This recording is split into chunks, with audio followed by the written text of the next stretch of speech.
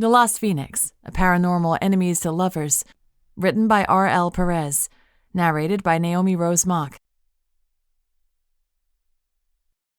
Chapter 1. Brielle. I slid open my bedroom window, and a cool breeze tickled my face. The fresh air felt liberating, a promise of something better. I lifted a leg to climb out when a knock at the door made me freeze. My heart thundering, I asked, "Who is it?" "It's Mom. Can I come in?" My heart rate accelerated as I gazed up and down my body. Hunting trousers, cloak, weapons. Mom could not see me like this. She would try to stop me, and I didn't have time for that. Besides, I still couldn't look her in the eyes since she'd almost killed me when she was possessed by Lilith. I cleared my throat, frantically glancing around the room for an excuse to give her before she came in. I'm naked. Don't come in." My face burned, and I closed my eyes in embarrassment. Mom hesitated before responding. "All right. It's just, we haven't talked in a while, Brie. I'm worried about you." "I know. Let me get dressed and then we'll talk." Another pause. "Okay." I waited, my pulse still thundering in my ears. Silence pressed in on me, and I realized Mom wasn't going anywhere. She would linger in the hall until I came out. Cursing under my breath, I murmured a spell. Magic above and powers here, keep me silent from others near. My hands glowed blue, and warmth enveloped my body. My skin prickled from the familiar tingle of my magic, and I stared hard at my hands until the glow subsided. A chilling thought filled my mind. This might be the last time my magic is blue. Once I became a demon, it would change to black. Forever. I swallowed, shoving the thought down. I didn't have a choice. If I wanted to save Leo, I had to access the powers of my phoenix, Nyx. She'd been disconnected from me since she'd been infused with Lilith's dark magic. Once I had Nyx, I could rescue Leo from the underworld, and from Lilith's clutches.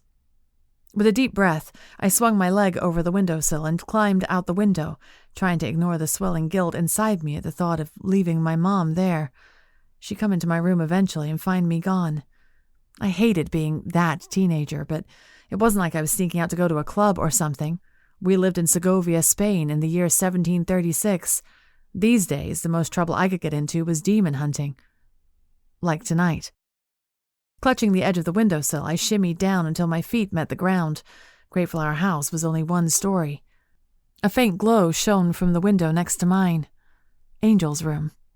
A lump formed in my throat, and I gritted my teeth against the fierce wave of longing that took over me. A few months ago, Angel had confessed to me she'd been adopted. We weren't sisters by blood. The truth shouldn't have changed anything for me, but it had. She'd kept this from me our entire lives. Add that to the fact that Mom and Dad were time travelers and kept that a secret too. And now I felt like my whole life had been a lie. I didn't feel like I belonged to my family anymore because of how many secrets had come between us. I had kept nothing from them. They'd always known about the difficulties with my magic, that I'd never had an affinity like them. Mom was a telekinetic, Dad was an elemental, and Angel was a seer. But I didn't have a specialty like that. I only had Nyx. The urge to tap on Angel's window was so strong I had to clench my fingers into fists. Pressing my lips together, I pulled forward the hood of my cloak and strode down the street.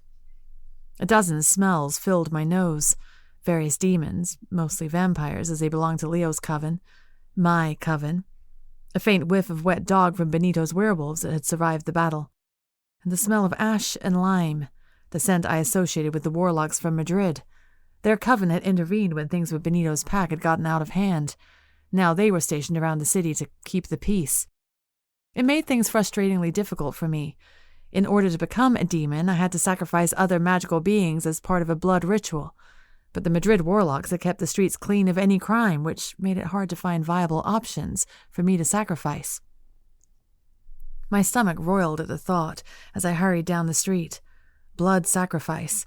Never in my wildest dreams did I imagine myself doing this, sacrificing another person for my own gain. This is just like ordinary demon hunting, I told myself.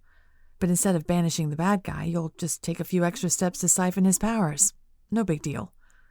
I pressed myself against a concrete wall, blending into the shadows as a few warlocks marched by.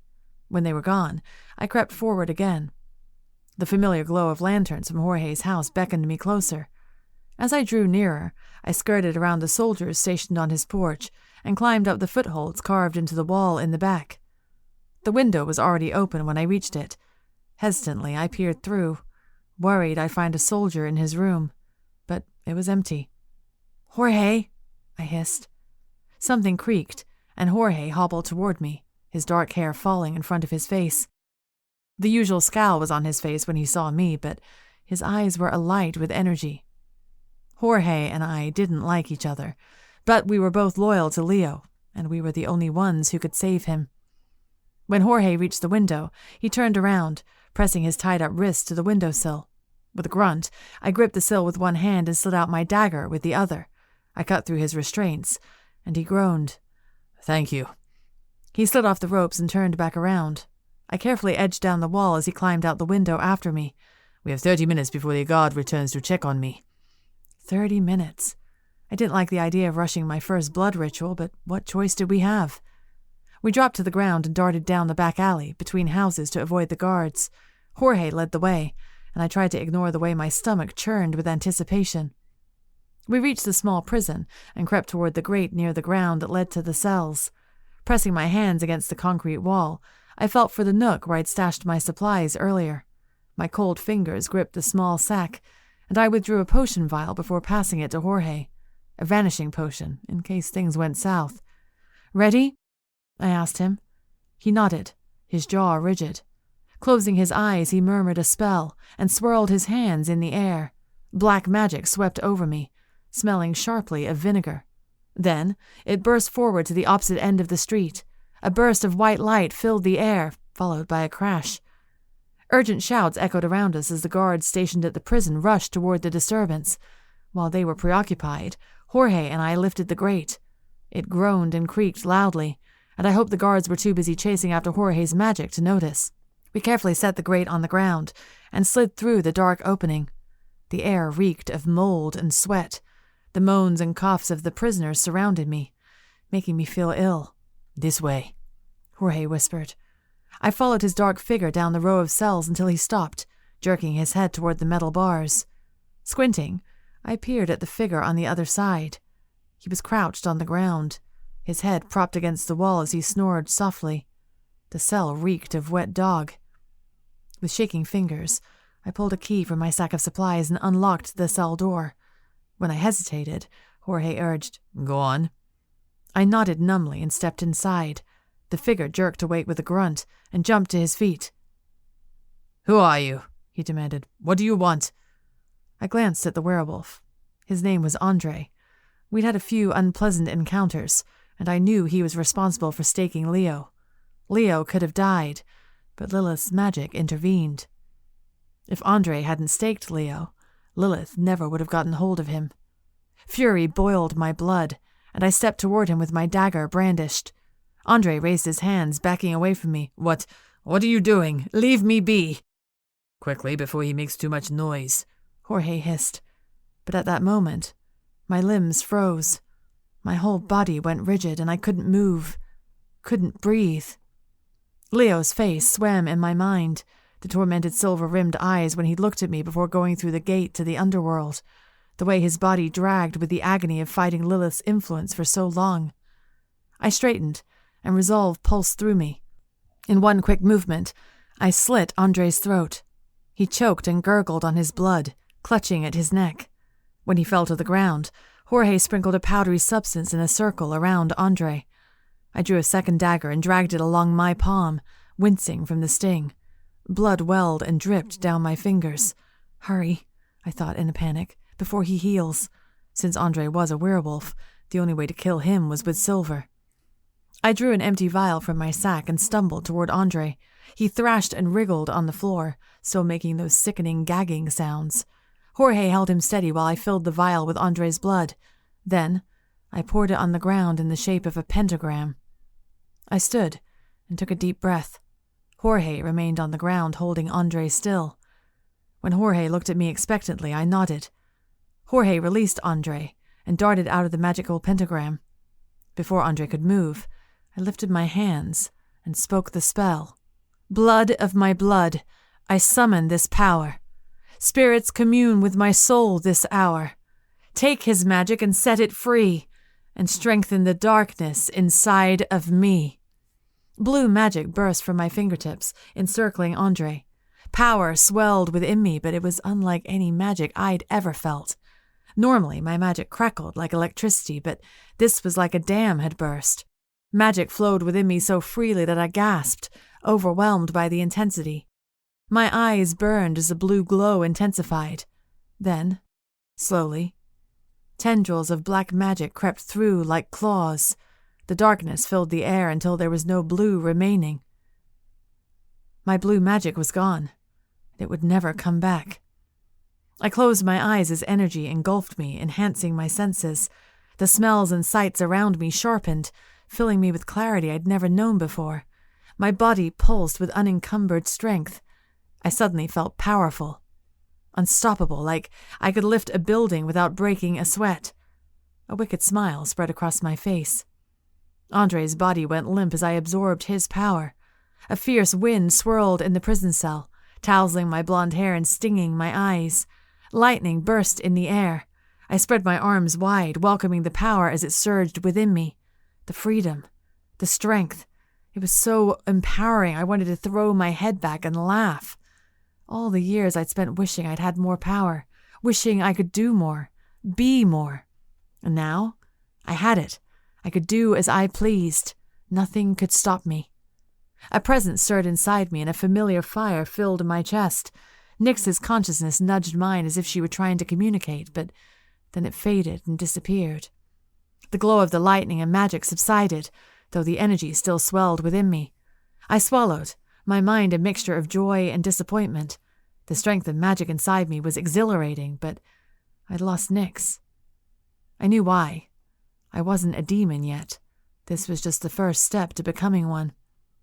Even so, a small part of me had hoped my first blood ritual would have been enough. Shouts echoed above us. "Time to go," Jorge hissed, grabbing my arm. I glanced once at Andre's limp body before darting out of the cell and toward the open grate. Jorge and I scrambled through the opening, not bothering to put the grate back in place, before we sprinted down the street and out of sight. Chapter 2. Leo. It was impossible to know how much time had passed since I'd entered the underworld. Sometimes it felt like only a day. Other times, it felt like an eternity. "You seem troubled." I blinked, careful to keep an apathetic expression on my face. I was bound to serve Lilith, and if she compelled me to tell her my thoughts, I had to obey. My gaze roved over the room at the tower Lilith and I shared, a vast bedroom with ornate rugs and drapes, and a wide window revealing a pleasant mountain landscape. It would have seemed like paradise if I hadn't known it was only an enchantment. In truth, we were underground somewhere, and in another realm entirely. "I am simply overwhelmed by the passage of time since I came here," I answered truthfully, unable to look at Lilith. She lounged seductively on the bed, and a small, naive part of me thought if I didn't look at her, she wouldn't lure me over to her. Every time I hoped this, I was wrong. "There is no time down here, my dear," Lilith said, tossing her long black curls over one shoulder. In the underworld, her eyes looked normal, an inky black, but at least I could see the whites of her eyes. Her teeth weren't rotted or decayed either, like when I'd seen her in the mortal realm. "Besides," she went on, slowly rising from the bed, "why would you need to measure time? You are mine for eternity."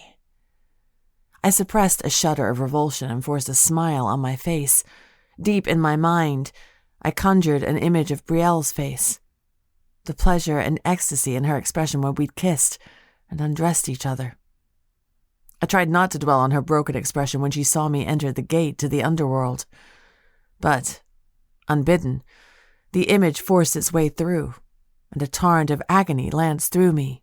"Come here," Lilith purred. My body straightened and stood of its own accord. I clenched my teeth and drew closer to Lilith. She wore nothing but a sheer, gossamer robe. Bile rose in my throat, but I squashed it down. This never got easier. I kept hoping it would, but each time she forced me to please her. I felt ill. Lilith drew a long-nailed finger down my jaw. My skin prickled. She smiled widely as if sensing my discomfort. I was hoping to break you by now, dear one, but it seems you're stronger than I anticipated. Unease spread through me, but I met her gaze, my face a mask of neutrality. Lilith snapped her fingers, and the door burst open. A hooded figure dragged a woman inside and thrust her to the floor. She collapsed in a heap of torn, filthy rags, her blonde hair a tangled mess around her face. I stiffened. The smell of the ocean filled my nose, and a powerful bolt of longing shot through me. No. Lilith waved a hand and her hooded guard left. The woman remained crouched on the floor, sobbing. No, I thought again, too stunned to even move. Lilith fixed a hungry gaze on me. I couldn't look at her, though I felt her smile. Kill her, she said. My limbs tensed, but my traitorous feet moved forward, obeying her will. The woman on the floor slowly looked up, her familiar brown eyes fixed on mine. She looked just like her. My Brielle. It's not her, I told myself as I inched closer to her. It's not her. Tears streamed down the girl's face. Her lower lip trembled, and she shook her head. A pitiful squeak burst from her lips. Some small part of me relaxed. This weak little woman was not my Brielle. The Brielle I knew never trembled in the face of danger. She met the challenge head on. If death approached her, she would fight it, not cower in fear. Even so, my arms ached to hold her. My lips ached to kiss away her tears. It felt like years since I'd seen her. Lilith knew exactly what she was doing. Waves of rage rushed through me. With stiff movements, I lifted the fake Brielle to her feet. She crammed her eyes shut, her whole body quivering. In a swift movement, I snapped her neck, and her body crumpled to the ground. The crack echoed in my mind until I was certain something had broken within myself as well. I leveled a hard gaze at Lilith and raised my eyebrows, though I was acutely aware of Brielle's body lying at my feet. Her hair lay on my boots, and her wrist rested just by my ankle. If I held her in my arms, I knew exactly how warm her skin would feel, how her ocean scent would overwhelm me. You dwell too much on your past life, my dear, Lilith said softly, and she drew closer to me. Her fingers brushed the dark hair from my eyes, and she gazed up and down my body. I wore some strange leather armor with a hood, along with a sword constantly belted at my waist. I had yet to use it, after all. Almost everyone in the underworld was already dead. I had a feeling it was only for appearances. You must give it up, Lilith whispered, her lips brushing against my ear. Embrace this new life, Leonardo, or I will only keep tormenting you. Agony climbed up my throat, clawing through me like a beast. I was used to the hunger by now. Being surrounded by the undead meant I couldn't drink blood. Lilith had forced me to drink her blood a few times, but after I'd become violently ill, she stopped. It certainly wouldn't do to poison her slave. But a vampire couldn't die of starvation. Unfortunately, it simply meant I would have to live for all eternity in a state of mind-numbing pain. I reveled in that pain, though. It reminded me why I was here, the reason I'd sacrificed myself. Brielle, Guadalupe, Jorge, my people. They were safe because I was here. Chapter 3. Brielle. When I climbed back in my window, my clothes still stained from Andre's blood, I found Angel waiting for me. She sat on my bed, clutching a small pastry on a napkin. She raised her eyebrows at me, her expression cold. Nice to see you, she said. I rolled my eyes and slid off my cloak. Angel wrinkled her nose. Lilith, Brielle, you stink. What's that smell? I froze for only a moment before removing my dress and changing into my shift. Demon. I answered honestly, grateful Angel had an untrained nose. If she were a demon hunter like me, she would have known the smell of dark magic. It was much more pungent than just the lingering whiff of a demon. You went hunting again? Angel asked in exasperation. I shrugged, avoiding her gaze.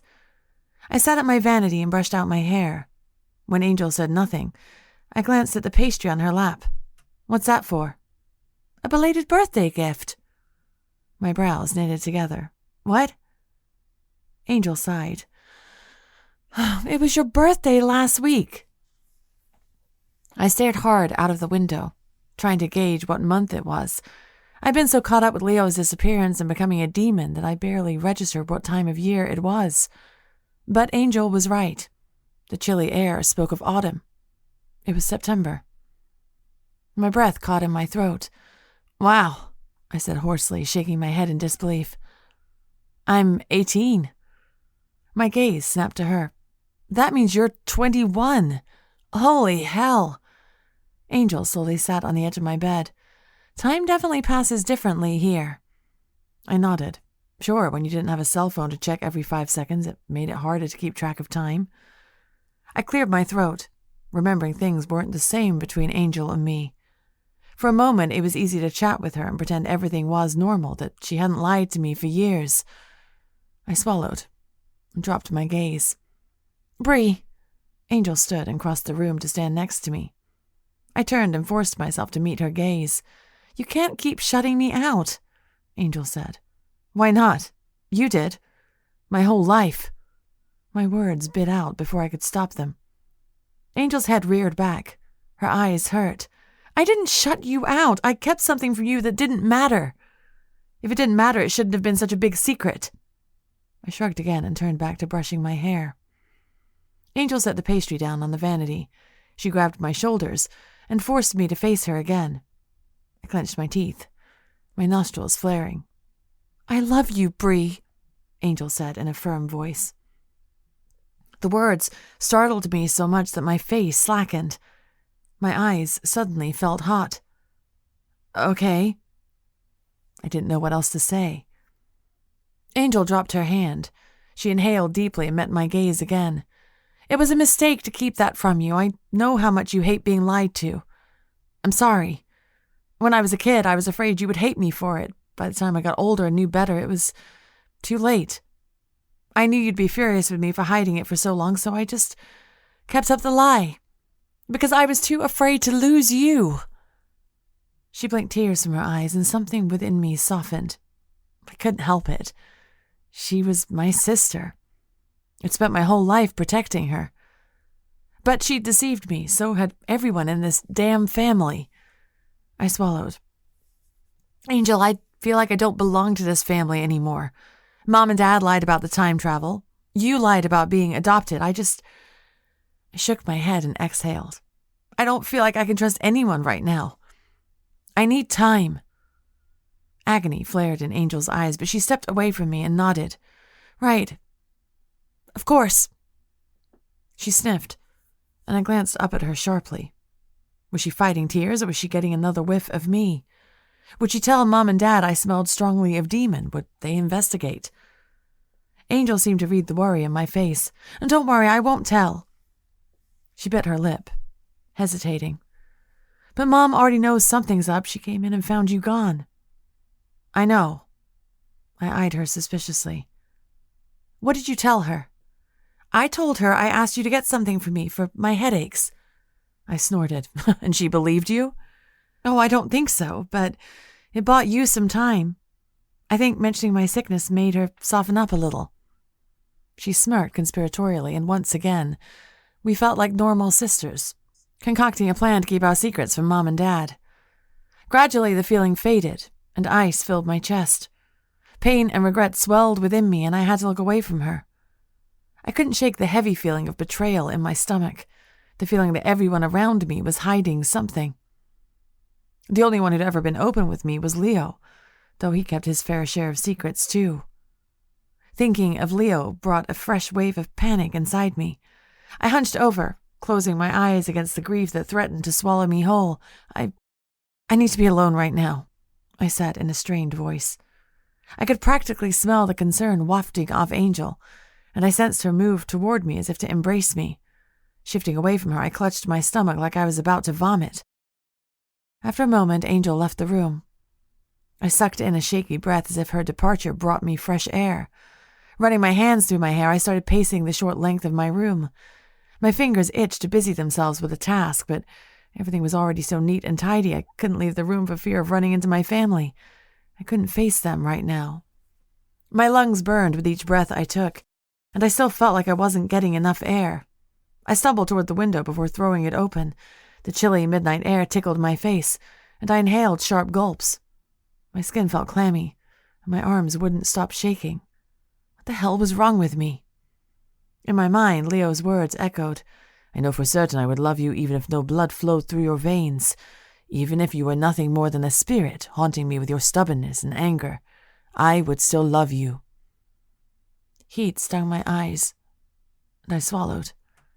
I gritted my teeth against the pain and regret that smothered me. I'm strong. I can do this. My eyes shifted to my bloody clothes, and I wrung my hands together. I certainly wouldn't be getting any sleep tonight. I had to do something. After dressing in fresh clothes, I donned my cloak again, before slipping out the window. Are you mad? You shouldn't have come. Jorge's agitated face met mine in the window. Stand back, I muttered before climbing in. I rose to my feet and looked around his room. Clothes and papers littered the floor, and the room reeked of rotten animal. I wrinkled my nose. Oh, did something die in here? Jorge scowled. I had to feed, and the gods haven't exactly been accommodating. I raised my eyebrows but said nothing. Jorge scrutinized me. What are you doing here? If the gods find you... They won't, I snapped, rubbing my arms. I need to perform another blood ritual. Do you know where I can find another demon to sacrifice?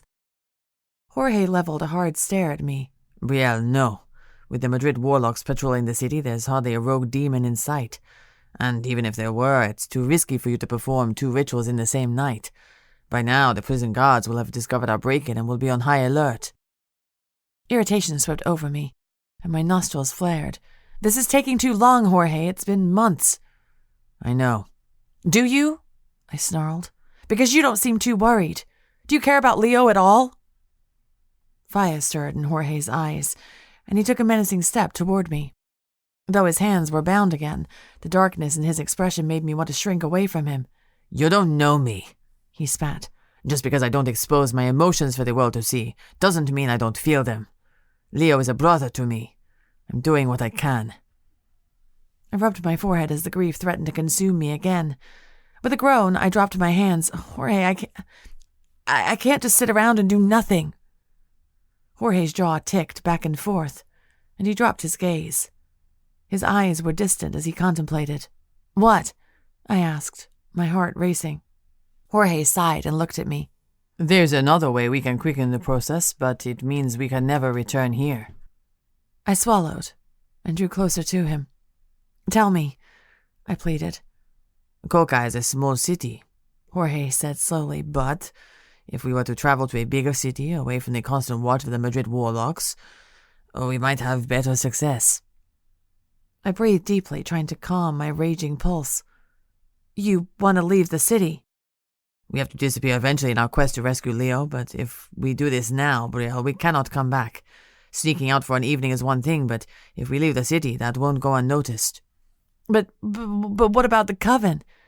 I thought of the other vampires in the coven who were also being guarded before their trial in Madrid.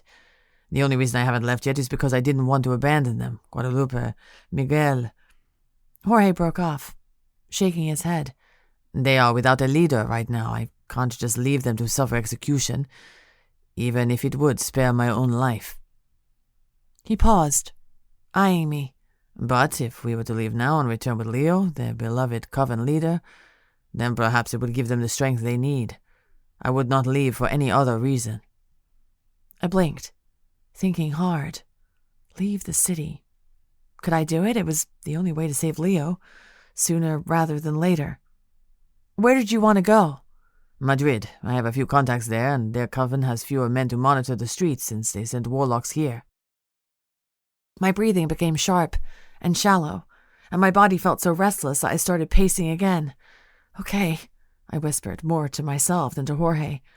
First, I need to research how to access the gate to the underworld so I can be ready. Then I have to gather supplies for the blood rituals. I looked at Jorge. Do you know how many more spells it will take to become a demon? A caster had to perform a certain number of blood rituals to solidify the transformation, but I was unsure how many. I don't know, it varies for everyone, but you and I will know when the transition is complete. I nodded and resumed pacing, my mind racing as I sifted through various pieces of information and tasks I would need to do before leaving. Suddenly, my heart lurched in my chest. Mom, Dad, Angel. I would be abandoning them. I stopped short, my body freezing over with numb regret. I couldn't take my family with me, they would only slow me down. But if I told them what I was doing and where I was going, they would try to stop me. I closed my eyes. This would destroy them. They would lose me all over again. Brielle? Jorge asked tentatively. My eyes snapped open, and resolve hardened within me. Stiffly, I nodded. Yes, I'll do it. I thought of the books I'd once found in the library of the Castillo de Coca, the vast, abandoned castle in the city. If I could sneak back in there and find a book about portals, surely I could find a way to open the gate to the underworld. Certainty washed over me, calming my agitated nerves. We leave in 3 days. Chapter 4, Brielle. After I snuck out of Jorge's house, I broke into the Castillo de Coca. Luckily, it wasn't guarded. The Madrid warlocks clearly didn't see the harm in leaving the giant abandoned fortress accessible. Even so, a chill swept over me as I entered the great oak doors. Traumatic memories floated to the surface of my mind. Demons screaming, blood pouring from my wounds, Lilith's fire consuming me as she possessed me. Last time I was here, I'd been with Leo. He'd cracked some joke to ease the tension, though I knew we were both haunted by the place. A fresh wave of longing tore through me. Damn it all, I miss him. I paused, rubbing my arms and ducking my head against the heat that stung my eyes again. Don't cry, I ordered myself. Don't break down, not here, not now. I took a deep breath and strode down the wide hallway. Torches lit the way for me, making me feel uncertain. Leo had said the staff maintained the castle even in the absence of the Duke, the proper owner. What if I ran into a maid or a servant? I shook my head, feeling stupid. You won't run into anyone in the middle of the night, Brie. Get a grip. I drew my cloak closer around me, quickening my pace as I made my way to the library. Each creak and echo tickled my ears, making me jump with every step. At long last, I reached the library. Somehow, the vastness of the room calmed me. I didn't feel as suffocated here. I immediately surged toward the first shelf, muttering a quick translation spell so I could peruse the books in different languages. Almost 2 years ago, I'd lived in the castle and pored over hundreds of these books in search of information about Lilith's curse. I vaguely remembered a thick text about the mysteries of the underworld, but I couldn't remember where. Izzy, my friend in the castle, had said the books were organized by subject. Demons and dark magic, I muttered, racking my brain as I tried to remember. Where were the books on demons? I hurried down rows and rows of bookshelves, thumbing past various texts about the history of Spanish warlocks, the different magical cultures in the area, and a how-to guide on banishing demons. Come on, I growled after almost an hour of searching. These shelves were so damn tall I couldn't even access everything. But I'd found the book about the underworld before, so it couldn't be too far out of reach. My eyes ached with exhaustion, but still I pressed on. At long last, I found a book about demon mythology, and my heart lurched in recognition. I whispered the titles of each book aloud as I scanned them. A Comprehensive Guide to Demon Mythology, Demon Covens Around the World, and yes! A bolt of triumph shot through me as I found the book I remembered, Magical Mysteries of the Underworld. I pulled it off the shelf. That's all I need, I whispered breathlessly, clutching the heavy book against my chest. When I turned for the exit, I froze. The smell of ash and lime filled the air. Suspicion and fear rippled over me. A loud creak echoed in the hallway. I wasn't alone. Panic pulsed through me. I frantically glanced around the room, already knowing there was only one way out. In a shaky whisper, I uttered a spell, Magic above and powers that be, conceal me from this enemy. I flinched when black shadows poured from my fingers like smoke, instead of the usual blue glow of my magic. A thrum of power swept over me, filling me with foreign darkness. And power. So much power. The strength of my magic flowed freely through me, banishing all fear and uncertainty. I straightened, my mouth tugging into a wicked smile. I was unstoppable. After drawing my athame, I crept toward the open door of the library, pressing myself up against the wall to keep myself hidden. I carefully set my book down on a nearby table. Footsteps echoed nearby, drawing closer and closer. My heart thundered in my chest, but adrenaline coursed through me. My body itched to fight, to win. I could do this. I closed my eyes, relying on my hearing and sense of smell. Those senses were stronger than normal, and I knew the werewolf's power still lingered inside me. The stench of sweat and fear permeated the air. The footsteps came to a stop. I could hear the guard breathing. In my mind, I saw 3 of them. An easy challenge. I lunged. My daggers slashed, cutting through fabric and flesh. The guards yelped and backed away from me, but they recovered quickly. Drawing their swords, they attacked. I parried and blocked, dodging their blows. I dropped to the floor and sliced their legs. The men howled in pain. One of them landed a punch on my shoulder, and I grunted before aiming a high kick to his chest. He staggered backward. I couldn't beat them all in hand-to-hand combat. I needed something more powerful. Pressing my hands together, I uttered another spell. Magic above, I call upon thee, to vanquish these foes in front of me. An explosion of black magic burst from my fingertips, wrapping around the guards like inky ropes. The men thrashed and struggled against the restraints, but my magic spread farther until it coiled around them from head to toe. Power thrummed in my body, and I flexed my fingers, feeding off the energy of my dark magic. I clenched my hands into fists, and the guards cried out before dissolving into dust. Ash tickled my nostrils as it floated in the air. My black magic receded back into my fingers, and I dropped my arms, breathing heavily. The silence pressed in on me, and my eyes widened. I just killed those guards like it was nothing. A mixture of fear and exhilaration swept over me. Before my emotions caught up to me, I snatched the book off the table and bolted from the library. When the thrill of the fight left me, a sickening regret took its place. After I crept back into my bedroom, the reality of what I'd done crashed through me like a wave of ice-cold water. I killed those guards. They'd done nothing wrong. Something dark rose inside me to defend my actions. It whispered things like, you were defending yourself, and they would have tried to stop you, and you didn't know your powers were strong enough to turn them to dust. But I had. Deep down, I'd known what that spell would do. Slaughtering murderous demons who prowled the street was one thing, but these guards had been doing their job. They'd been investigating a disturbance. They were here to protect the city. I dropped the heavy book on my desk and sank in the chair, hunching over as nausea filled my stomach. When I'd attacked those guards, I felt like a different person. Reflecting on the memory of how easily I defeated them was like watching a movie of someone else's life. Someone who wasn't me. I dropped my gaze to the book in front of me. I don't have time for a pity party, I thought, clearing my throat and sitting up straighter. With a shake of my head, I sucked in a breath, pushing all thoughts of those guards from my mind. I spent the next few hours poring over the thick text, looking for how to access the gate to the underworld.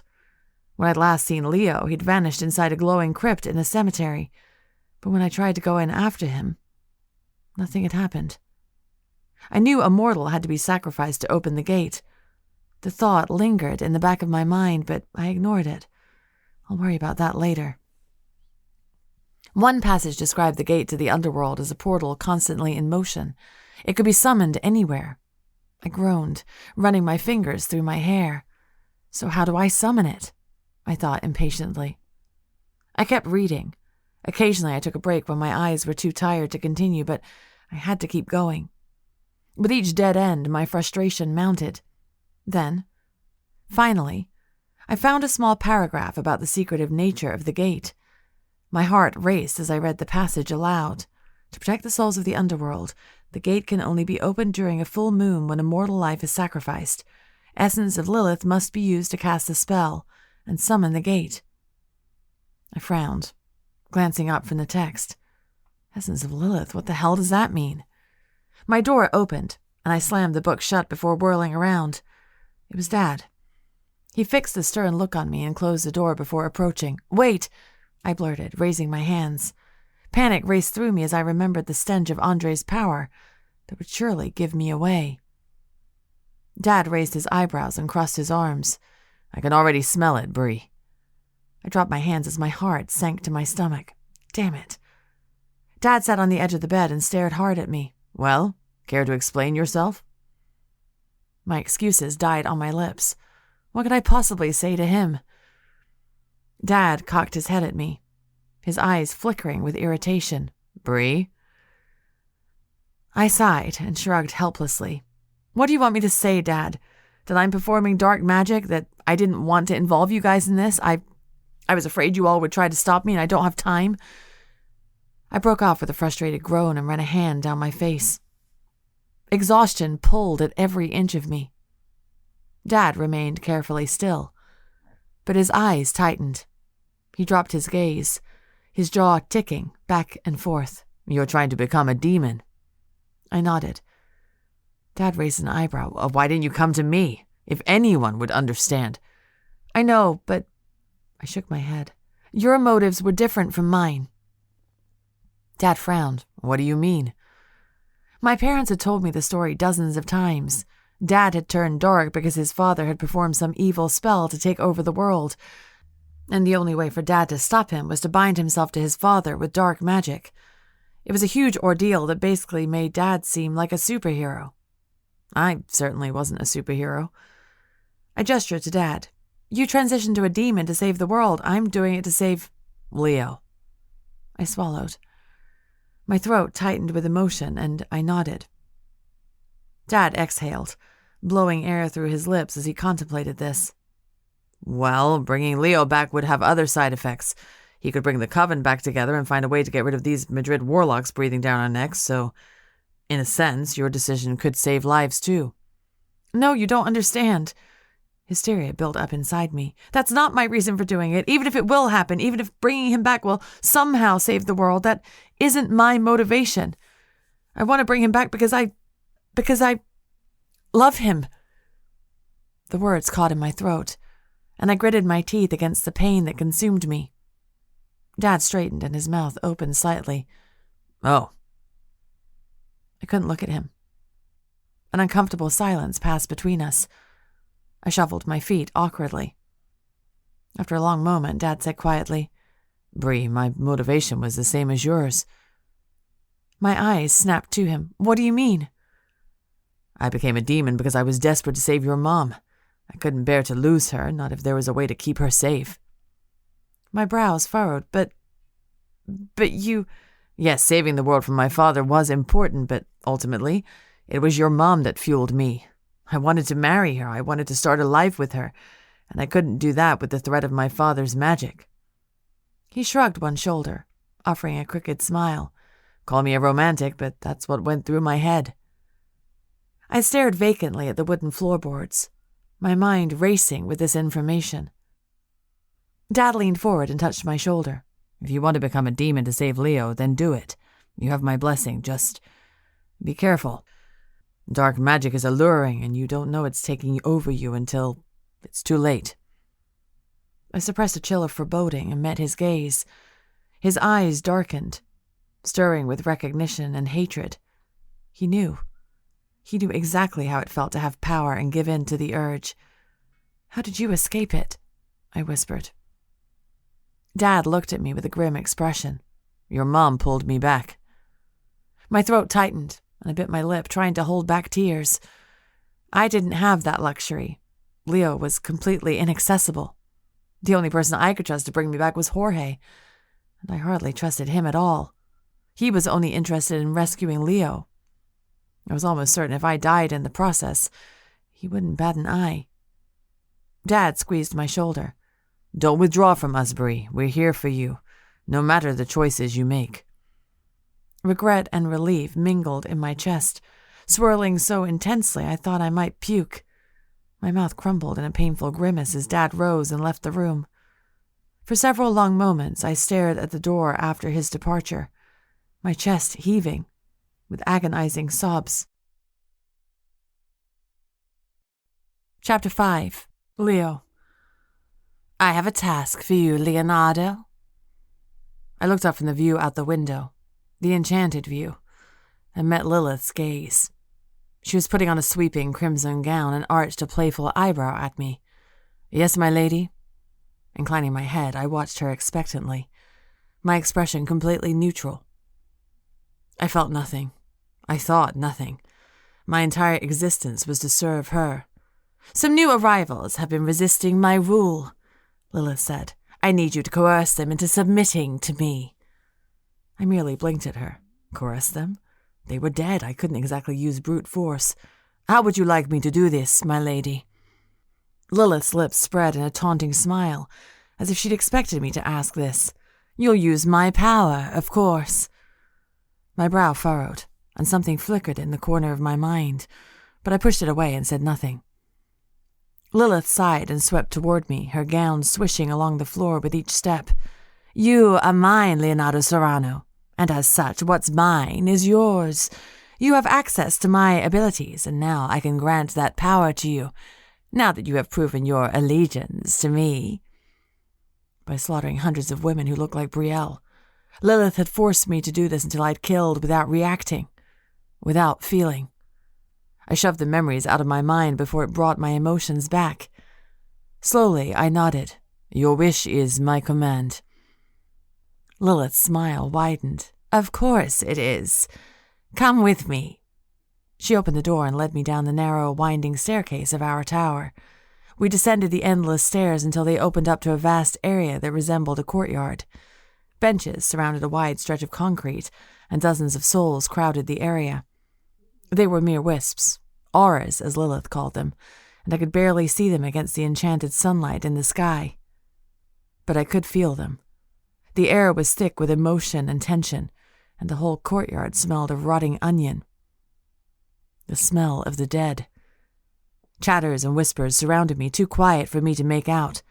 My skin prickled with the knowledge that I was surrounded by beings I couldn't see. The chatter gradually hushed as Lilith led me down the courtyard. We descended more stairs until we approached a forest so thick it looked pitch black inside. Lilith stopped at the edge of the forest and gestured to the eerie wood. In there. I only hesitated for a moment. I knew the dark forest was a prison for souls. Whoever defied Lilith must have incurred her wrath. I was told the forest was haunted by foul beasts who gnawed at the soul's aura endlessly. I didn't know the specifics of such creatures, especially since souls had no bodies to feast on. But I certainly didn't want to know. Even as I thought it, a shrill scream tore through the air. The branches of the trees rippled, and a ghostly wind whipped at my face. But I was nothing more than Lilith's slave. My feelings had been stripped away from me long ago. So, without another glance at Lilith, I strode purposefully toward the forest. I couldn't be harmed. As her vessel, I had her power. I was already so starving I could hardly feel my limbs anymore. I simply existed. As I stepped into the forest, the darkness swallowed me whole. My vampire eyes quickly adapted, and a small tingle of comfort spread through me, so faint I almost didn't recognize it. I felt at home in the darkness. I hadn't realized how much my body had missed it. Before I dwelled too much on this strange emotion, I crept farther into the dark wood. Moans and sobs echoed around me, growing stronger the more I walked.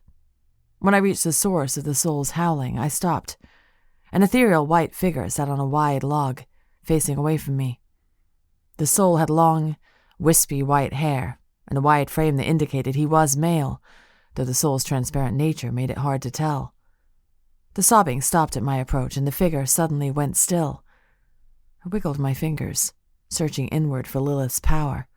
Within moments, her red magic flared to life, engulfing my fingertips in a crimson smoke. Her magic was ready. I lifted my arms to assault the soul with her magic, but then the soul turned to face me. and I froze. It was Count Antonio de Silva, the man who had murdered my brother and sister and tortured Brielle, the man who had trapped my city in a time curse for years and lured innocent youth to be imprisoned in his castle. Something ignited within me, bringing to life the emotions I tried so hard to repress. I staggered back a step, blinking furiously to clear my head. Memories swirled within me like a fog obscuring my vision. For a moment I couldn't remember who I was, or where I was. The Count's eyes widened, and the corners of his mouth pulled into a slow smile. So someone finally staked you then. His voice was hoarse, and I vaguely registered that he'd been the one sobbing. He chuckled, without humor. I stiffened, my nostrils flaring. Power pulsed within me as if reminding me of my task. More red magic pooled from my fingers. The Count's smile vanished, his eyes drawn to my magic. Fear flickered in his eyes. You aren't dead. No. My voice sounded foreign to my ears, like it belonged to a stranger. The Count stood to face me. He wore the same armor from the day I'd taken his life, and a dark stain covered his throat. For a moment we stood there, staring at each other, our bodies poised for battle. It was foolish, though. He was already dead, and I couldn't be killed, at least not here. The Count lifted his chin. Have you seen her yet? I frowned. Seen who? Your sister. Another spike of emotion shot through me as intensely as a bolt of lightning. I hunched over with a groan, closing my eyes against the pain. Memories of my sister, her laugh, her spirit and optimism, her screams in agony as she battled Lilith's influence, rushed through my head in sickening waves. The Count smirked, his expression smug. You'll see her soon. I'm not the only one to resist Lilith's rule. Unease churned in my stomach. No, Lucia, I thought. If my sister was resisting Lilith, then it would only mean agony for her. And my brother? I asked in a hollow voice. He moved on long ago. Of course he had.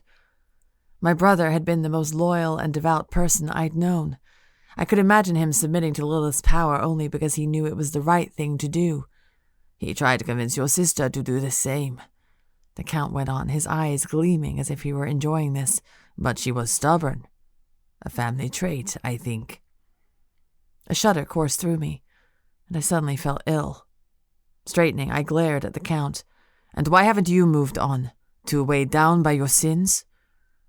The Count's smile faded. No, I haven't moved on because I choose not to let Lucifer's whore control me. Submitting to her would be worse than any torture you have in store for me. His words speared through me, reminding me of my duty. Conflict warred within me as Lilith's hold on me battled my raging memories. Now that my emotions had been awakened again, I couldn't stop them. Grief over losing my siblings, regret over leaving Brielle, agony over Lucia's stubbornness, anxiety at the thought of having to torture her and myself. Disgust at having to face the Count when I thought I'd been rid of him forever. I focused on my hatred of him, and anger boiled through my body, swift and strong. The red magic thickened around me, creating a cloud of Lilith's power. The Count stumbled away from me, his eyes wide. A flicker of satisfaction shot through me. As the Dark Lady's servant, I said, struggling to keep my voice level, I inflict this punishment on you. Consider this a warning. Should you defy her again, this will be your fate for all eternity. The Count shook his head, his mouth opening in horror. You can't. His terror only spurred me on. I stepped toward him, and energy swelled within me. Please. The Count's words were choked off as the red magic assaulted him. I thrust my arms forward, my limbs stiff. The fog surrounded him until he was obscured from view. I closed my eyes, focusing on his weaknesses, his fear and insecurity, his agony. My magic found each vulnerability and sliced through him again and again. The Count howled in misery, his screams piercing the air and making my ears throb. I pushed harder, for Brielle, for Lucia, for Ronaldo, for me. I struck him until exhaustion pulled at my body, until my arms ached from exertion. Pain split through my head, and I collapsed to the ground, my magic subsiding. The Count's cries still echoed around me, even when the red smoke faded. His voice trembled and cracked, like a sniveling child. Gasping for breath, I rested on all fours, trying to regain my strength. My eyes closed and I summoned Lilith's magic to life again, but this time for me. It glowed within me, bringing energy back to my body. Slowly, I stood and faced the Count. He lay on the ground, curled in on himself like a baby. His head shook back and forth as if he still fought off the demons of his past. I knew how Lilith's magic worked. It summoned the victim's most traumatic memories and emotions and amplified them until it took over their bodies completely. I had no doubt the Count had many horrific memories, but something uneasy stirred within me as I watched him break down. This was the man who never let anything affect him, who cut open innocent casters for his own purposes without a second thought. What could possibly be haunting him right now? I shook the curiosity from my mind and turned away from him. Before I left, the Count groaned. She's toying with you, you know. I stopped, and a chill raced down my spine. She tossed you with this on purpose, the Count went on, his voice hollow. Because of our history. My throat closed, and I glanced over my shoulder at him. He sat up, his wispy white hair falling forward over his tormented eyes. No hint of satisfaction or smugness was on his face. He was being earnest right now. Your sister will be next, he whispered. The way his eyes widened told me this wasn't a threat. It was a warning. I swallowed, my chest constricting. Without another word, I turned from him and left the forest. Chapter 6. Brielle. The Madrid guards were on high alert since the prison break-in.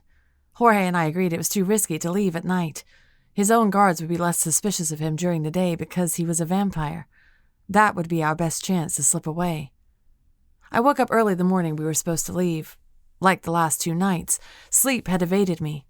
I'd had nightmares of fire and Leo's screams during the rare minutes when I could get some sleep. Andre's power had faded from me within a day, making my body feel as frail as an old woman.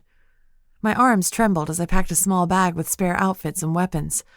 I'd gathered ingredients from the apothecary ahead of time, knowing we would need them. I stashed them carefully along with my other things and slung the bag over my shoulder. Angel's laugh echoed from the hallway, and I froze. My heart twisted in agony. I had to clench my fingers into fists to keep myself from running out there and embracing my family.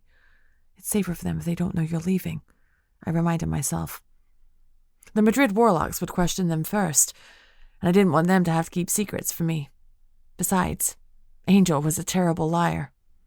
Swallowing down my regret, I moved to the window and slid it open. Before climbing out, I whispered, "I'm sorry." Resisting the urge to break into a run, I ambled down the street, alongside the other villagers headed to the marketplace. Blend in, I thought. You belong here. You aren't doing anything wrong. I tried composing my face into an expression of calmness and ease, but I knew I was failing. I was a terrible liar, too. Leo's taunting rose to the surface of my memories. He could always read me like an open book, even when I kept my secrets buried deep. Longing cleaved through me like an axe, leaving a gaping and festering wound in its wake. I paused at the corner of my street, clutching at my chest. Keep it together, Brie. You'll see him soon. I took a deep breath, focusing on the thought that it would all be over, that I would be with Leo again, and made my way down the road. "Brielle!" shouted a voice. I stiffened, my pulse racing as I turned. Izzy waved eagerly at me from down the road. She clutched a large bag in her hand, and I recognized the ornate carriage behind her. She lived on the other side of the city in a much more luxurious neighborhood, thanks to her rich boyfriend, Harrison. My heart plummeted to my stomach as Izzy rushed toward me, her face glowing and strands of bright white hair falling loose from her bun. I'd completely forgotten she was coming to stay with me. She threw herself on me in a tight embrace, giggling madly. Pressing a kiss to my cheek, she drew back and looked me over. Her smile faded. "You look awful." My mouth opened and closed as I gazed around, wondering if the Madrid warlocks were watching. I didn't want to draw attention to myself. Worry creased Izzy's face. What is it? She looked around too. I grabbed her hand. Come with me. I led her down the road toward the merchants and villagers haggling and chatting animatedly. The smell of spices and seasoned meat filled the air, making my stomach growl. Using the shade of the fruit market for cover, I stopped and faced Izzy. I'm sorry, Izzy, but you can't be here right now. Izzy's face fell. Why not? I shook my head. If I told her, could she keep the secret from the Madrid warlocks? Izzy took my shoulders. Brielle, what's going on? I took a deep breath. I'm going to get Leo back. Jorge and I are leaving today. Izzy blinked, and her head reared back in shock. What? How? I don't have time to explain. Jorge is meeting me outside the city, and I have to move fast. The guards will notice he snuck out and will try to stop us. The guards? Izzy hissed, her eyes widening. Brielle, are you insane? You can't... It's the only way to save him, I whispered. Izzy fell silent. Sympathy stirred in her eyes, and I knew she read the agony in my face. I cleared my throat and rubbed my nose. Just keep your head down, okay? Look after my family while you're here. Try not to attract too much attention. I turned to leave, but Izzy grabbed my arm. Brielle, you're mad if you think I'll let you do this alone. I scowled. I won't be alone. Jorge will be with me. Izzy scoffed and rolled her eyes. Right, like I trust him to keep you safe. I pressed my lips together. I wanted to defend him, to insist I'd be safe with him, but I was just as concerned as she was. Izzy stepped closer to me, her eyes gleaming. I've gotten a lot better with my magic, Brielle. I can help you. Whatever you're doing, you could use help, ideally from someone who can go out in the sunlight without feeling pain. She raised her eyebrows pointedly. I shifted my weight from one foot to the other, glancing at the crowd again. Izzy had drastically improved. When we lived in the castle together, she could barely control her elemental powers, but after practicing with Harrison for over a year, she'd harnessed her abilities and mastered them like a pro. A glimpse of blue and white uniforms caught my eye. The Madrid guards were moving toward me. Cursing, I grabbed Izzy's wrist again. Fine, but don't slow me down, okay? A wide grin spread on her face. Wouldn't dream of it.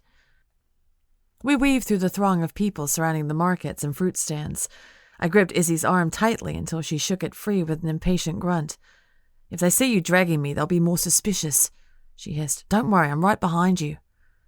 I nodded slightly, resisting the urge to glance over my shoulder at the Madrid warlocks. Act natural, I reminded myself. I took a deep breath and slowed my pace, pretending to pause and peruse some scarves on display. Don't look, Izzy whispered in my ear, but they've seen you. They're still coming this way. Damn it. Okay, drop the pretense. Run! We bolted out of the square, dodging villagers left and right. My small size was an advantage as I could slip through easily, but Izzy was much taller than I was. Within seconds, we were separated.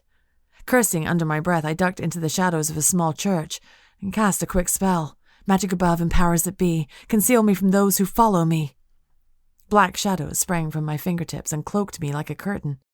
The sharp stench of vinegar filled my nose, and my eyes watered. The black smoke vanished, and I felt the unfamiliar prickle of dark magic surround me. I suppressed a shiver. Lingering in the shadows, I held my breath, waiting for Izzy's familiar head of white hair to emerge from the crowd. When I found her, I snatched her arm and dragged her into the shadows with me. Izzy yelped, and I covered her mouth to silence her. In a low voice, I muttered the same cloaking spell on her, too. Izzy's face paled at the sight of my black magic. She looked at me with wide eyes, but I shook my head. I'll explain later. I eyed her frilly dress and cardigan and raised an eyebrow. Are you sure you can do this? Izzy looked at her chin. Of course. The corners of my mouth twitched, but I nodded. All right, let's move. We sprinted away, racing down the street and into an alley between two buildings. The thinning crowd only made me more nervous. We could no longer blend in with the villagers. Faster, faster, I urged my legs. Izzy panted behind me, and the sound reassured me she wasn't far behind. We paused to catch our breaths in the shadow of a massive cathedral. Izzy wiped sweat from her brow while I peered around the corner to see if we were still being followed. Shouts echoed down the road, followed by heavy footfalls. Bloody hell, Izzy moaned, fanning her face. She grabbed my elbow, and we ran again. A stitch formed in my side as we pressed on up the hill toward the magnificent castle waiting for us. My legs burned and itched from my trousers, but I knew it was nothing compared to Izzy's discomfort. Her face was splotchy and covered in sweat. "Almost there," I urged her. The pounding of hoofbeats thundered behind us, and I swore we wouldn't make it. On horseback, they were just too fast. And even if we did make it, I would be leading them straight to Jorge. I stopped, doubling over and wheezing. "What are you doing?" Izzy shrieked, tugging on my arm.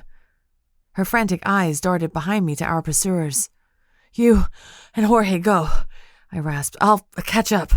"Brielle, they're looking for me," I argued. "Not you. I'll fight them off. I promise." Izzy bit her lip, hesitating. "Go!" I shouted, pushing her away from me. Izzy stumbled forward and darted away, ducking behind the cathedral and out of sight.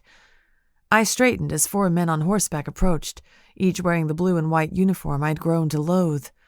Their scowls deepened as they drew near, and the one in front dismounted.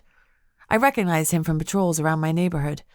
He had gray hair tied behind him, and a thick mustache. He stomped toward me, his eyes narrowing.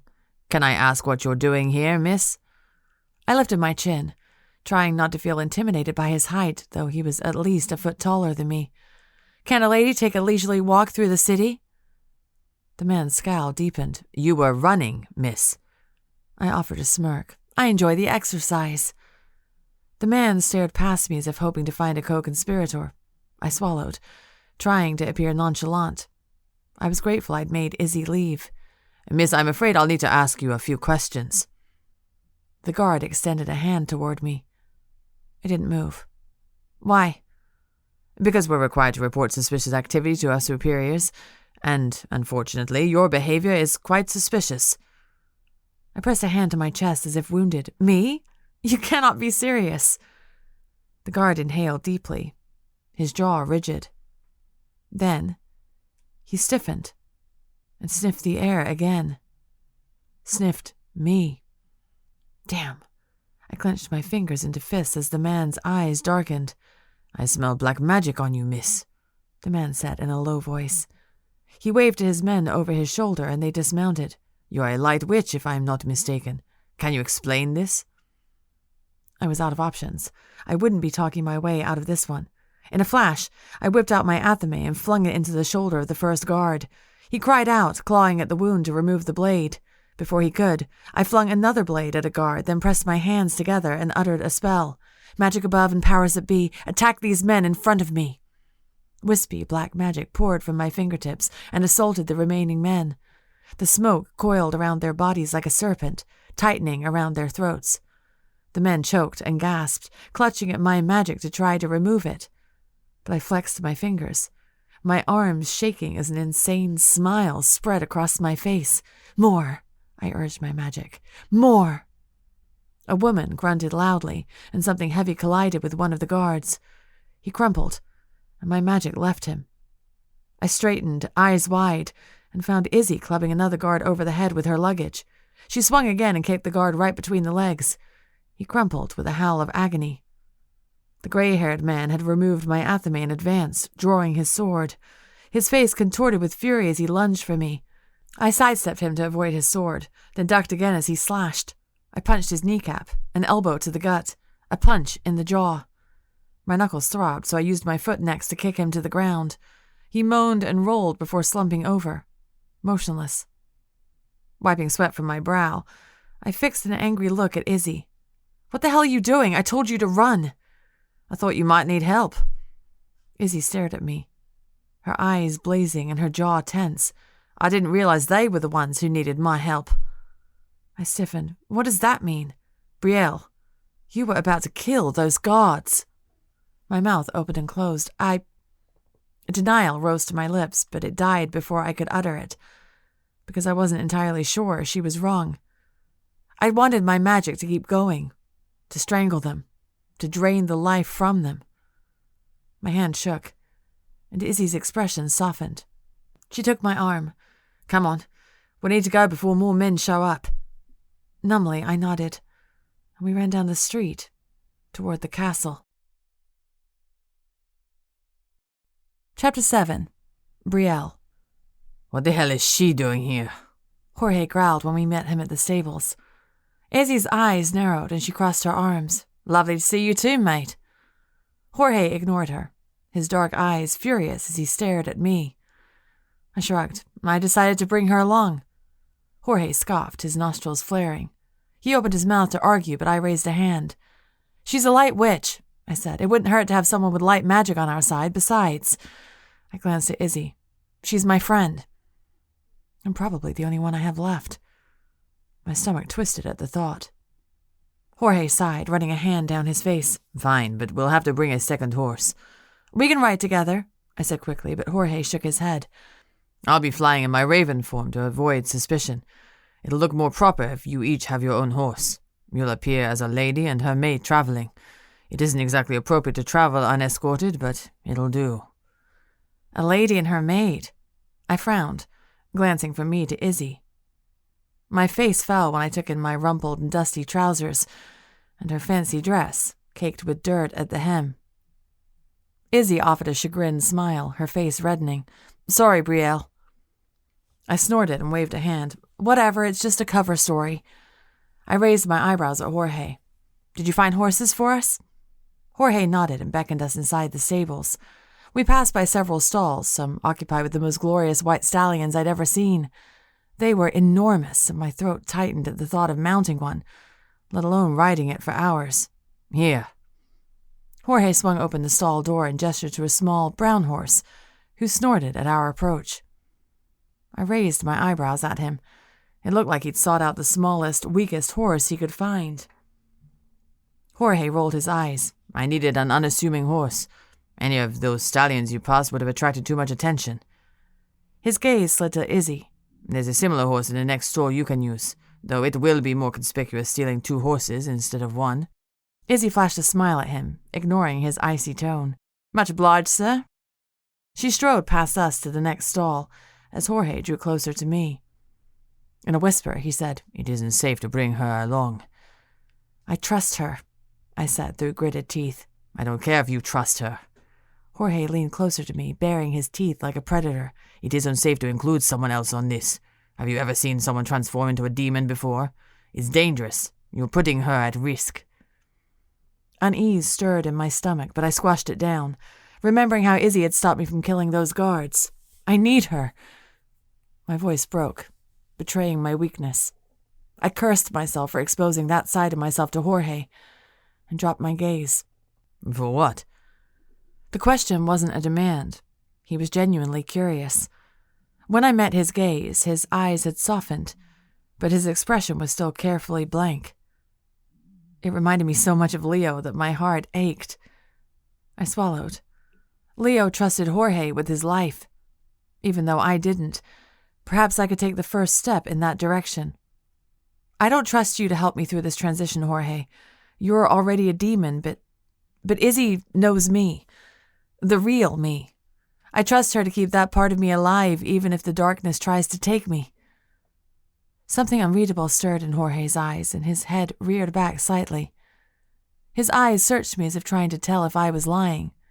Then, he pressed his lips together and nodded. Very well. Stunned, I gaped at him, and he raised his eyebrows. Shall we? He gestured to the horse behind me, who snorted again. I jumped, jerking away from the small horse. Please tell me you've ridden a horse before. Jorge pinched the bridge of his nose. I'll figure it out, I said. My palms slick with sweat, I edged toward the horse. It turned away from me, blinking sleepily. His name is Bandito, Jorge said with an air of impatience. And he can sense your fear. Think of it as demon hunting. You need to exude that same confidence. I licked my lips and tried to relax my arms at my side. With a deep breath, I edged closer and muttered, Hey, Bandito. Bandito nickered but didn't move away. I exhaled and reached a tentative hand to stroke his face. His fur was so soft. A small smile crept across my face. Jorge helped Izzy and me saddle our horses. He insisted I ride side saddle like Izzy, but I cast him a withering look that shot his idea down. I was wearing pants for Lilith's sake. Izzy had mounted her horse with ease, and she appeared the picture of elegance with her legs joined together on one side of the saddle. Her dress, though dirty, fell in waves along the side of the horse. I scowled at her. A lady and her maid, indeed. Izzy laughed at my expression. Harrison takes me riding. He was quite fond of it in his time. Use your feet to nudge him, Jorge instructed me. Not too forcefully, or he might buck you off. Pull the reins gently when you want to slow him. He should follow Imelda's lead. Imelda? I asked. Jorge patted the nose of Izzy's horse. Oh, right. Imelda the horse. Why was that so weird for me? Oh, yeah, because in my time, cars weren't living, breathing things that had feelings and names. My mind raced, my body feeling restless. I'd never felt so out of my element before. You'll be fine, Jorge assured me, reading the terror on my face. Follow Izzy's lead. I'll show you the way. Just look to the skies and you'll see me. I'll make sure not to fly too far ahead. I nodded, my chest constricting. I can do this. Jorge shifted to his raven form and appeared on the ground, much larger than what I was expecting. He cocked his dark head at me as if waiting for something. I'm ready, I said, feeling stupid. Jorge ruffled his feathers and took off toward the narrow, winding road leading away from the castle. Izzy nudged her feet, coaxing Imelda to a trot, and I did the same. Bandito snorted and strode forward. The back-and-forth rocking motion made me sway slightly, and already my legs ached. With a sigh, I followed Izzy and Jorge down the road, praying we wouldn't come across any trouble along the way. Chapter 8. Leo. If Lilith expected to rattle me by forcing me to torture the Count, then she would be disappointed. I returned to her as impassive as ever. When I left the woods, it seemed my very bones had trembled. But as I returned to the tower Lilith and I shared, I was able to compose myself. That numbing nothingness took over my body and mind once more, bringing me blissful relief from the feelings that had resurfaced when I'd seen the Count. I'm nothing. I serve Lilith's purposes, that is all. Lilith raised her eyebrows at my entrance, her red lips pulling into a wide smile. That didn't take long. Your magic faded, I said simply. Lilith's smile vanished, and her eyes darkened with some unreadable emotion. Once again, that nagging feeling within me prickled in my mind. I squashed it down, but curiosity wriggled in my stomach. Did he comply? Lilith asked, perching herself at the edge of the bed and crossing her legs. No, but I intend to return to coerce him. Lilith watched me, her eyes sharpening. I stared right back, my face nothing more than a mask. My body remained still, lifeless. Satisfaction glimmered in Lilith's eyes, and she lifted her chin. Very good. She eyed me up and down, her gaze moving slowly. I remained frozen under her scrutiny, knowing full well what she would require of me. She wanted a companion, someone to confide in, to comfort her, to make her feel whole again. I would never be that person. Lilith sighed and waved a hand. No, you may dress. The disappointment in her eyes sent a small sliver of triumph racing through me. No, I told myself, you feel nothing. You are nothing. But I couldn't stop it. Now that I knew about Lilith's insecurities and desires, I somehow felt empowered. Like her, I'd been stripped of my power, my life, my family. I had nothing.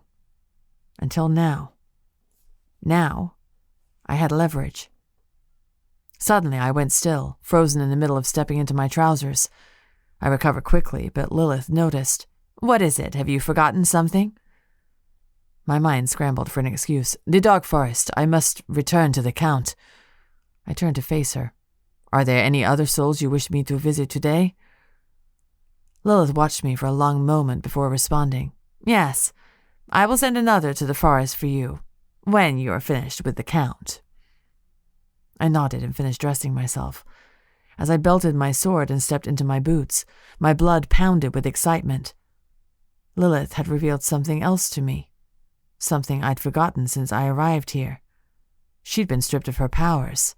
Down here, she had no magic. But I did. I didn't fully understand it. Perhaps as her slave, I could also serve as her vessel. I'd already been granted access to her red magic in the mortal realm. But I remembered hearing the stories as a child. Lilith was queen of the underworld, and her only power over the undead souls was her body. She was the only living creature down here. My throat felt dry as I faced Lilith. I composed my features into the mask that had become like a second skin to me. Reveal nothing, Leo, I told myself. Show her nothing. I tucked away this revelation, this triumphant discovery, so it was carefully concealed within my mind. Then I closed off my feelings as if shutting a door and locking it. Later, I promised. I will return to this later. And then I assumed the same unfeeling blankness I enjoyed, day after day. Lilith had dressed too, and she approached me with a smile. Running a hand down my cheek, she cocked her head at me. Your beard has grown. I stared at her. Would you like me to trim it, my lady? Her smile widened. Not yet, for now. I like it. She wet her lips and leaned closer to me. Her foul, deathly scent filled my nose, and I closed my eyes, plunging myself deeper into the abyss of my numbness. I feel nothing. I am nothing. She pressed a soft kiss to my mouth, which I returned obediently. Her lips were ice cold, but cautious. Careful. She'd never been careful with me before. When she drew away, her dark eyes warmed as she looked me over. On your way, soldier. I inclined my head and turned from her before opening the door and striding down the stairs. My head reeled. Something had changed today. I didn't know what, but Lilith was different. Had I passed enough of her tests? Had torturing the Count solidified my standing with her? Or was this a test in itself? Was she toying with me, pretending to be weak and vulnerable to see if I would exploit it? You cannot escape, Leo. A small voice chided within me. Remember that. Even if I could use her own magic against her, I couldn't leave this place. A simple command from her would stop me. With a heavy sigh, I descended the steps of the tower and strode into the courtyard where the souls communed. Whispers and magic surrounded me like a mist, tickling my skin. I felt eyes watching me, though I couldn't see who. As always, I didn't glance twice at the souls. I knew Lilith watched from above, and she had been very clear about the rules against interacting with the souls. I'd never questioned that rule. Until now. Was there something she didn't want me to know? Were there souls she didn't want me to meet? My insides swirled, overwhelmed by emotions that threatened to resurface. I usually kept them locked in a cage, but they were bursting free. It had to be a trick. Lilith knew exactly what she was doing to me. She was luring me with false hope only so she could crush me again, like she had when she made me kill those women who looked like Brielle.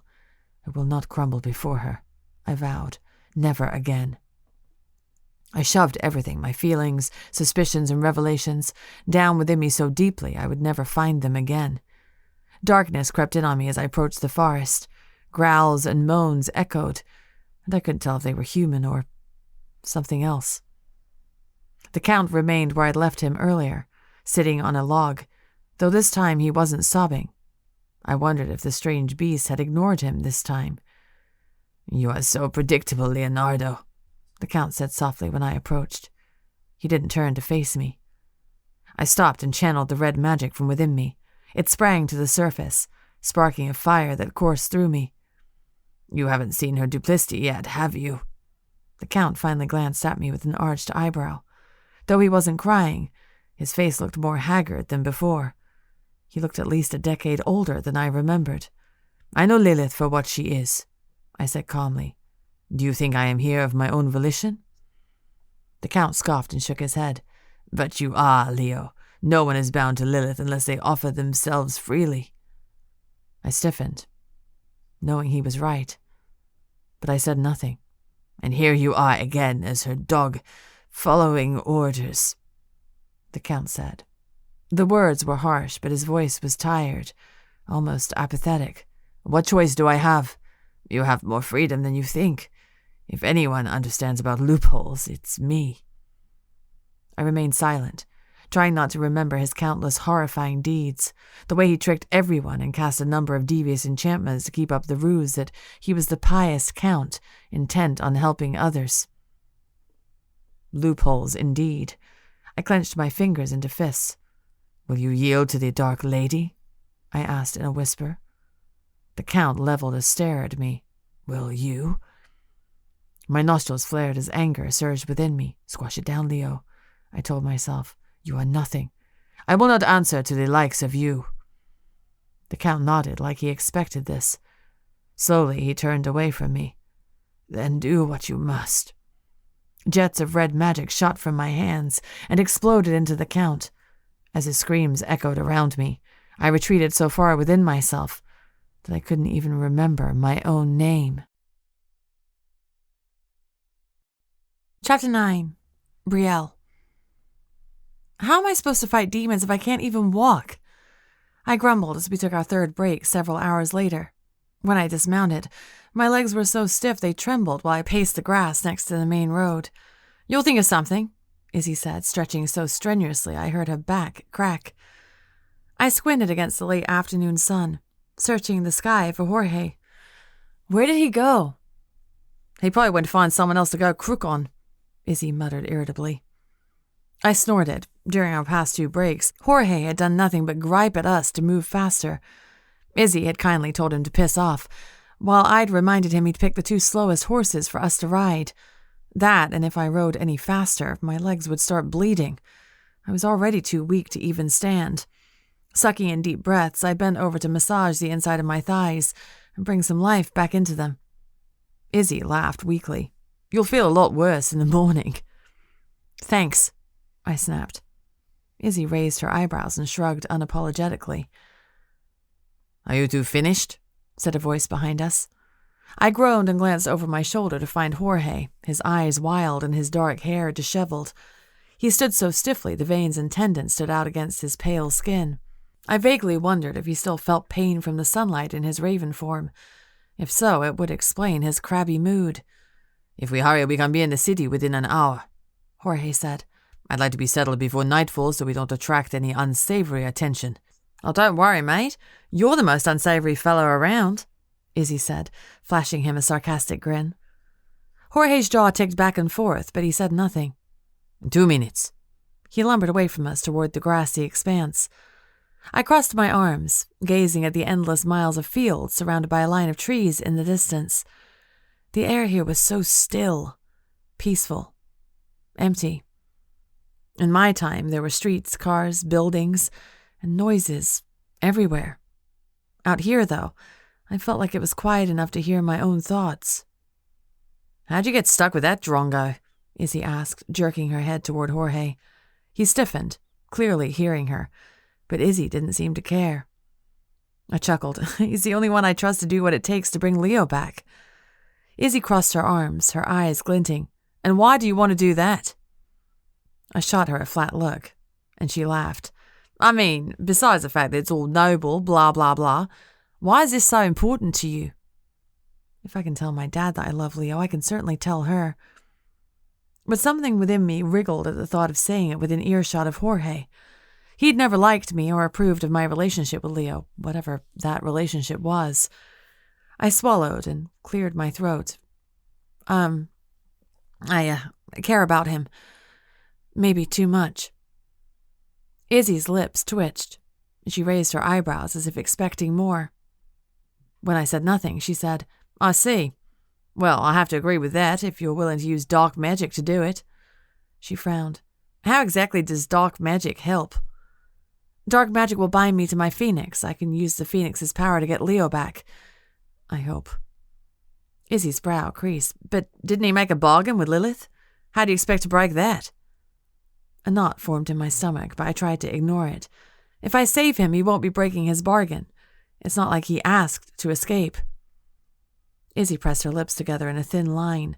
She opened her mouth to respond when Jorge barked that it was time to go. Izzy and I groaned and mounted our horses again.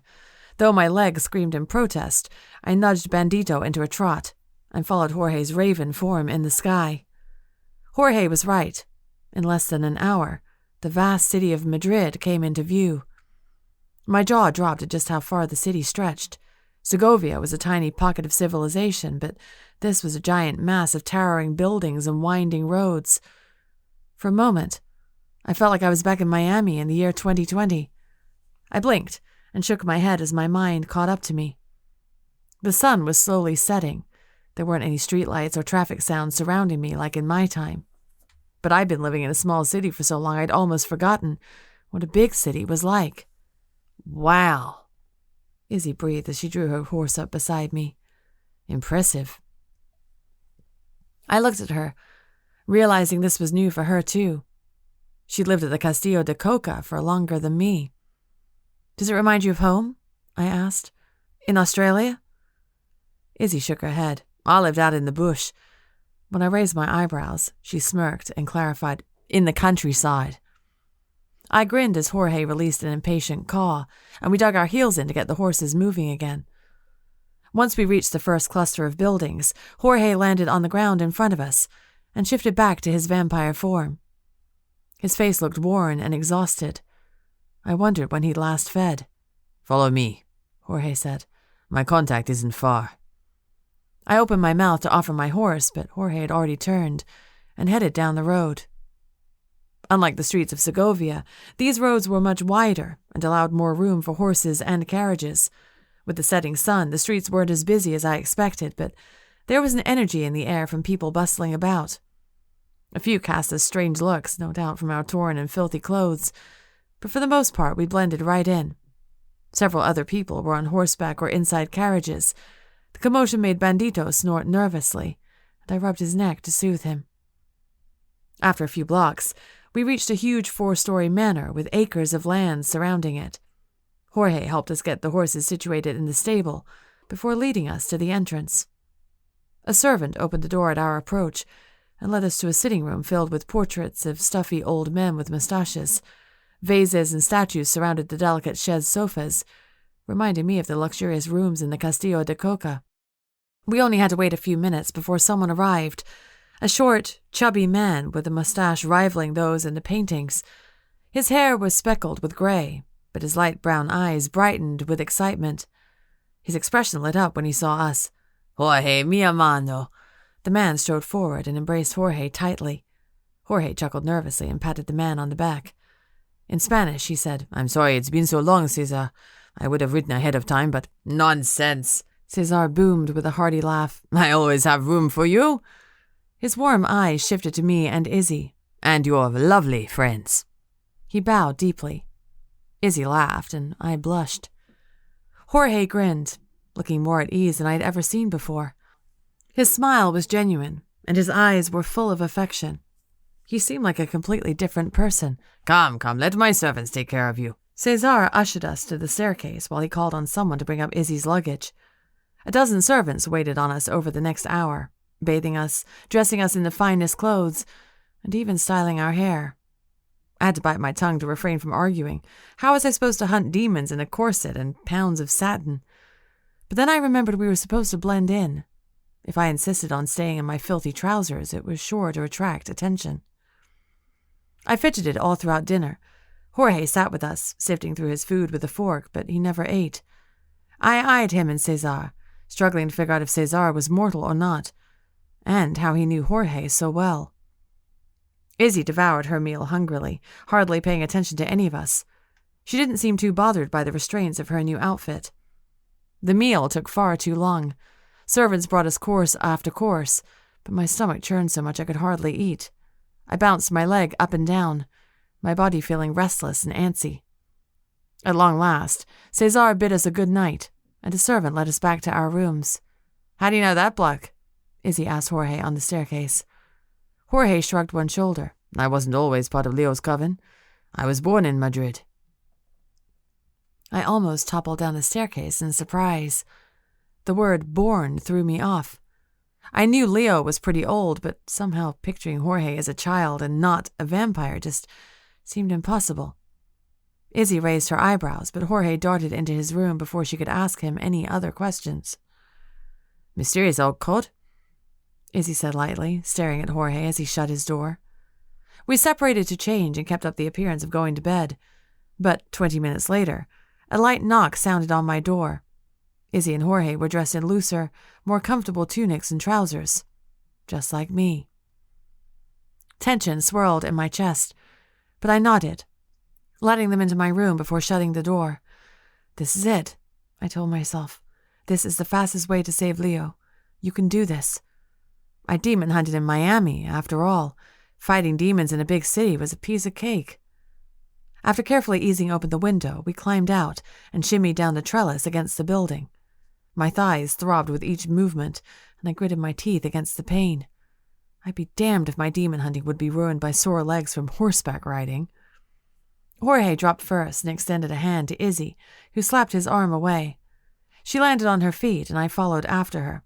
We all drew our daggers and crept down the street. An unusual array of noises met my ears.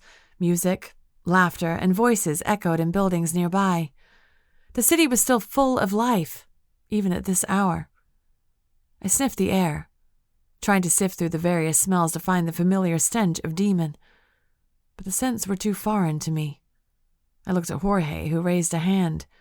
His eyes closed as he inhaled deeply. "This way." We followed his lead.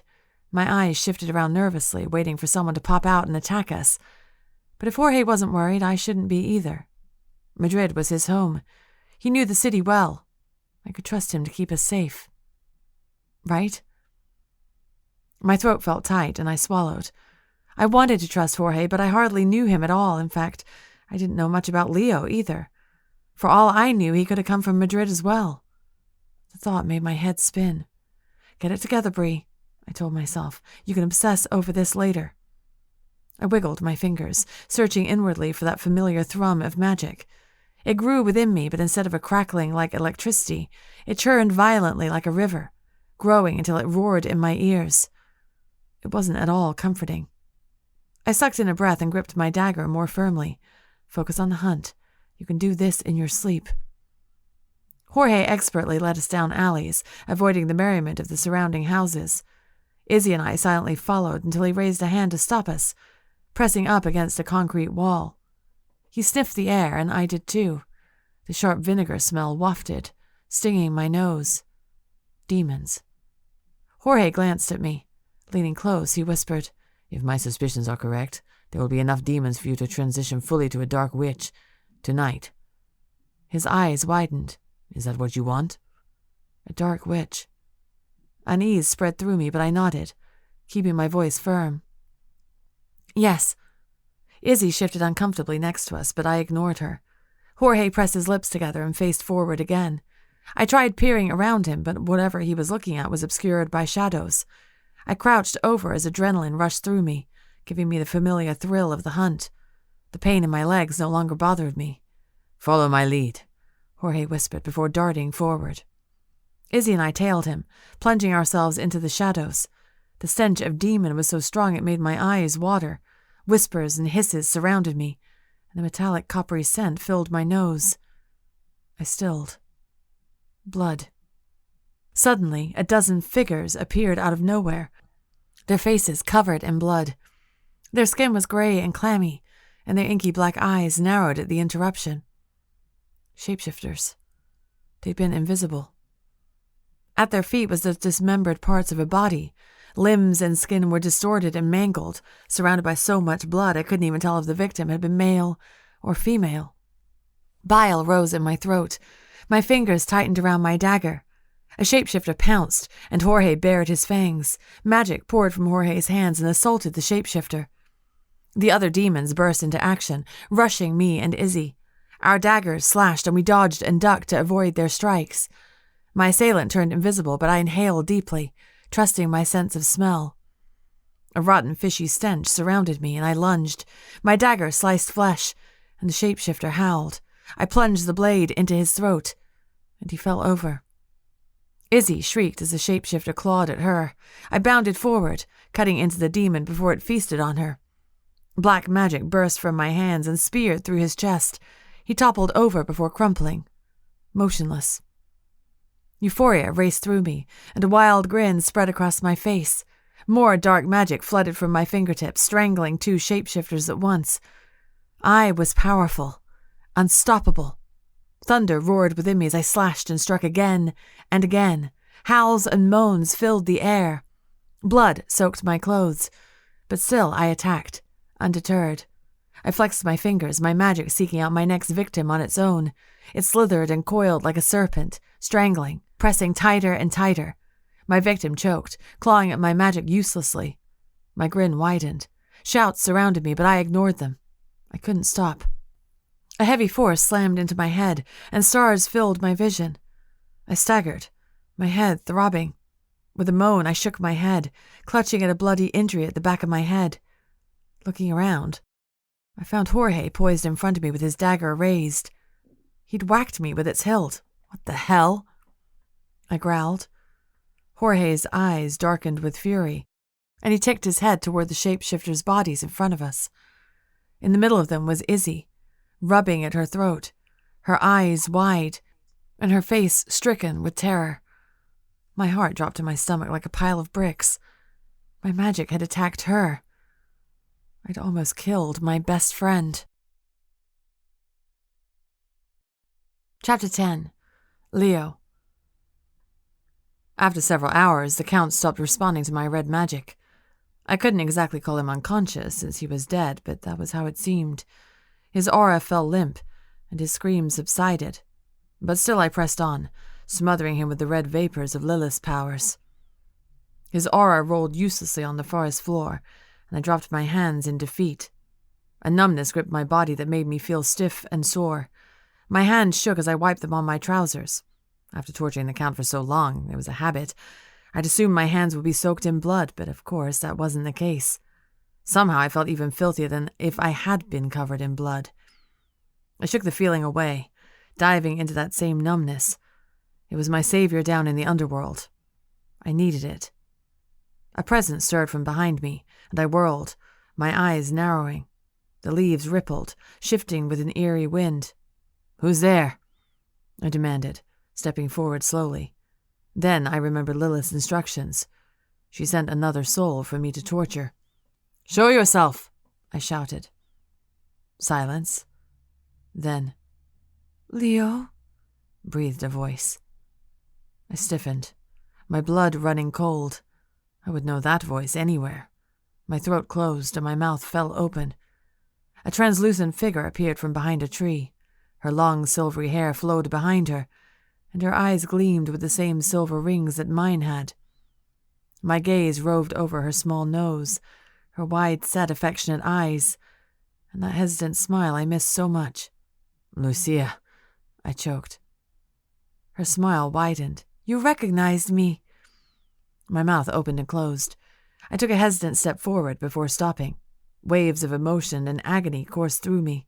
My body warred between the stoic obedience of a soldier and the painful regret of seeing my lost sister again. My breath hitched, and my feelings won me over. I surged forward into my sister's arms, but I stepped right through her. An icy chill tickled my skin like I'd passed through a cold waterfall. I shivered and stepped back, looking her over as if seeing her for the first time. "I'm sorry," she said quietly. "I wish I could embrace you, Leo. It's been so long." I swallowed, my throat dry. How are you here? What?" I stopped as horror filled my chest. "Your sister will be next," the Count had said. He was right. Lilith was toying with me. Her vulnerability had just been an act to make me feel powerful, to trick me. A crushing sensation overwhelmed me until I fell to my knees. "No," I moaned, shaking my head. "No." "It's all right, Leo," Lucia said softly as she approached me. "I know why you're here, and it's all right." No, Leo." I stood so fast that her mouth clamped shut. "I will not hurt you, Lucia." "I'm already dead, and it's my own fault. I've resisted Lilith's power since I first arrived." "Why?" I practically shouted, waving my arms like a madman. "Why wouldn't you just give in? Do you want to be tortured for eternity?" Lucia lifted her chin, and even in her luminescent form I recognized the gleam of determination in her eyes. "She's already tortured me. I was too weak to resist her when I was alive. I won't give in to her now. Not yet. Not when there's still some good I can do while I'm here." A bolt of realization sliced through me. When Lucia was alive, Lilith had attacked her, seeking the firebird living within my sister. The attack had killed her. I opened my mouth to argue again, but I fell silent. If it had been me, I would have fought with everything I had, even in the underworld. A knot formed in my throat. What am I supposed to do, Lucia? I've lived with regret for so long, knowing I couldn't save you, and Lucia raised her hand, shushing me gently. It wasn't your fault, Leo. I'm your older brother. It's my duty to protect you. You cannot do the impossible. No one could have saved me. I shook my head. Nothing is impossible. Saving my city, my people, had seemed impossible, but I'd still seen it happen. It was why I was here in the first place. Something stirred in Lucia's eyes. Perhaps you're right. My head reared back. What do you mean? Lucia leaned forward, her voice dropping to a whisper. I can still feel Lilith, even now. I gaped at her, stunned. Feel her? How? She's weak. She needs a witch to feed her energy. She's never gone this long without a host before. Brielle. Lilith had failed to possess Brielle and her firebird. Of course, she had to be desperate by now. But what does that have to do with you? I gestured to Lucia. You are trapped here. She still has power over you. For now. Triumph glinted in Lucia's eyes. But I can also sense my firebird, Leo. He's still alive. He's out there somewhere. And he senses a power growing, preparing to stop Lilith once and for all. I stared at her, not comprehending. How could she say these things? She and I were both trapped here for eternity with Lilith as our ruler. And even if Lilith did somehow fall, I would only fall with her. This information changed nothing. I pressed my lips together. Lucia, I can't leave here. Ever. Because of your bargain. Lucia nodded. I cocked my head at her. How did you know? Sometimes I can sense you too. Part of my soul resides with yours, as he did with Ronaldo before he died. She's been with me. Emotion filled my throat and I blinked, my eyes feeling warm. But there are always loopholes. Lucia drifted closer to me. You are only bound by her direct orders. She watched me for a long moment. You haven't attacked me yet. If she'd ordered you to, you wouldn't have been able to stop yourself. Shock rippled through me as I considered her words. But she was right. My arms hung limply by my side, unmoving. Not at all like the tense, stiff movements of my body when Lilith compelled me to do something. Have you truly given up so easily? Lucia whispered. Sorrow tainted her voice. My jaw tightened. There is no hope for me. Because you have abandoned it. I exhaled a sharp breath. Lucia, she has tortured me. I can't. I ran a hand through my hair and turned away from her. I'm not strong enough, and she sees me. She sees and senses everything about me. If I harbor even a glimmer of hope, she'll know, and she'll break me. Lucia was close enough for her wispy aura to tickle my face like a cool mist. I resisted the urge to shudder away from her. You are unbreakable, Leo Serrano. If anyone can escape Lilith, it's you. And I will help you. I looked at her. How? Lucia smiled. One step at a time. As you say, Lilith knows you. If I tell you too much, she might sense the truth from you. She paused. But you must learn to shelter your mind from her, or this will never work. How do I do that? Use the shield you have created to isolate yourself from your feelings. You must build upon it so it protects you from her, instead of protecting you from yourself. I frowned. That made no sense. Lucia's eyes widened with urgency.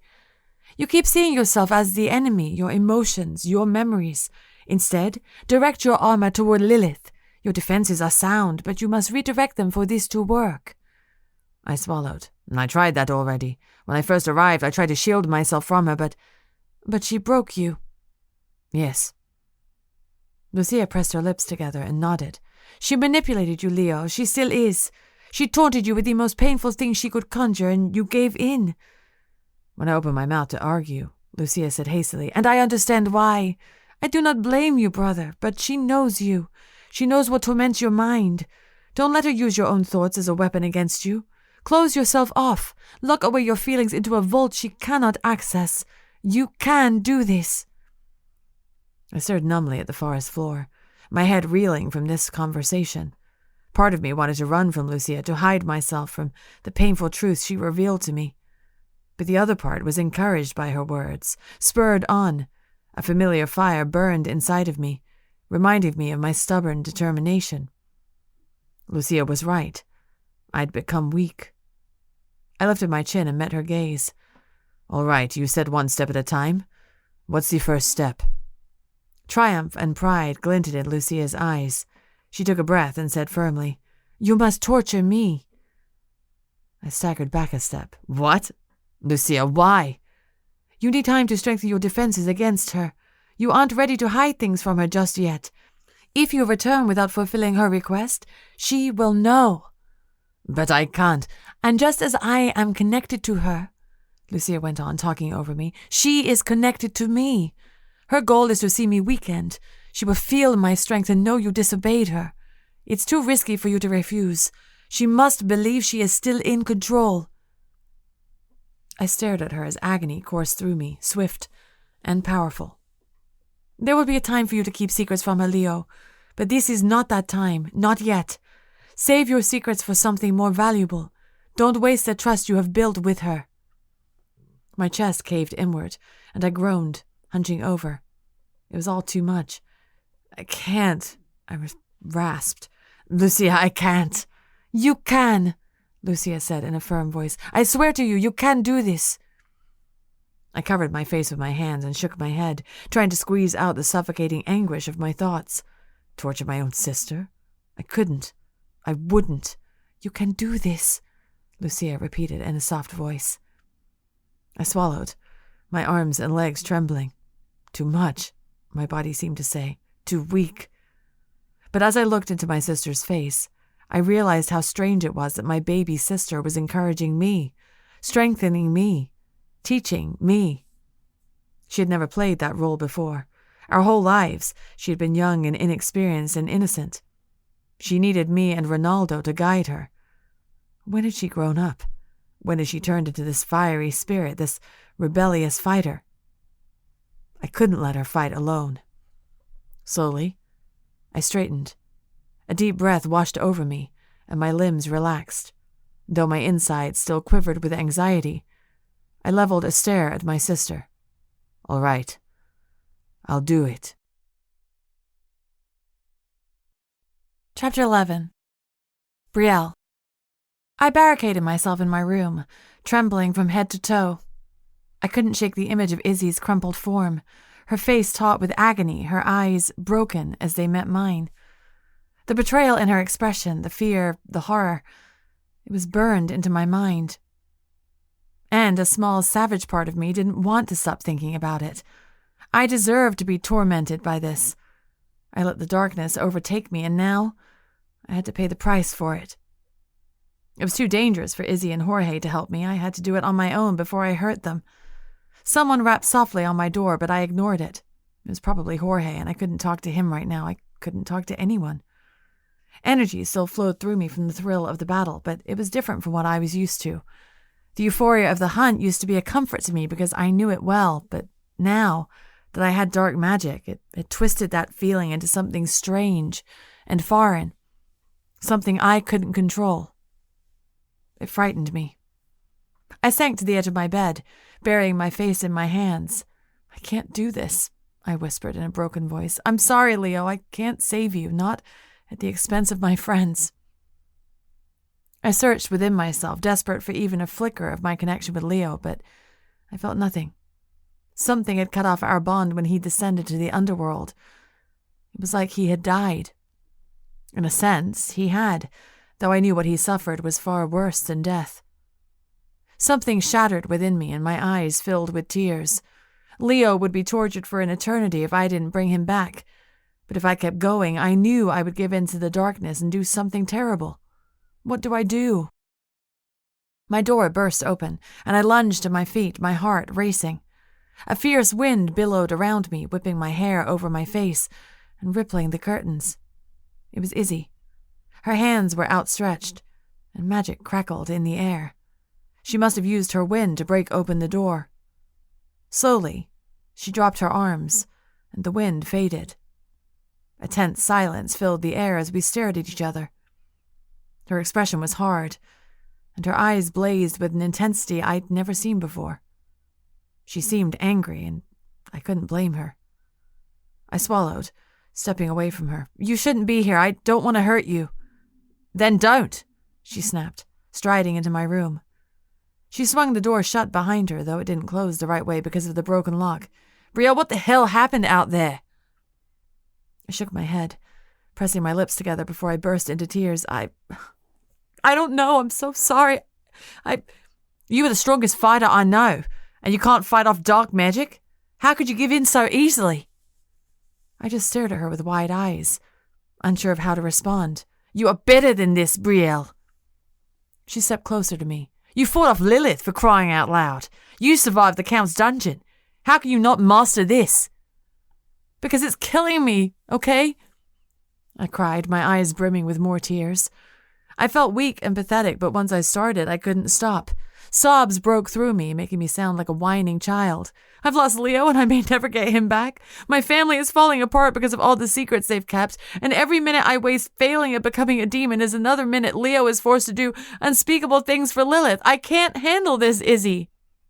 I sank to the bed again, my shoulders shaking with sobs. The tears came so thickly I couldn't see anymore. Heat stung my eyes and burned my throat. The pain in my legs returned, pulsing so violently I felt like they were on fire. After a moment, Izzy sat next to me on the bed and pressed a hand to my shoulder. Why didn't you tell me before?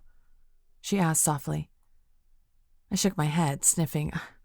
I don't know. Izzy sighed and rubbed my back in soothing circles. You do this too much, Brielle. You shut people out because you think opening up makes you weak. It doesn't. It just makes you human. I wiped my nose, my eyes so puffy I felt like a marshmallow. I've spent my entire life believing I was weak, believing I had something to prove. I didn't want to give other people a reason to pity me any more than they already did. I inhaled a shuddering breath. I've never had a real friend before, Izzy. Not like you. I met her gaze. The only friends I had were either mortals who never knew the truth about me or other witches who had to keep their distance. I feel like I don't know how to open up. Emotion filled my throat and I couldn't breathe. My heart pulsed madly in my chest. I'm just broken. You are not broken, Izzy said sharply. You're just out of practice, and right now you need a friend. You need someone to help ground you. She placed her hand on mine and squeezed. I can be that friend for you, Brielle, but you have to let me in. I nodded, remembering what Dad had said about becoming a demon. He said Mom had kept him from succumbing to the darkness. I'd first thought Leo was the only one who could be my anchor, but with Izzy here with me, I realized how wrong I'd been. Leo wasn't the only one I shared a connection with. He wasn't the only one I loved. I leaned my head on Izzy's shoulder as silent tears streamed down my face. For a long time, we sat like that.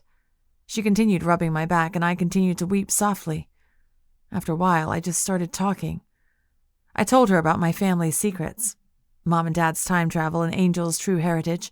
I told her how I felt about all of it. I told her about my relationship with Leo and the feelings we declared and the intimacy we'd almost shared. And for nearly an hour, all she did was listen. She nodded, she laughed, and she blushed when I told her of the things Leo and I had done. Gradually, the weight on my chest lifted until it disappeared entirely. I found myself laughing and smiling along with Izzy. I forgot about the darkness. I forgot about my troubles and the conflict warring within me. It wasn't until Jorge strode into the room unannounced that I fell silent, my throat aching from talking so much. The easy smile on my face vanished as I remembered why we were here. Jorge raised his eyebrows at us and crossed his arms. Are you enjoying yourselves? Take it easy, Drongo, Izzy said, rising to her feet. She tugged at my arm and pulled me up as well. She needed a minute. Jorge's nostrils flared. In case you are wondering, I've bound the shapeshifters, but it won't hold them for long. They're ready for the ritual if that's what you still want to do.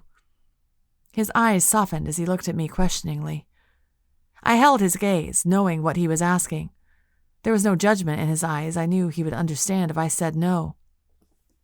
I looked at Izzy, who nodded. Taking a deep breath, I said, Yes, I'm ready. I swallowed. But I need you two to keep me on track. Keep me from the darkness. Can you do that? I glanced between them. Jorge and Izzy shared a tense look. Jorge nodded first, and Izzy smiled. We've got your back, mate. She nudged my arm with hers, and I smiled with relief. My face was still sticky with tears, and my eyes were swollen. But the warmth that filled my chest was something I hadn't felt in weeks. I clung to it as we crept out the window again, following Jorge through alleys to where he'd left the shapeshifters. A few had woken and were thrashing against the restraints. Though they were gagged, their shrieks still echoed down the street. Izzy lifted her hands and conjured boulders that she slammed into the shapeshifters, rendering them unconscious again. She brushed the pebbles from her hands and looked at me. I raised my eyebrows, impressed. Izzy flashed a grin and shrugged one shoulder, though her eyes gleamed with pride. She'd come a long way. Jorge sprinkled a powdery substance around the shapeshifters. Then Izzy helped me collect blood from each shapeshifter and spread it in the shape of a pentagram. A solemn silence passed between the three of us as we worked. An eerie chill swept over me, and I shuddered. No turning back. I straightened and lifted my chin, meeting Jorge's gaze across the pentagram. We nodded at each other, and Jorge waved Izzy away. Izzy huffed but stomped over to the opposite end of the alley to watch from afar. I offered her a guilty grimace. She was a light witch. She couldn't be a part of the ritual, unfortunately. Jorge and I each drew our daggers and slid the blades against our palms. My skin burned, but I didn't flinch. Blood ran down my fingers, and I closed my eyes as darkness swirled within me. Recalling the spell I'd already memorized, I took a deep breath and spoke in a loud, clear voice. Blood of my blood, I summon this power. Spirits, commune with me this hour. Accept this transition and the power therein, and enhance my soul and magic within. Dark souls who reside among the first tier, embrace my blood and empower me here. Beside me, Jorge chanted, Blood of my blood. Blood of my blood.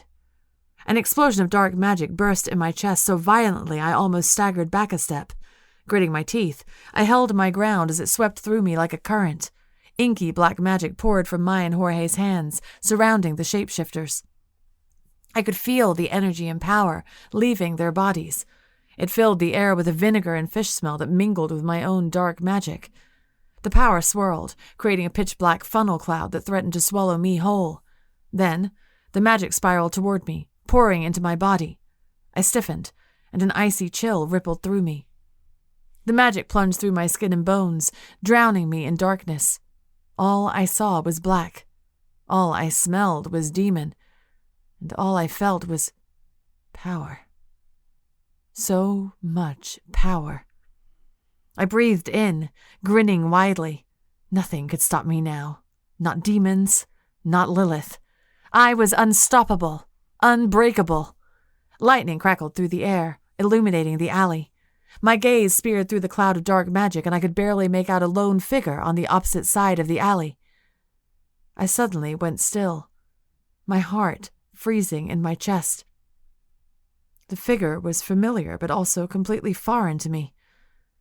Something warred within me as I stared at her. She teetered against the fierce wind, blocking her face from the storm. "Brielle!" she shouted. Wind whipped at me, stinging my face. My mouth opened as I watched the girl. Izzy. I sucked in a sharp breath and the dark magic faltered, flickering like a light bulb. "Stay with me, Brielle," Jorge called over the storm. I shook my head.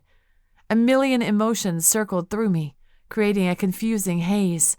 The magic spun more intensely, motivated by my mental turmoil. "Focus," Jorge said sharply. "Remember why you're here."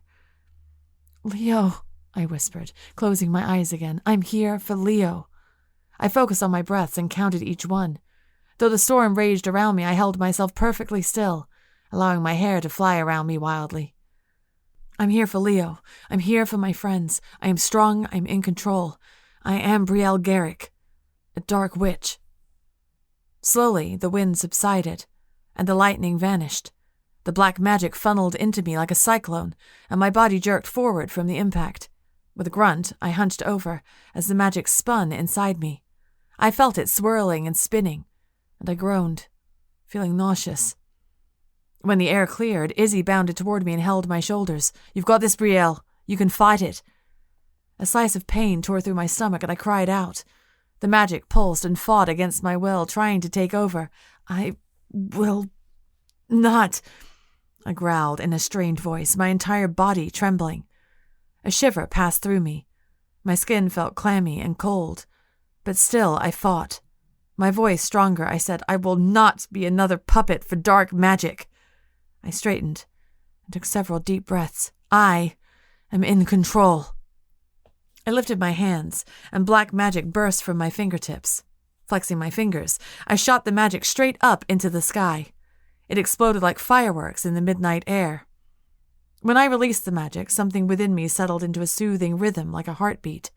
It still surrounded me like another presence, but it was controlled, at ease. The fight was gone. Sweat dripped down my face. Panting, I glanced at Jorge. He stared at the sky with wide eyes before looking at me, his expression unreadable. Izzy still clutched at my shoulders, breathing heavily. Is that it? She whispered, glancing from me to Jorge. I squeezed Izzy's hand and offered a smile. The motion of my new demon magic was still foreign and unsettling, but it was something I could tolerate. In time, I would adjust to it. Swallowing, I said, I'm a demon now. Chapter 12. Leo. My arms shook and my body quivered with unshed tears. But I survived torturing my sister. At first, she hadn't screamed, but after hours of her body writhing and my red magic suffocating her, she'd given in to the pain. Her shrill shrieks haunted me, taking me back to those torturous days when she was fighting off Lilith's influence. Just give in, I silently begged her. If she would only submit to Lilith, she could move on and be with Ronaldo and our parents. She would be rid of Lilith forever. But Lucia was stubborn, just like me. She would be no one's slave. She would bow to no one's will. I couldn't blame her for that. It made her stronger than me. It didn't make my task any easier, though. I finally withdrew my magic when Lucia lay limply on the forest floor, her body racked with violent tremors. Her eyes stared vacantly behind me as if not seeing me at all. I sank to my knees, my chest heaving and my throat burning. Dry sobs shook me, desperate for tears that wouldn't come. I groaned, hovering on all fours as the grief smothered me. "Leo," Lucia croaked. I glanced up and crawled over to her aura. She blinked slowly at me. "I forgive you," she whispered. A moan poured from my lips and my face crumpled. I shook my head. "You shouldn't." Lucia reached for me, but her arm passed right through me, filling me with an icy chill. "We all make our sacrifices. This is mine." Brief clarity swam in her eyes. "Yours will come soon, brother. Be prepared." Her head slowly turned and she exhaled, her body sinking farther into the grass. A hot lump formed in my throat, but I forced myself to stand. "Your sacrifice will not be in vain," I murmured, pressing a hand to my chest. It took all the strength I had left to turn away from her and stride out of the forest. My body trembled, but I focused on the small victory of walking away, with my mind intact. I was still here. I was strong, and I would fight for my sister. I walked slowly back to the tower. I needed time to compose myself, to build my mental fortress, as Lucia had instructed me. Several deep, cleansing breaths washed over me. With each exhale, I pushed myself down into the recesses of my numbness. But a sliver of awareness remained at the forefront of my mind, just barely enough to remember who I was and why I was fighting. I clung to it and concealed it with the blinding obedience that usually filled me, disguising my rebellious thoughts as thoughts of submission and servitude toward Lilith. I crafted my armor carefully, precisely. Each step added another brick to my wall, another layer of protection. When I finally reached the door to Lilith's room, I knocked softly. My body was rigid and my face blank. I was Lilith's soldier, nothing more. A flicker of light and clarity peeked through my facade, but I quieted it, locking it away deep inside me. The door opened and Lilith appeared, her black hair falling in soft waves, and her dark eyes scrutinizing me. She stood there for a moment, watching me. I remained perfectly still. In my mind, I circulated through the tasks she'd assigned me like I was checking off items on a list. I betrayed no emotion, no thoughts I didn't want her to find. I was only hers. At long last, a slow smile spread across her face. "My Leo." She tugged on my hand and pulled me into our room before shutting the door. Her eyes filled with sympathy as she took both my hands in hers. "I know your duties wear on you, love. Come to bed with me and let it all go." "Yes, my lady." I undressed obediently. As Lilith looked on with triumph in her eyes, I fed on that. I thrived on her satisfaction because it meant my plan was working. For now, I needed to indulge her. I needed her to be confident and at ease. So, like normal, I bedded her, bringing her the enjoyment she yearned for. My motions were practiced and unfeeling. I buried my thoughts, hiding myself so I didn't have to think or feel or remember anything while I lay with her. And when I dressed once more, I brought that awareness back, remembering how Lilith longed for mortal pleasures. She may have manipulated me into thinking her sympathetic and weak, but there was truth to her words. She missed having a lover. It made her vulnerable. I tucked that knowledge away as well, feeling stronger than before. "What do you want, Leonardo?" Lilith asked in a lazy drawl, still stretched out on the bed as I dressed. I paused. "My lady?" "You and I will spend eternity together. What do you want for your life here? What is it you desire?" "To please you," I said at once. A slow smile spread across her lips. "Yes, I know, but what do you want for you?" I tightened the belt around my trousers, thinking, how did Lilith want me to answer that? Or rather, as her obedient soldier, how should I respond? She wants me to open up to her, I realized, as she has opened up to me. I gave her a half-truth. "I want to make life in the underworld better for those who live here." This wasn't a lie, but in truth I wanted to improve life in the underworld by destroying Lilith. I shoved this thought down deep in my mental vault, only leaving the briefest flicker of thoughts on the surface for Lilith to sense. Lilith cocked her head at me, scrutinizing me. Something unreadable stirred in her eyes. At long last, she murmured, "Yes, I can understand that. You, who have lost so many, would wish for your loved ones to be comfortable here." I stared evenly back at her, knowing what she was doing. She was trying to remind me of my losses, the tragedies I'd endured. I wouldn't let her succeed. "Why do you ask me this, my lady?" I asked. Lilith's dark eyes bore into mine, and I knew she was trying to read me. I kept my mind a blank slate, allowing only the safest thoughts to escape. I want my family to be safe. I want the underworld to be safe. I want to please Lilith. Triumph glinted in her eyes, and her smile widened. "I care for you, Leo. If we are to be companions, I want to serve you, too." I merely blinked at her, squashing down the resentment and anger that longed to surge forward. "That's very kind of you, my lady."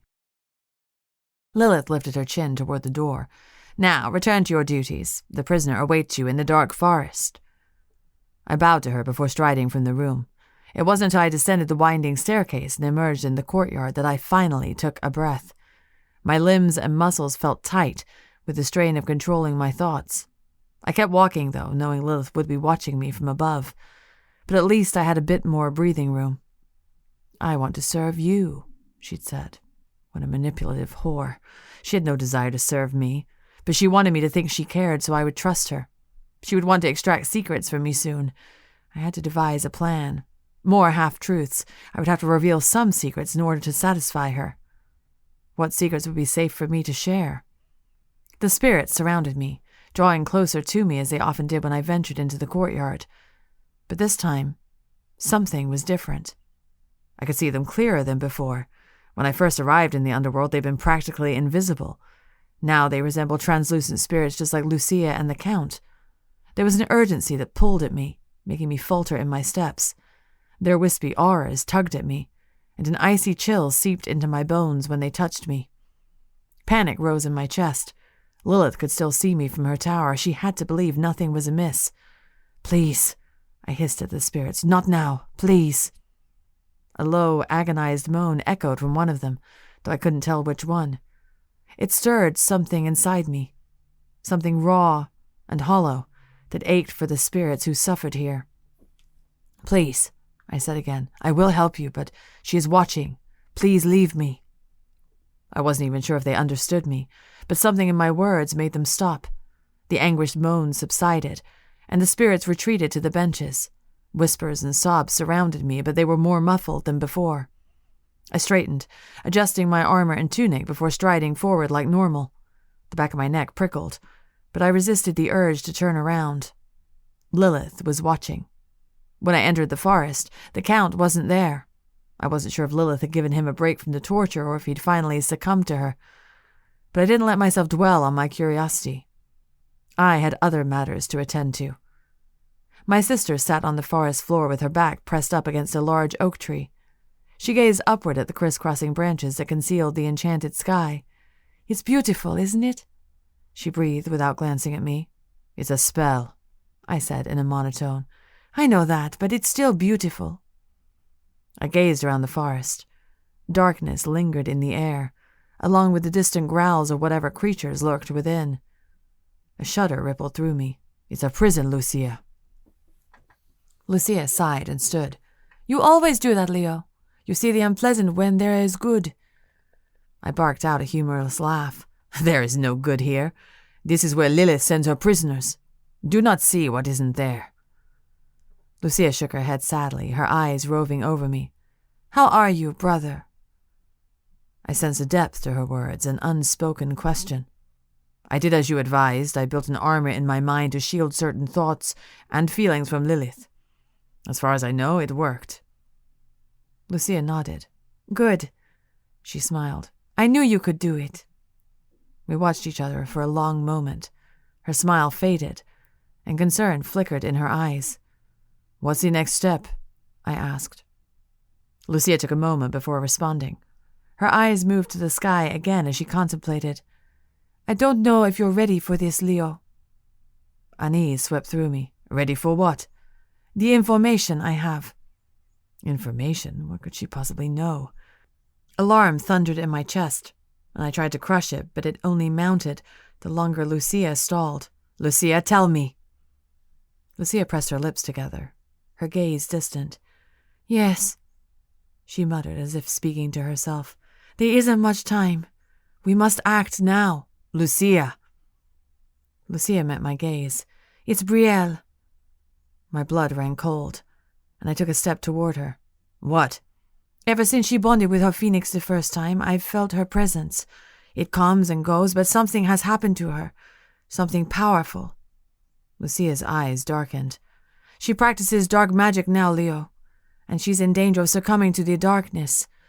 Permanently." Chapter 13. Brielle. I wanted to try connecting with Nyx as soon as I transformed to a demon, but Jorge insisted I needed to practice reining in my new magic first. Besides, we still had a week before the full moon. I couldn't open the underworld until then. Impatience raced through me, but I knew Jorge was right. He told me to get some rest, and I almost laughed in his face. I wouldn't be sleeping tonight.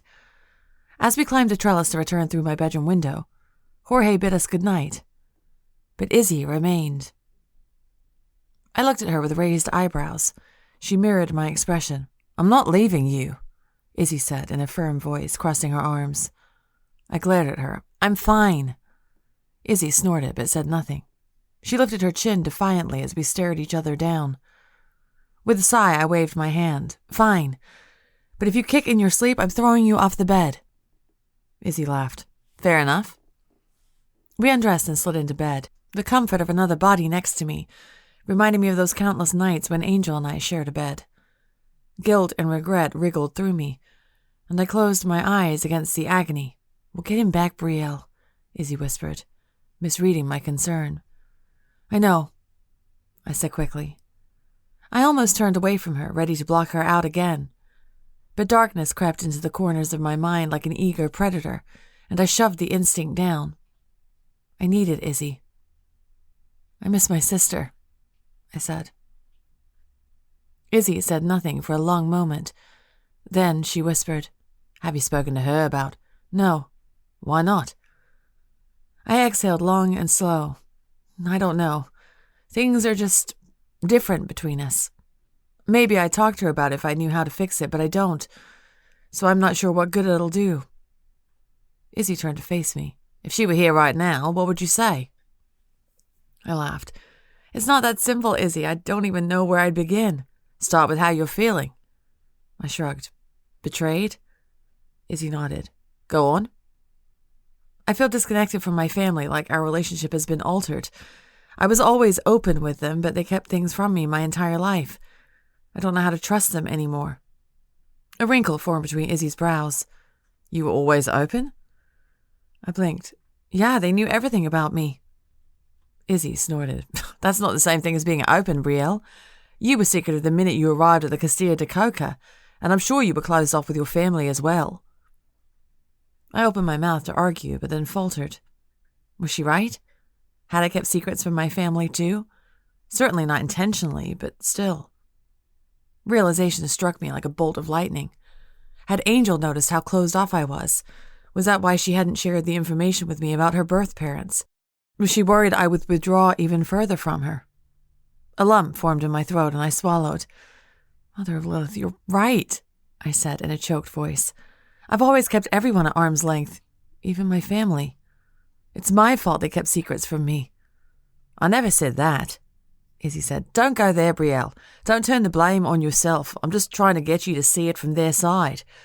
Imagine that you were Angel and you had this sister you adored, but she never opened up to you, not fully. And then you learned this monumental truth about who you are, and you worried it would tear you apart forever. A heavy weight settled in my stomach, dragging me downward. My breathing became shaky and ragged. Angel loved me, and she never told me the truth because she feared losing me. Perhaps she thought she already had. I'd left, after all, without a word. I'd vanished. Had I single-handedly made my family's fears come to life? They'd traveled through time to save me. They'd sacrificed everything. And I'd repaid them by withdrawing and treating them like strangers. Heat stung my eyes, and I blinked away tears. A knot of emotion formed in my throat, and I couldn't breathe. From under the blankets, Izzy squeezed my hand. I'm not trying to torment you, Brielle. I'm just trying to help you see clearly. I pressed my lips together, and my expression crumpled. I'm a terrible sister. No, you aren't. I pushed her away. You had every right to.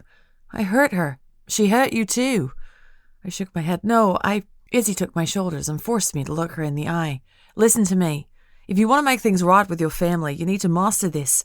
Accept your feelings. Forgive them. Forgive yourself. And go back home to them. We'll get your Phoenix back. We'll get Leo back. And you can fix this. I swear it. Tears rolled down my cheeks, but I couldn't look away from her. Fire burned in her gaze, and in that moment, she seemed as fierce as a warrior. As strong as the fighter I always thought I was. Who am I? I'd always prized my fighting instincts, but now those instincts were tainted by dark magic. I suffered a crippling loss of my own identity and my strengths. What if my strengths were actually weaknesses now? What if, when fighting, my dark magic took over and controlled me completely? I lay awake for hours, circling through these stressful thoughts long after Izzy's snores filled the room. At long last, my body settled, and my eyelids drooped. A burst of fire, a flash of lightning, a piercing screech. Brielle! Shouted a voice. Flames built up within my throat, and I longed to unleash them.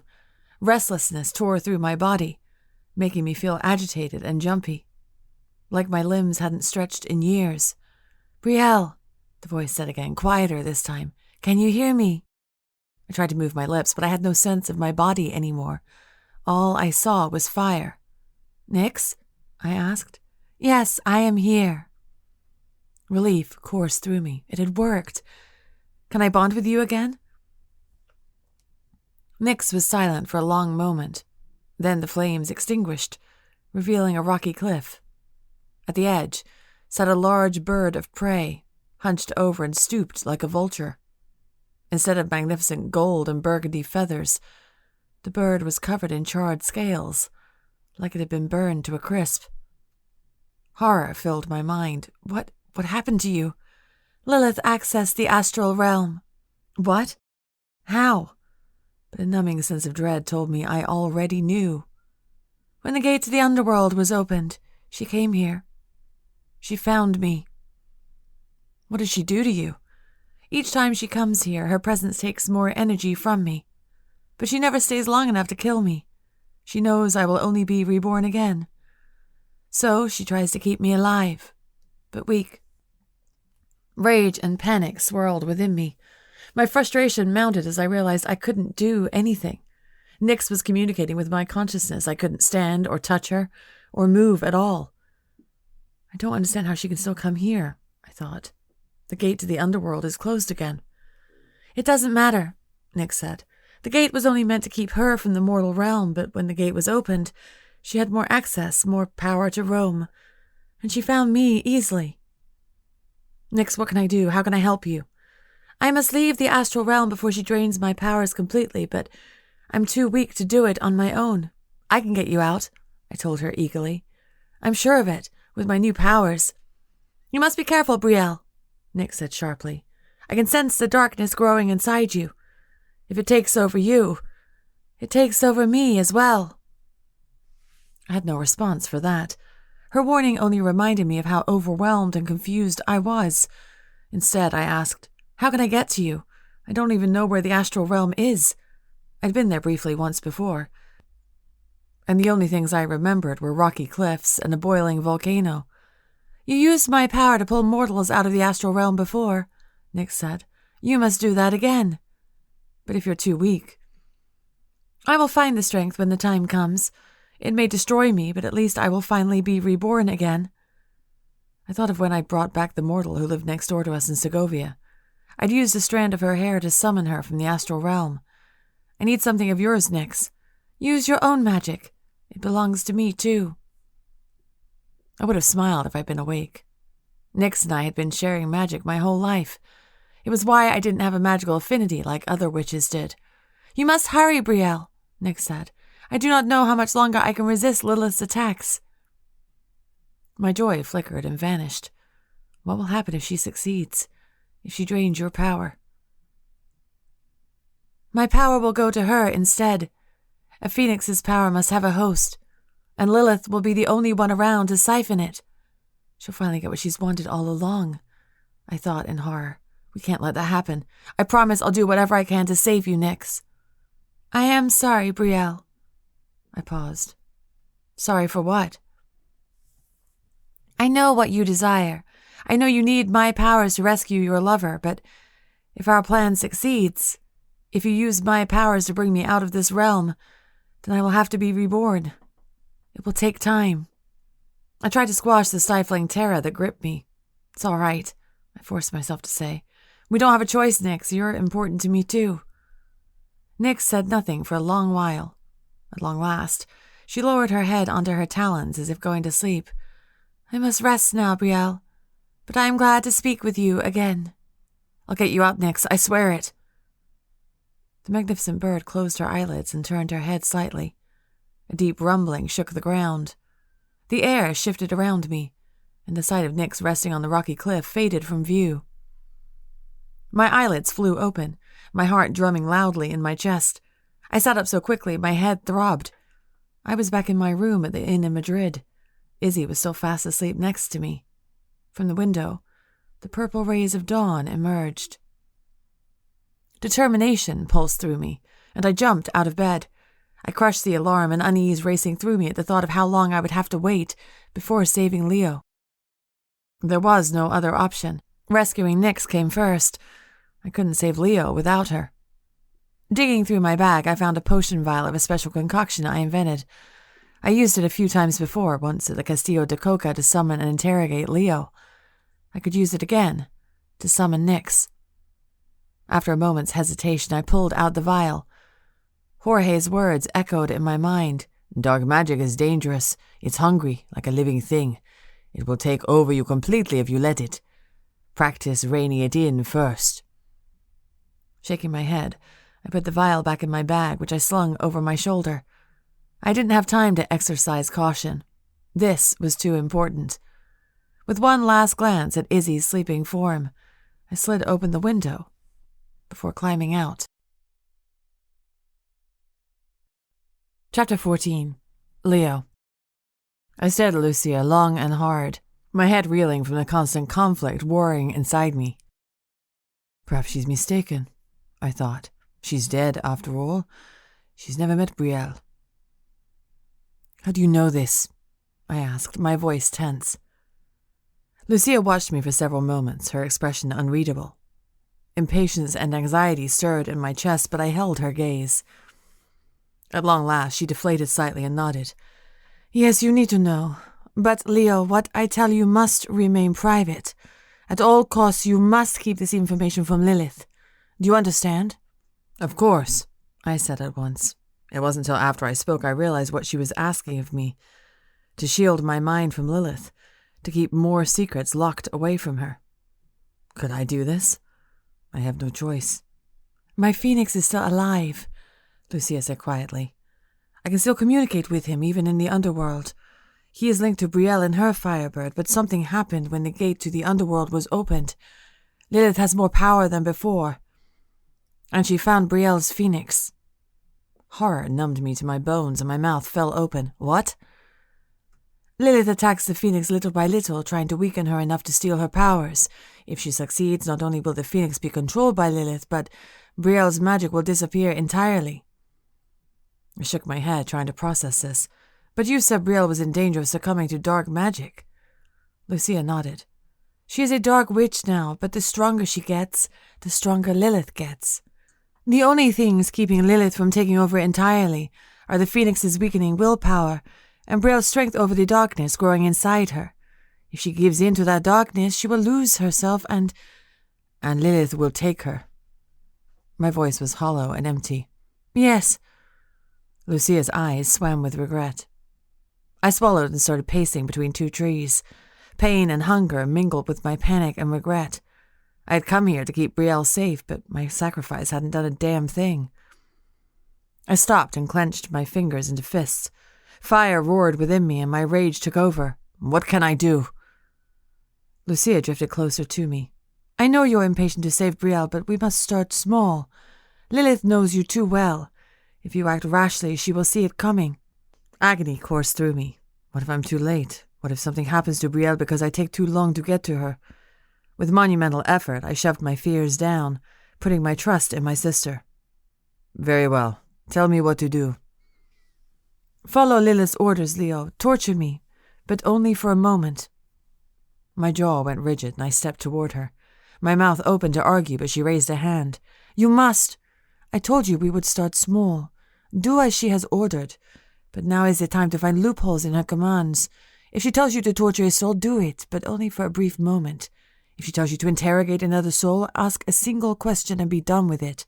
Find ways around her orders without disobeying her entirely. I ran a shaky hand through my hair. We don't have time for this. I dropped my hand and exhaled a long breath. Lucia drew nearer until she was close enough to send a chill racing down my spine. Her wispy hand moved to my shoulder, sliding right through my armor and flesh and leaving me feeling cold and empty. Do you trust me, brother? She whispered. I met her gaze. Yes, I trust you. She nodded. Then we will succeed. She took a step back and straightened, lifting her chin. Go on, then. With a deep breath, I shot a jet of red magic directly into her chest. It barreled into her, sending her careening toward a giant oak tree. She crumpled, sprawling on the forest floor as the magic from my hand faded. I hurried to her side as she rose, shaking her head. Are you all right? I asked. I'm dead, Leo, she said with a chuckle. But yes, I'm fine. She looked me up and down. How much of Lilith's magic do you have inside you? I shrugged. I don't know. My eyebrows lifted as I remembered what I'd learned. But she can't access the magic, not while she's here in the underworld. Lucia's eyes widened. That does change things. Her lips pressed together as she contemplated. First of all, we need a way to silence her so she can't issue an order. Second, we need a way to trap her so she won't stop you from leaving. Leaving. The word sent a tremor of excitement and terror right through me. I can't leave, I said immediately. I made a blood bargain. It will be temporary, Leo, just to ensure Brielle is safe. Again, I was overwhelmed by a mixture of emotions. Relieved that I wouldn't be endangering my deal with Lilith, but also bitter disappointment that I would have to say goodbye to Brielle once more. Lucia stepped in front of me, forcing me to meet her gaze. I need my scheming brother back, Leo. I need your quick mind and careful planning. Her fingers brushed against my cheeks, and I shivered. I need you here with me. Come back. Come out of the abyss you've crawled into and be a leader again. I swallowed and closed my eyes. My head started throbbing from the urgent thoughts pulsing through me. I can't, they seemed to say. She'll know, I said in a strained voice. Not if you strengthen your defenses against her, Lucia said in a firm voice. You've been practicing, Leo. You now know how to be two different people, the faithfully obedient slave and the fearless demon leader. I'm asking you to be both right now. It's a heavy burden to bear, but it's the only way to do this. The longer I stared at her, the more things shifted inside me. The blissful numbness fell away from me like shattered glass, but with it came the crippling hunger. I hunched over, wrapping my arms around my stomach with a moan. My form quivered, and Lucia drew closer. Leo, she said frantically, her hands floating as if trying to help me. But we both knew she couldn't. I lifted a hand. I'm all right, I groaned. This thirst, it's catching up to me. Lucia nodded, her eyes darkening with recognition. She knew that feeling all too well. Just hold on a bit longer. This will be the hardest thing you've ever had to do, brother, but I know you can do it. I sucked in several deep breaths. As a vampire, I didn't need to breathe, but right now, my body felt weaker than a mortal's. Slowly, I straightened and faced my sister. My mind whirred with possibilities as I considered all the information I knew about Lilith and her powers. All right, I said, stroking my chin. First, we must determine the strength of her magic. If she can cast spells as I could with my power, then we might be able to craft something to trap her. I thought of Brielle and the brilliant spells she wrote on her own that had often caught me off guard, giving her an advantage. Lucia nodded. Then, let's practice. I spent hours with Lucia testing the limits of Lilith's powers. The magic was much more volatile and explosive than my own black magic. At one point, I accidentally sliced through the trunk of a giant oak tree, and it came crashing down with a deafening boom. Lilith will hear this, I said nervously. Undoubtedly, Lucia agreed. So you better prepare a believable response for when she questions you. I nodded, already formulating a plan. Perhaps Lilith would believe me if I told her Lucia started fighting back. But even as I thought it, I shook my head. Lilith knew better. I'd have to come up with a better excuse. So far, Lucia and I had learned that Lilith's magic did not respond to rhyming spells like normal magic did. However, this magic was much more powerful than any I'd ever seen before. I could create objects out of thin air. I formed a table, 2 chairs, and even a solid oak door frame before I hunched over, too weak to carry on. The greater the object, I wheezed, the more difficult it is to create. Lucia nodded, her eyes contemplative as she circled the furniture I'd made with Lilith's magic. Can you test it? How strong is it? I sat on the chairs and tested the weight of the table. They held fast as if they had been carved by an expert carpenter. So it isn't just an illusion, Lucia said in a hushed voice. These are real. Her magic can create real items. I straightened, suddenly struck with an idea. Pressing my hands together, I summoned Lilith's magic. My fingers glowed red, and in a burst of magic, a goblet appeared on the table filled with a dark red substance that made my stomach growl. My throat dry, I slowly approached the goblet. Can it be? I whispered. Stop! Lucia flung out a hand to stop me, but it passed right through me. The icy coldness of her aura jolted me, and I stiffened. Leo, if you drink that, she'll know. I swallowed, my body quivering with need. But Lucia, she'll know, Leo. You think she doesn't know she's starving you? It's how she maintains her power over you. Save it for when you really need your strength, for when you'll have to fight her. Fight Lilith? I wasn't sure I could do that. With one word from her, she could command me to do her will. But then, Lilith wouldn't have her magic, and I'd have fresh blood in me. Lucia was right. I needed the element of surprise. Waving my hand, I whisked away the goblet with a rush of red magic. My throat screamed in protest, and my tongue felt like sand in my mouth. But I closed my eyes against the agony and met Lucia's proud gaze. Whose blood do you think that was? She asked with a small smile. I chuckled. It smelled like an animal. It definitely wasn't human. We laughed together, and for a moment, it felt like old times, like we were at home with our parents and Ronaldo, before Lilith, before the time curse, before their deaths. My expression sobered, reminding me of our grim predicament. Lucia's eyes grew serious as well, and she jerked her head toward the edge of the forest. "You should leave soon, or she'll be wondering what's kept you." I nodded with a sigh. Before I turned to go, Lucia called out to me, "Leo, you need to strike me again." My throat felt tight as I faced her, but she was right. Lilith had a sense about her souls, and if Lucia wasn't hurting after I'd been in the forest with her this whole time, it would certainly be suspicious. I took a deep breath and raised my hands before shooting Lilith's magic into Lucia's chest. She spiraled backward, her aura twisting and distorting into odd shapes as the red magic pierced through her. With a shout, Lucia's form crumpled to the ground and she moaned. I almost rushed to her aid, but something stopped me. A small voice reminded me of what I was doing and why I was here. "You are Lilith's soldier. Act the part." I took a shaky breath and lifted my chin. "Until next time, sister." "Good luck, Leo." Her voice was strained, but her eyes shone with hope as she rose to watch me leave. As I strode out the dark forest and back toward the courtyard, I felt myself shifting into something new. Not a mindless slave, not a rebellious demon, but something in between. A flicker of my once familiar smirk flashed across my face. It felt foreign and unusual with how much time I'd been down here. My life was a monotony of following orders and squashing my own thoughts and feelings. I was Leo Serrano again. I was Lilith's slave, and I would bring about her downfall. Chapter 15. Brielle. From my experience with powerful spells, I had to find somewhere secluded so I wouldn't alarm the mortals. The last thing I needed was for people to scream, "Witch!" and have me burned at the stake, even though a small part of me thought I deserved it. I drew forward the hood of my cloak to keep myself concealed, hoping not to attract attention as I crept down alleys and narrow roads. The potion bottles clinked in my bag as I walked, and my stomach coiled with anticipation. I can do this. I can do this.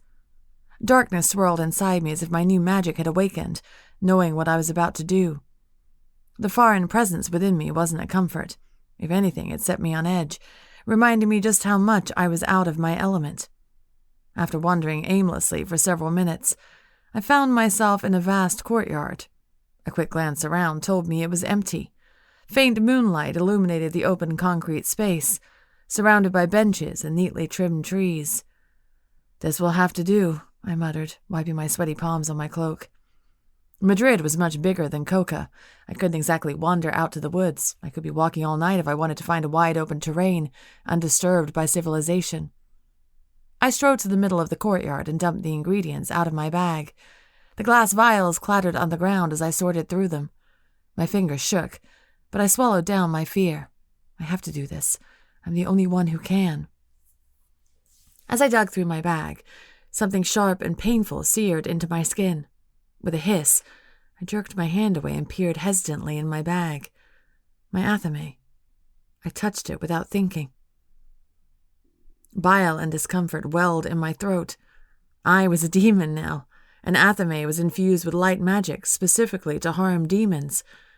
I'd wielded it with such pride during my demon hunting days. Who am I? A small voice whispered inside me. I'd once been a fierce huntress who kept bloodthirsty demons off the street. But I couldn't be that person anymore. I was something else entirely now. I just didn't know what. Shaking my head, I avoided the athame and pulled out my thinner, less decorative dagger along with a small ceramic bowl. I dumped my locator potion into the bowl and then dragged the blade along my palm. Wincing from the pain, I squeezed my hand into a fist to let the blood drop into the bowl. Nightcaster blood. When I'd last cast this spell, I'd had Leo's blood to summon him. Hopefully this would help summon Nyx. I took a deep, trembling breath, closed my eyes, and opened my mouth to utter a spell. Before I could, a soft voice said, "What are you doing?" I yelped, nearly jumping out of my skin. Whirling around, I found Jorge emerging from the shadows of a cathedral behind me. My pulse roared in my ears, and I pressed a hand to my chest to calm my heart rate. "You scared the hell out of me," I snapped, turning back to my potion. "What are you doing here?" "I asked first." Jorge stepped closer, and I stiffened, still avoiding his gaze. "I'm summoning Nyx." Jorge sucked in a breath. Your firebird? Now? Brielle, we agreed. I know, I snapped, but things have changed. She's in trouble. Jorge was silent for a long moment. Then he said quietly, You've spoken with her? Yes. I quickly filled Jorge in on what Nix had told me. Jorge sighed and sat on the ground next to me, rubbing his forehead. This changes things, he groaned. And you're sure you're the only one who can summon her? Unless you know any other nightcasters, I said in a sharp voice. But even then I wasn't sure that would work. All nightcasters had their own unique phoenix tethered to their magic. No one else was connected to Nix like I was. Brielle. Rage exploded inside me and I faced him. Look, if you aren't here to help me, then leave. This is the only way to get Leo back. Is that still what you want? Jorge straightened, his eyes blazing. Of course. Then I trailed off and took a deep breath, squashing down my stubborn insistence that I could handle this myself. Then I could use your help to keep me... I waved a hand helplessly. To keep me from giving myself over to dark magic. Jorge nodded. I understand. I stared at him, waiting for him to argue or glare at me, but he simply held my gaze, his eyes grim. He knew this was the only way. Clearing my throat, I shifted my weight, drawing myself up and taking a deep breath. Then I uttered the spell. Magic above and powers that be, I call on you and summon thee, to locate this being and bring her near, so I may communicate with her here. Magic crackled in the air like lightning, and inky black smoke poured from my fingertips, swirling in the air in front of me. The magic spun and intensified, and a fierce wind whipped at my face, stinging my eyes. Darkness growled hungrily within me, stirring as if waking from a deep sleep. Something roared inside me, taking over completely. I threw my head back and cried out, my voice foreign to my ears as it echoed in the courtyard. Lightning flashed in the sky. The black magic around me intensified, forming a giant funnel cloud. The smell of death and demons filled my nose, but it was thrilling to me. It smelled like power. I laughed, a delighted, endless sound that filled me with satisfaction and strength. A voice shouted behind me, but I tuned it out, focusing only on my energy. I curled my fingers into fists and pulled on the power emanating from my potion. A presence stirred from the potion's depths. I tugged on it, gently at first, to coax it closer. My hands gripped an invisible cord tethered to the presence. "Come to me," I commanded it. I pulled again, and a piercing shriek filled the air. The anguish in the voice only fueled my desire for more power. "Brielle!" A voice bellowed in my ear. Recognition stirred within me, but the blackness was so overwhelming I couldn't see properly. I blinked, but the powerful haze of my magic overtook me. I tugged on the cord again, drawing the presence closer. Closer. A hand grabbed my shoulder, turning me around. My blood ran cold, and my body jolted as if from an electric shock. A ripple of pain coursed through me, and I shouted in agony. I crumpled, though the dark storm still surged around me. Gasping for breath, I looked up and met Jorge's gaze. His dark hair billowed wildly about his face, and his eyes were full of horror and uncertainty. He leaned closer to me to speak over the storm. "You are not her master. You are her equal." I stared at him, my eyes wide. Numbness spread through me, and for one strange moment I felt nothing. Absolutely nothing. My magic raged and pulsed with energy, my hair and cloak whipped with the wind. But my insides fell silent. The stillness echoed within me like an empty chamber. I drew on that emptiness, that solitude. I clung to it like a lifeline. Silence meant I was alone. It meant I could still be myself. I am Brielle Garrick, I thought, closing my eyes to hold on to that emptiness. I'm a witch who practices dark magic. I am a huntress, and I will fight this force even if it kills me. Resistance tugged at me, but I held fast against it. The darkness screamed inside me, thrashing around like a caged animal. I am in control, I told my magic. I am in control. Another mighty shriek pierced the air, and my eyes flew open. I knew that sound. It was Nix. Fire exploded from the depths of the bowl, burning against my eyes and lighting up the night sky. My mouth fell open as I stared at the flames, mesmerized. Suddenly, the fire consumed me completely. I saw nothing but a blinding white light. I felt nothing but heat scorching my skin. Nyx's turmoiled thoughts filled my mind, consuming me until they ate at my insides. Anguish, sorrow, despair. So much pain. I cried out, but my voice was lost in the storm. I tried reaching for Nyx to bring her out of her misery, but I couldn't find her. All I saw was a wall of flames. The intensity charred my skin, burning me down to my bones. I would die. Surely, at any moment, I would die. Just as suddenly, the flames died, and the midnight darkness fell upon me once more. I collapsed to the ground, my palms meeting concrete that dug into my skin. Hissing, I stumbled to my feet, my skin still throbbing and covered in sweat from the heat. Gasping for breath, I looked around, my heart thundering in my chest. I stood atop a small mountain that overlooked a vast forest. Squinting, I made out the tops of a cluster of concrete buildings just beyond the woods. Alarm raced through me, and my breath caught in my throat. "Where the hell am I?" I whispered. Something stirred in my mind, and I stiffened, expecting the dark magic to try to take me again. But this presence was warm and familiar. Nyx. Nyx, you're alive! Can you hear me? Movement shifted on the rocks behind me. I tensed, whirling to face whoever approached. But when I glanced around, I found a small animal curled up next to a large boulder. When I inhaled deeply, I smelled charred flesh. Swallowing, I crouched down to look at the creature. Her body rose and fell with quiet, deep breaths, and her eyes were closed. Faint traces of orange and red feathers surrounded her, but most of her body was singed. Chunks of inflamed skin and red welts surrounded the worst of the burns. Regret and agony filled my throat so intensely I moaned. Tears pricked my eyes. I wanted to reach out and touch Nyx, my once magnificent firebird, but I feared I would only exacerbate her burns. "Dear sweet Nyx," I whispered. "What has Lilith done to you?" Nyx let out a feeble croak and turned her head slightly.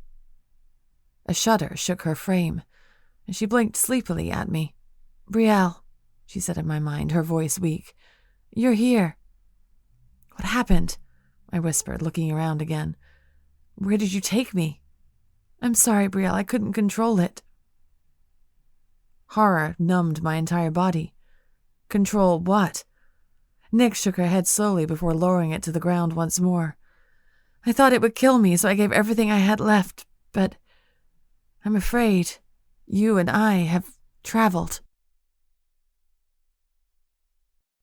Chapter 16. Leo. Time passed with excruciating sluggishness, and I had no means of measuring the days since the sky was enchanted. For all I knew, it could have been a year since I'd first arrived in the underworld. With each task, each command of Lilith's, each soul I had to torture, I felt a piece of myself wearing away. Impatience and urgency swelled within me, bigger and bigger until I knew I would explode. When Lilith had asked what happened on that first day Lucia and I experimented with my magic, I confessed that when torturing my sister, she had sobbed, begging for mercy. It had thrown me off, and my magic had ricocheted until it slammed into a tree, knocking it over. I'd come to learn that the most convincing lies were those closest to the truth, so I had to envision a lie that could be true in other circumstances.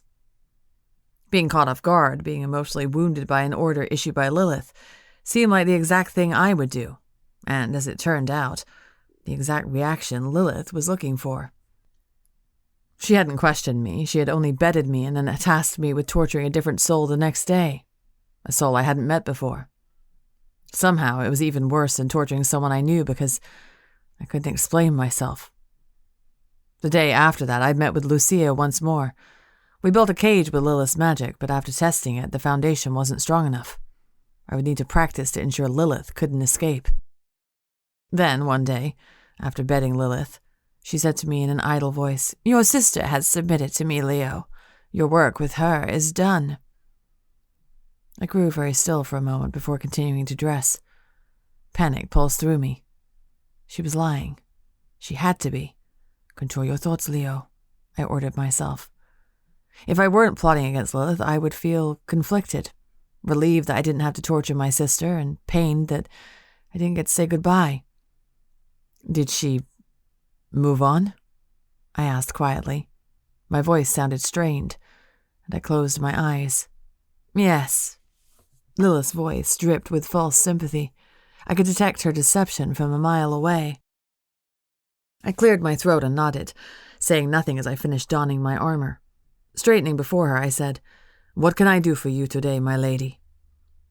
Lilith gazed at me, her eyes brimming with satisfaction mingled with something unreadable, something deeper than I'd ever seen in her eyes before. Slowly, she slid out of bed and approached me, looking up at me with a softness in her gaze. "Dear Leo," she whispered, touching my cheek, "I know this is hard for you. You can talk to me about it if you need to." Trap, trap, trap, my mind warned, but I shoved the thoughts away and instead focused on my defenses. How would Leo Serrano respond? I lifted my chin. "Thank you, my lady. That offer is very kind, but I am perfectly capable of performing my normal duties." Lilith sighed and dropped her hand. "I know you are, but you aren't indestructible. I know the work you do here wears on you each day. You must unload your burdens on me sometime, Leo." Or what? I thought bitterly. I'll die? I met her gaze evenly, then dropped my eyes, pressing my lips together in hesitation. "I understand, but I'm not quite ready for that, my lady. Someday I will be, but not today." It wasn't entirely untrue. Had Lucia not approached me with a plan to overthrow Lilith, I certainly wouldn't have been ready by now to confide in Lilith, of all people. In the mortal realm, I could barely confide in Brielle or Jorge. Lilith stared at me for a long moment, and I forced all thoughts from my mind except one. Lucia's gone. Lucia's gone. I'll never see her again. The thought tugged my heart all the way down to my knees, but I reveled in the pain because I used it as my disguise. My arms trembled, and my breathing turned ragged. "Please, my lady," I rasped, "give me a task. I must do something." Lilith nodded stiffly. "Very well. There's a soul waiting for you in the forest. I order you to torture him." She waved her hand lazily, turning away from me. The command whipped through me, forcing me out the door. When I emerged in the courtyard, I gulped a breath of fresh air, struggling to keep my mind calm amidst the torrent of emotions rolling through me. She wouldn't. She would never give in. She would never abandon me. More souls approached me as I entered the courtyard. They became more and more drawn to me with each day, and I knew they sensed something different about me. It set me on edge, because if they could sense it, then Lilith could too. I raised a hand, trying to ward them off. "Please," I whispered. "Please don't." Either it was something in my voice, or they understood the wisdom of keeping their distance. Whatever the reason, they backed away from me, giving me a welcome amount of space. When I arrived in the forest, my eyes scanned the dark area, searching for my sister. But she wasn't there. In my heart, I knew she was gone. But how? How could she do that to me? My body felt numb as I charged deeper into the forest until I found the soul I'd tortured a few days ago. He was an older man, and as I understood it, this meant he had been old when he died. His aura's form was withered and frail, but his eyes glinted with determination. I knew he wouldn't give in easily. And why should he? I approached the soul and shot a jet of red magic into his chest. He toppled over with a weary groan. When he rose, his eyes hardened and his jaw tightened. He was ready for more. I dropped my hands and nodded at him. "That is all." The man stared at me, his mouth opening and closing. I beg your pardon? "I will not torture you any more today." The man glanced around as if expecting Lilith herself to emerge and finish him off. When nothing happened, the man drew closer to me. "Why?" he whispered. I met his gaze. "I am tired of being her puppet, and today I lack the energy. She has ordered me to torture you, but she never specified for how long. One burst of magic should be enough. Tomorrow I may keep going, if only to keep up the ruse with Lilith. She knows too much." The man nodded soberly. "That she does." I scrutinized the man. "What do you know of her? Why do you resist her? She has caused so much pain among the souls here, the man said, his voice heavy with grief. The longer she rules, the more agony we endure. And now? The man paused and sniffed. Now my daughter has joined me here in the underworld. She isn't as strong as I am. She can't endure it here much longer. Her spirit will fade away before she has the strength to move on. Your strength? I asked, confused. I thought moving on was the only way forward, the only way away from Lilith. The man leveled a gaze at me and shook his head slowly. No. The only way to move on is to face the darkest memories from your mortal life, to face how Lilith distorts those memories to haunt you mercilessly, to give over to Lilith entirely.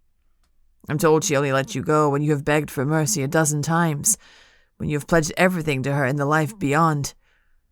He shook his head again, but alas, I do not know if this is true or not.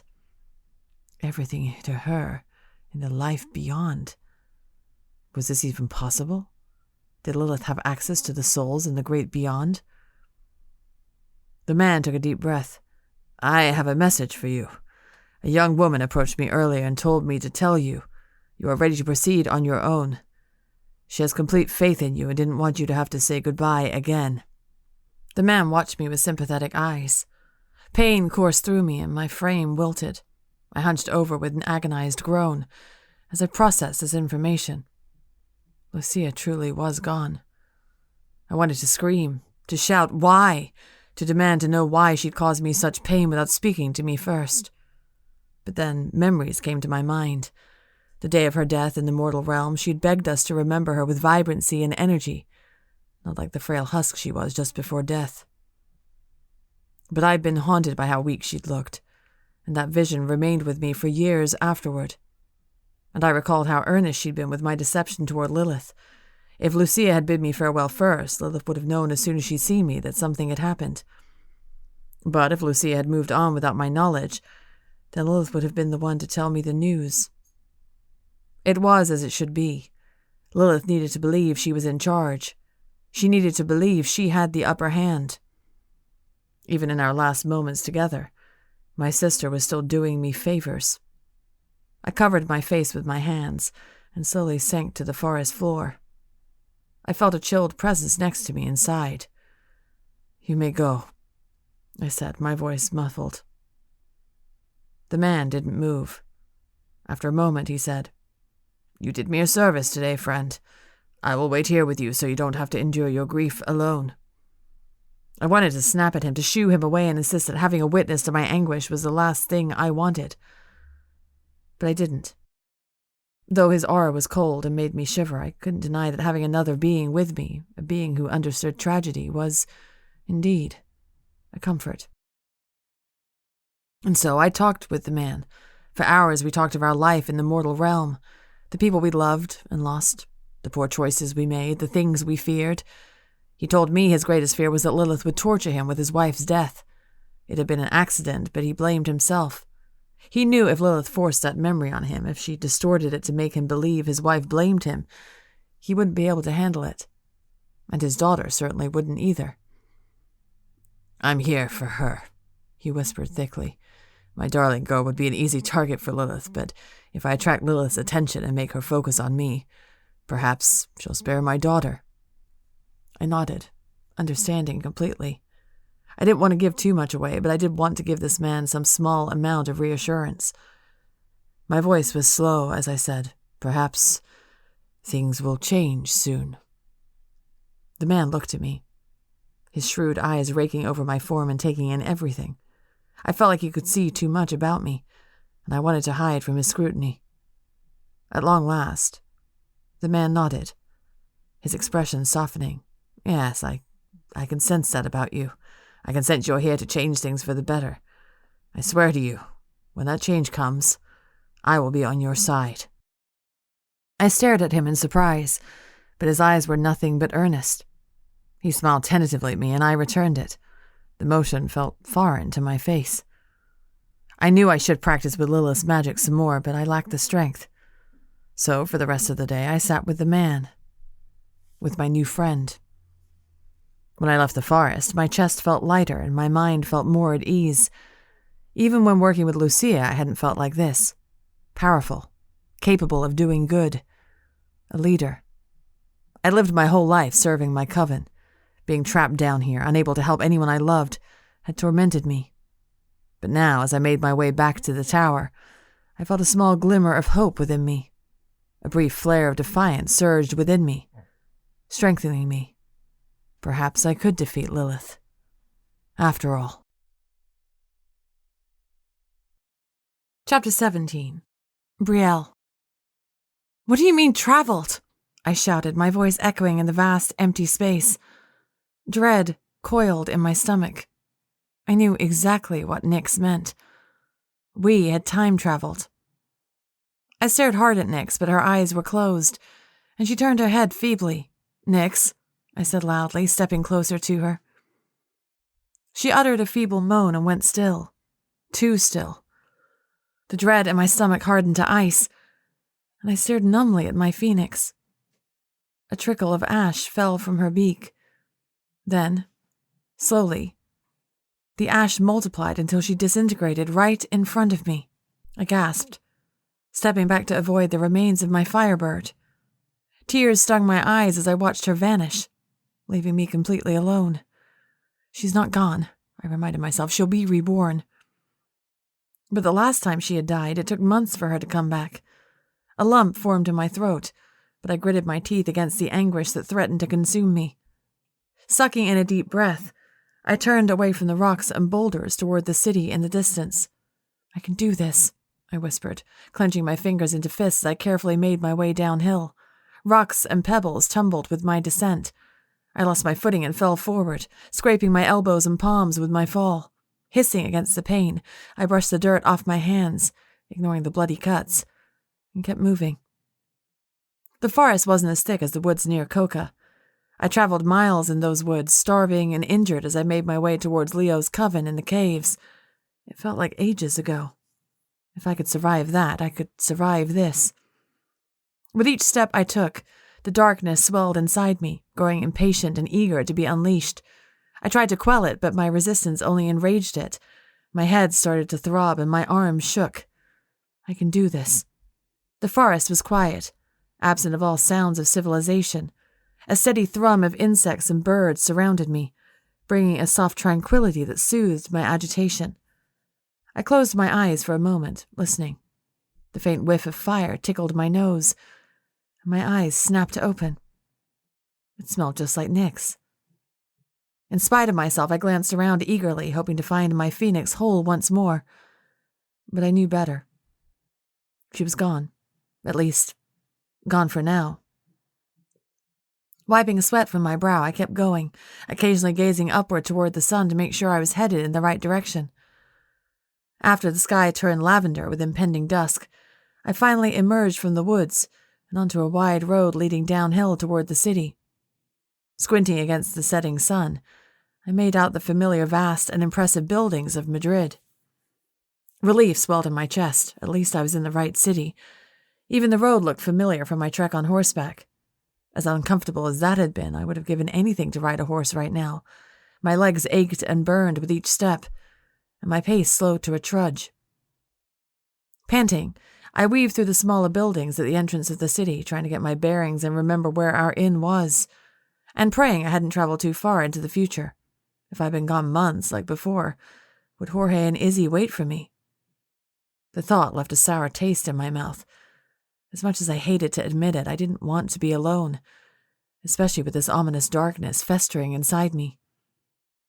After a few wrong turns, I stumbled awkwardly down the street, trying to make out the shape of buildings against the darkening sky.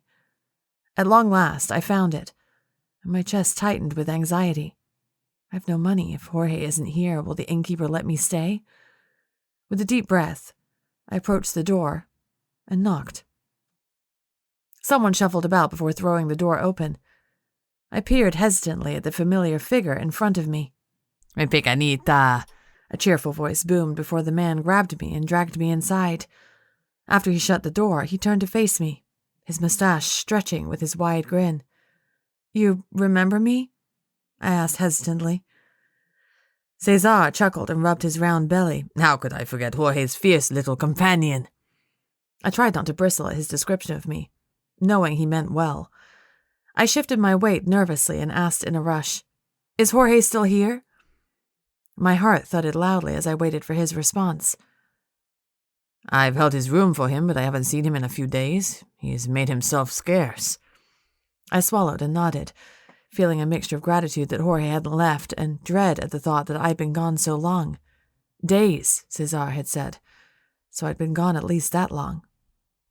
I cleared my throat. How was I supposed to ask this? "I know this sounds strange," I said slowly, rubbing the back of my neck, "but how long have I been gone?" Cesar frowned, stroking his chin as he thought.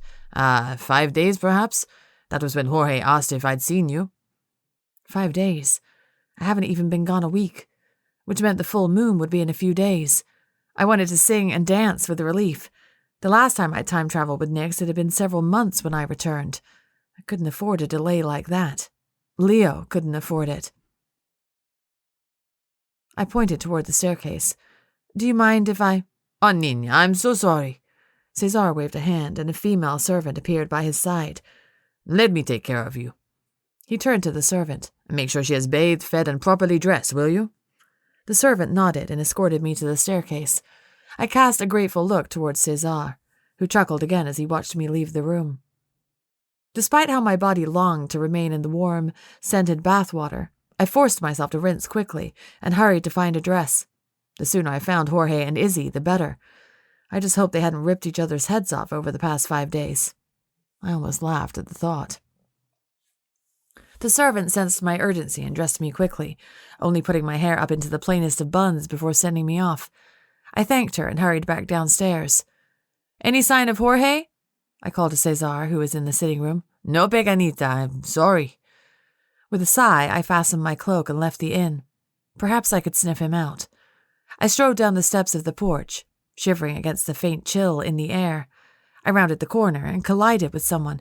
My head slammed against his shoulder, and we both cried out, stumbling backward. Shaking my head, I turned to see who I'd bumped into. My heart stopped. It was Jorge, and just behind him, her eyes wide with disbelief, was Izzy. "Oh, you're here," I breathed, embracing them both. Jorge went stiff in my grip, and I chuckled. Izzy drew away from me, her face paler than usual. "Brielle, what the hell happened to you? We thought you were dead." My smile faded as I realized what they must have presumed. I'd burst into flames and then vanished for days. They'd probably been searching for me nonstop. "I'm sorry," I said quietly. It was Nix. She lost control and we traveled. I woke up in some mountain not too far off." Jorge nodded, and I knew he remembered the last time when Leo had waited by my bedside day after day, impatient for me to wake up. The memory wound my stomach into knots. "We're lucky you didn't travel too far." "So you got her then?" Izzy asked, her eyes shining with hope. "You got your firebird?" I nodded, but my expression sagged with a grimace. "Yes, but she's gone. She gave up everything to free herself from Lilith, and she turned to ash. She'll come back, but I don't know how long it'll take." Jorge swore and ran a hand through his hair. Turning away from me, he started pacing the length of the path leading to the stables. "What does that mean?"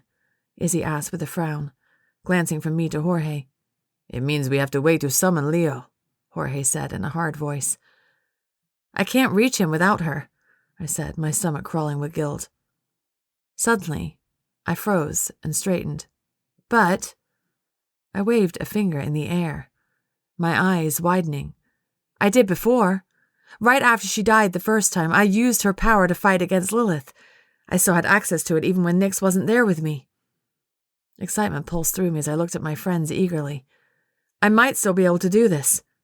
To my surprise, Jorge exchanged a wary glance with Izzy. My face fell.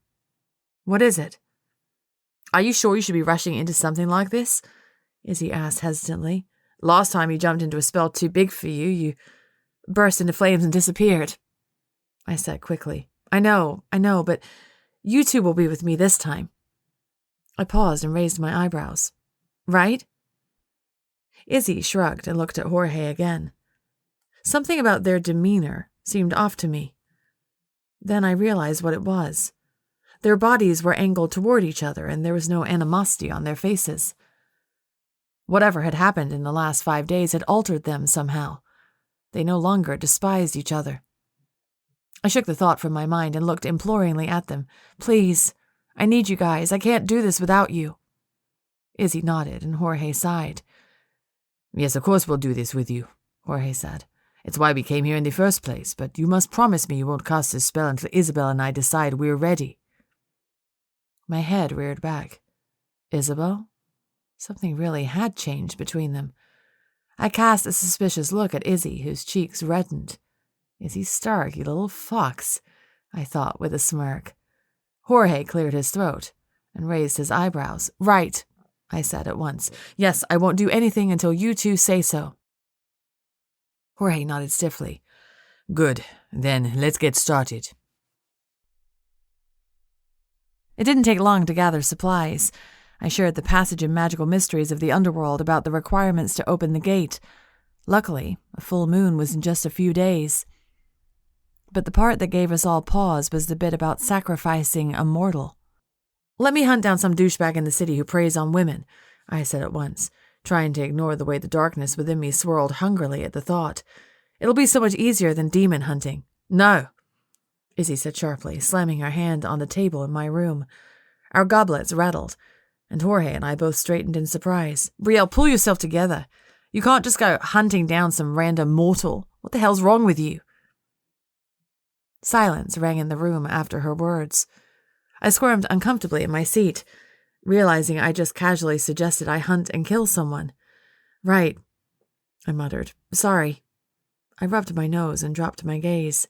Why don't we break into the prison and take one of their prisoners awaiting execution? Jorge asked. I still have connections in the city. I can ask for a roster of prisoners and see which one has an execution date coming up. Izzy and Jorge started making plans, while I chimed in here and there when things got too quiet.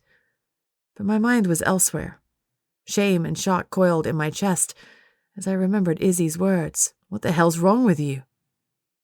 Before I'd come to Spain, I'd fearlessly hunted down demons who preyed on mortals in my city. Had I become the very enemy I'd once hunted? Was I really just some dark witch intent on killing? Leo once told me of the monster within, and how he had to exercise control over it.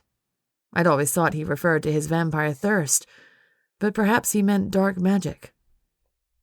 I'm strong enough to master this, I swore to myself. If I can resist Lilith's influence, I can resist this too. Jorge left to go meet his contacts while Izzy stayed with me. No one explicitly said I needed a babysitter, but that was what it felt like. I pored over my book, jotting down notes for the spell I would cast to open the gate to the underworld. But my heart wasn't in it. The task often slipped from my mind as my gaze wandered, and every time I tried to focus on writing the spell again, I was only reminded of the hungry beast festering inside me, waiting to devour me whole. I felt Izzy's eyes on me all afternoon, but I ignored her, still stung and ashamed from her sharp rebuke earlier. An awkward silence filled the room, broken only by my occasional scribbling, and Izzy turning a page of the book of dark spells she was reading. When Jorge returned, he outlined a plan and drew a rough sketch of the prison, indicating which cell we'd break into. I half expected him to suggest I stay behind, but to my surprise, he leveled a hard gaze at me and asked, Are you on board with this? I looked from him to Izzy. Both their expressions were grim, but they gazed at me with an earnest question in their eyes. This is it. This is what we came here for. If I can't do this, then what am I even doing? I nodded firmly. Absolutely. Chapter 18. Leo. As Lucia instructed me, I started small. Some souls I tortured for hours as expected, especially when Lilith seemed suspicious. I needed to lull her into trusting me once more. But as the days passed with more monotony, I found loopholes and resisted when I could. Before long, I'd spared a dozen souls from Lilith's torment. Just like with the old man, I sat and talked with them, lending an ear to the burdens they so desperately wanted to share. With each story I learned, with each soul I bonded with, I felt a mixture of hope and anger. Hope that these souls would soon be freed. Anger at Lilith for doing nothing to help them. She simply reigned and tortured. She didn't shepherd souls to the next life or ease their troubles. Lilith was a tyrant, but what these souls needed was a confidant. I felt more empowered every time I defied Lilith's orders, and with this defiance, my mental armor grew stronger and stronger. Lilith often peppered me with questions about what I was thinking and what I wanted, and I knew my deception was working. She couldn't read me anymore. I practiced more with Lilith's magic, working on crafting the perfect prison for her. Sometimes I asked the other souls' input, but I was careful not to give too much of my plan away, in case Lilith questioned them. I trusted Lucia with my life, but I wasn't sure about anyone else here. With every passing moment, my body ached with urgency to find Brielle before Lilith took her. I tried to bury my impatience and mask it like I did the rest of my thoughts, but the longer I delayed escaping, the worse it became. Soon I started envisioning Lilith torturing Brielle, breaking her just as she'd done to me. I had to get out soon. The time was now. When I was fully prepared, I used Lilith's magic to create a large vial of blood. I tucked it into my tunic, securing it in place. As soon as I drank it, Lilith would be able to smell it on me. She would know immediately. I couldn't drink it until I was certain she couldn't control me. My blood thrummed with anticipation as I left the dark forest, hopefully for the last time. The souls in the courtyard swirled around me, their auras pressing in on me.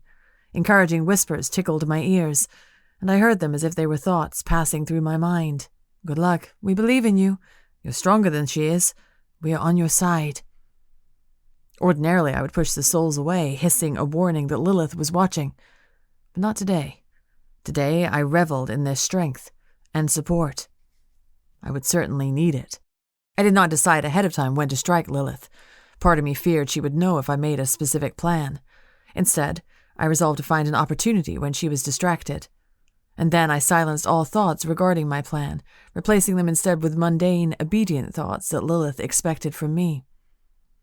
I climbed the steps to the tower with sluggish monotony, trying not to rush or do anything out of the ordinary.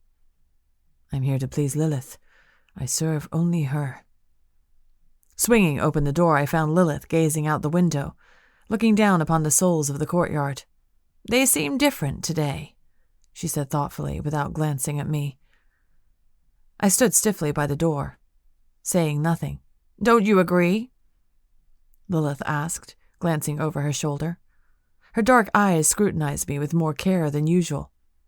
I only took a moment to form a response I knew would please her. They do seem a bit more restless than normal, my lady. They approach me sometimes, more than they did before. Lilith's eyebrows rose, but there was no surprise in her expression. She'd already seen this, of course. I knew she watched from the window every time I left. Do they say anything to you? Lilith asked quietly. Sometimes, but I cannot understand it. Lilith nodded, her expression smug. Yes, souls can only communicate with each other and me, unfortunately. You must possess the authority of the underworld in order to converse with them. I remained frozen, squashing the thought that I did possess the authority of the underworld through Lilith's magic. Instead, I flooded my thoughts with curiosities and awe of Lilith's abilities, precisely the thought she wanted me to have. She cocked her head at me. Ask your questions, Leo. I swallowed. What do you gain from them, my lady? You ask me to torture these souls every day, but your goal is for them to submit to you, so they can move on to the next life. How does that benefit you? Lilith watched me carefully, and an unreadable expression crossed her face. I knew my question intrigued her. In truth, I did wonder how the souls benefited her. But I'd saved my question for the right moment. Now was that moment. She wanted to know what was on my mind, so I supplied it something else to deflect my true intentions. Something that was earnest and believable. Something surprising, but still expected. At long last, Lilith turned to face me, her long, pale fingers clasped in front of her sweeping emerald gown. I expected you to ask this question much earlier, but if you had, I wouldn't have answered truthfully. She paused and stepped closer to me. I held perfectly still. There is a price to move on to the next life. I am essentially a gatekeeper who must be paid a toll before souls can pass over. I stared at her, struggling to keep my mind quiet, though it churned restlessly at this revelation. What is the price? I asked. A portion of one's soul. Whoever wishes to move on from the underworld must impart a small piece of their essence to me before they can leave. It renders them weaker, yes, but then they are free. Free from me, and free of this place. Renders them weaker, and Lilith stronger. A piece of their soul. I'd heard of aura magic, specifically from Brielle's mother, who knew much about it. It was tied closely with blood magic, the idea of gaining strength from another person's magical essence. I'd done my fair share of blood rituals. I was no saint. But Lilith siphoned the souls of everyone here. Every single person in existence who had died would feed her more and more power. My own sister had given a part of her soul to Lilith. No wonder so many resisted her, and no wonder so many remained here, unwilling to pay that price. I swallowed, my throat tight with emotion. The thoughts ran rampant through my mind, and I knew Lilith could tell. Her eyes glinted as she drew closer. She pressed an icy palm to my cheek, and I stared evenly at her, resisting the urge to shudder away from her touch. "I know this is distressing, dearest," she said softly, "especially knowing your sister paid this price to me, but she is at rest now, happy and free. You helped achieve that, Leo. Because of your efforts, she is at peace now." Bile crept up my throat. I licked my lips and focused on my breathing. "Yes, my lady," I said in a strained voice. Lilith sighed, her lips jutting out in a pout. "I hate to see you like this, Leo." I shook my head quickly. "It's nothing, my lady. I simply need to process this revelation." I turned away from her and closed my eyes, sucking in gulps of air to calm my rage and horror. All I wanted was to be alone. I felt Lilith creeping closer to me, and I stiffened. I should have known better than to wish for solitude. I was never alone in this wretched place. "Dear Leo," she purred, wrapping her arms around my shoulder. Her fingers trailed up and down my neck, and a shiver raced down my spine. "I wish you would turn to me when you are overwhelmed instead of shutting me out. We can depend on each other, you know." "Breathe in, breathe out." I nodded. "I know that, my lady, but this is who I am.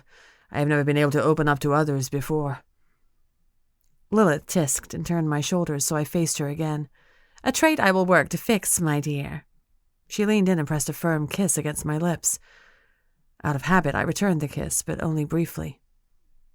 When I pulled away, I asked, "Shall I undress for you, my lady?" Lilith smiled and stroked my cheek. "Will a dalliance help to ease your mind?" I decided to stick with the truth. Yes, in the mortal realm it was a way for me to escape. Her smile widened. "Then undress." I removed my belt and lowered my trousers, then froze as I remembered the vial of blood tucked into my tunic. "What is it?" Lilith asked, missing nothing. Recovering quickly, I said, "I was just wondering if we could try things a little differently this time." Lilith raised an eyebrow. "You don't often surprise me, Leo, but I must say, I am deeply intrigued." Her eyes burned with desire. I leaned closer to her. "May I have your permission to be rougher than normal with you?" A low growl rumbled from the back of her throat. "I leave the room in your command, Leonardo."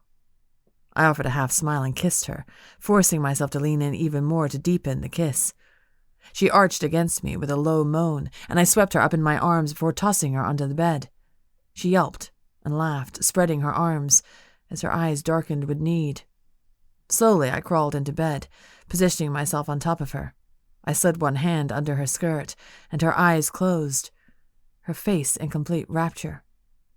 With my other hand, I flicked my fingers, summoning Lilith's red magic. Then, I slammed it against her mouth. Crimson smoke exploded against her face and coiled in the air. Her whole body stiffened and thrashed against her own magic, and a muffled scream echoed in the room. I quickly stood, stepping back into my trousers before retrieving the vial from my tunic. Uncorking it, I downed the blood. It slid smoothly down my throat, and I groaned with satisfaction and longing.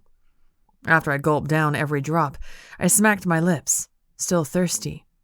The fresh blood coursed through me, sending energy and a crackle of magic through my body. My stomach burned and ached for more, but for now, this would do. Stretching, I grinned down at Lilith as her red magic faded from view. She lay on the bed, her eyes wide with shock. Where her mouth should have been was only a wide stretch of skin. She tried to speak, but her voice was too distorted to make out any words. Her dark eyes speared through me, her body quivering with rage. I raised my hands and conjured more red magic, but before I could strike her, Lilith jumped from the bed and tackled me, pinning me to the floor. I grunted as my head slammed against the concrete. Lilith raked her long fingernails across my skin, and I cried out. Fire burned on my skin. I kicked her off and shot a jet of red magic at her, but she ducked to avoid it. Her dark hair whipped around her. She lunged for me again. I caught her by the arms and spun her so she faced away from me. Crossing one arm over her chest, I held her against me in a vice. This will be easier for you if you don't struggle, I hissed through clenched teeth. Lilith jerked her head backward into my face with a loud crack. A splitting pain shot through my head, and I released her with a groan. Blood poured from my nose. Lilith shrieked something unintelligible and rushed for her vanity. She hastily opened a drawer and removed a stake, wielding it toward me. My blood ran cold. You have a stake? Were you planning on killing me this whole time? Lilith's eyes narrowed. She advanced again, aiming a high kick directly into my chest. I staggered back, raising my arms to protect my chest. She surged forward, bringing her knee up between my legs. I howled in agony, falling to my knees as pain coursed through my body. Lilith shoved me down, and my head cracked against the floor again. Spots danced in front of my eyes. With one hand, Lilith held my shoulders down. With the other, she raised the stake. I was too weak to stop her. Suddenly, an explosion of white light filled the room. A chill swept over me, and a dozen voices echoed and howled. I closed my eyes against the brightness, my ears straining to make out words. Evil, your time has come. Begone! The voices multiplied, and a weight was lifted from me. Lilith's muffled scream pierced through the array of voices. I opened my eyes a fraction. The white light had subsided, forming the shapes of dozens of souls filling the room. Their wispy forms encircled Lilith, who I could barely make out among the smoky auras. You must act now, a voice rang in my ears. I flinched, jerking around to see who spoke to me. Behind me was the old man, the soul I'd tortured after my sister left. His eyes were hard with determination, and he pointed toward Lilith. Now, my friend. I nodded gratefully to him and rose to my feet. My whole body ached from Lilith's attack, but I staggered toward her.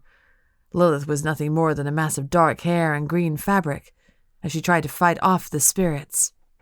Deep breath. I raised my hands and unleashed a roar of pent-up fury and anguish.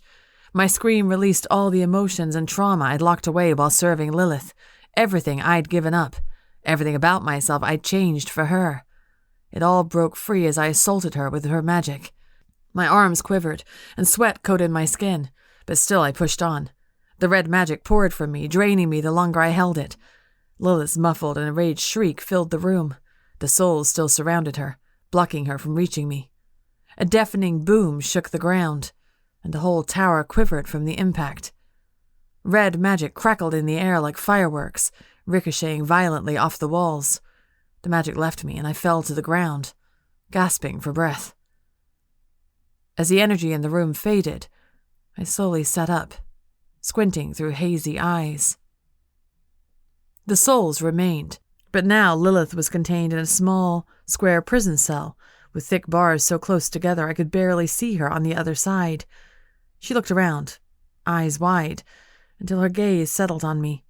Fury and hatred boiled in her expression. She lunged forward. Magic sparked in the air, and she shot backward with a strangled yelp. Climbing to my feet, I took a step toward the prison cell.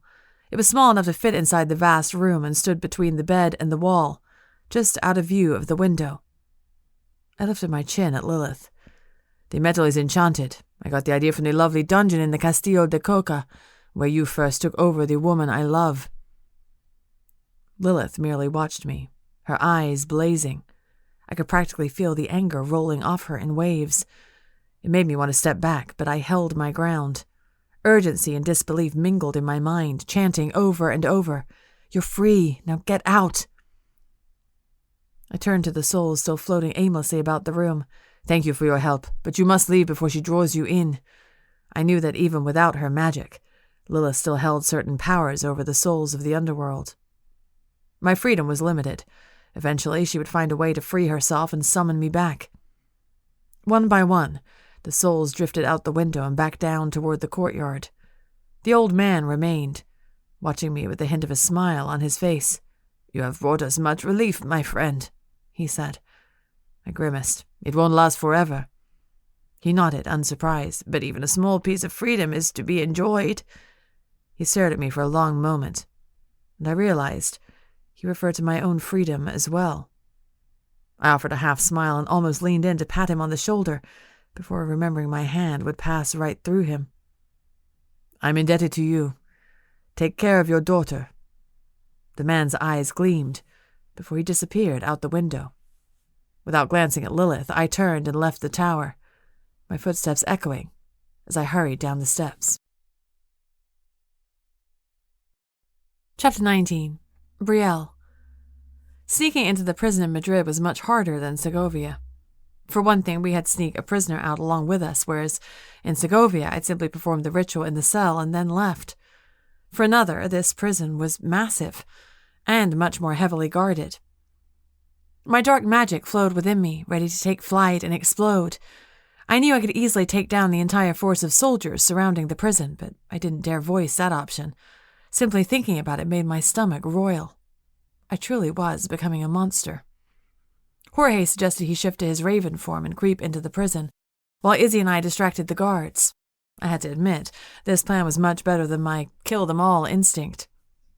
Sounds brilliant, Izzy said in a low voice as we peered around the corner toward the prison across the street. But how do you intend to get the prisoner out if he can't shift with you?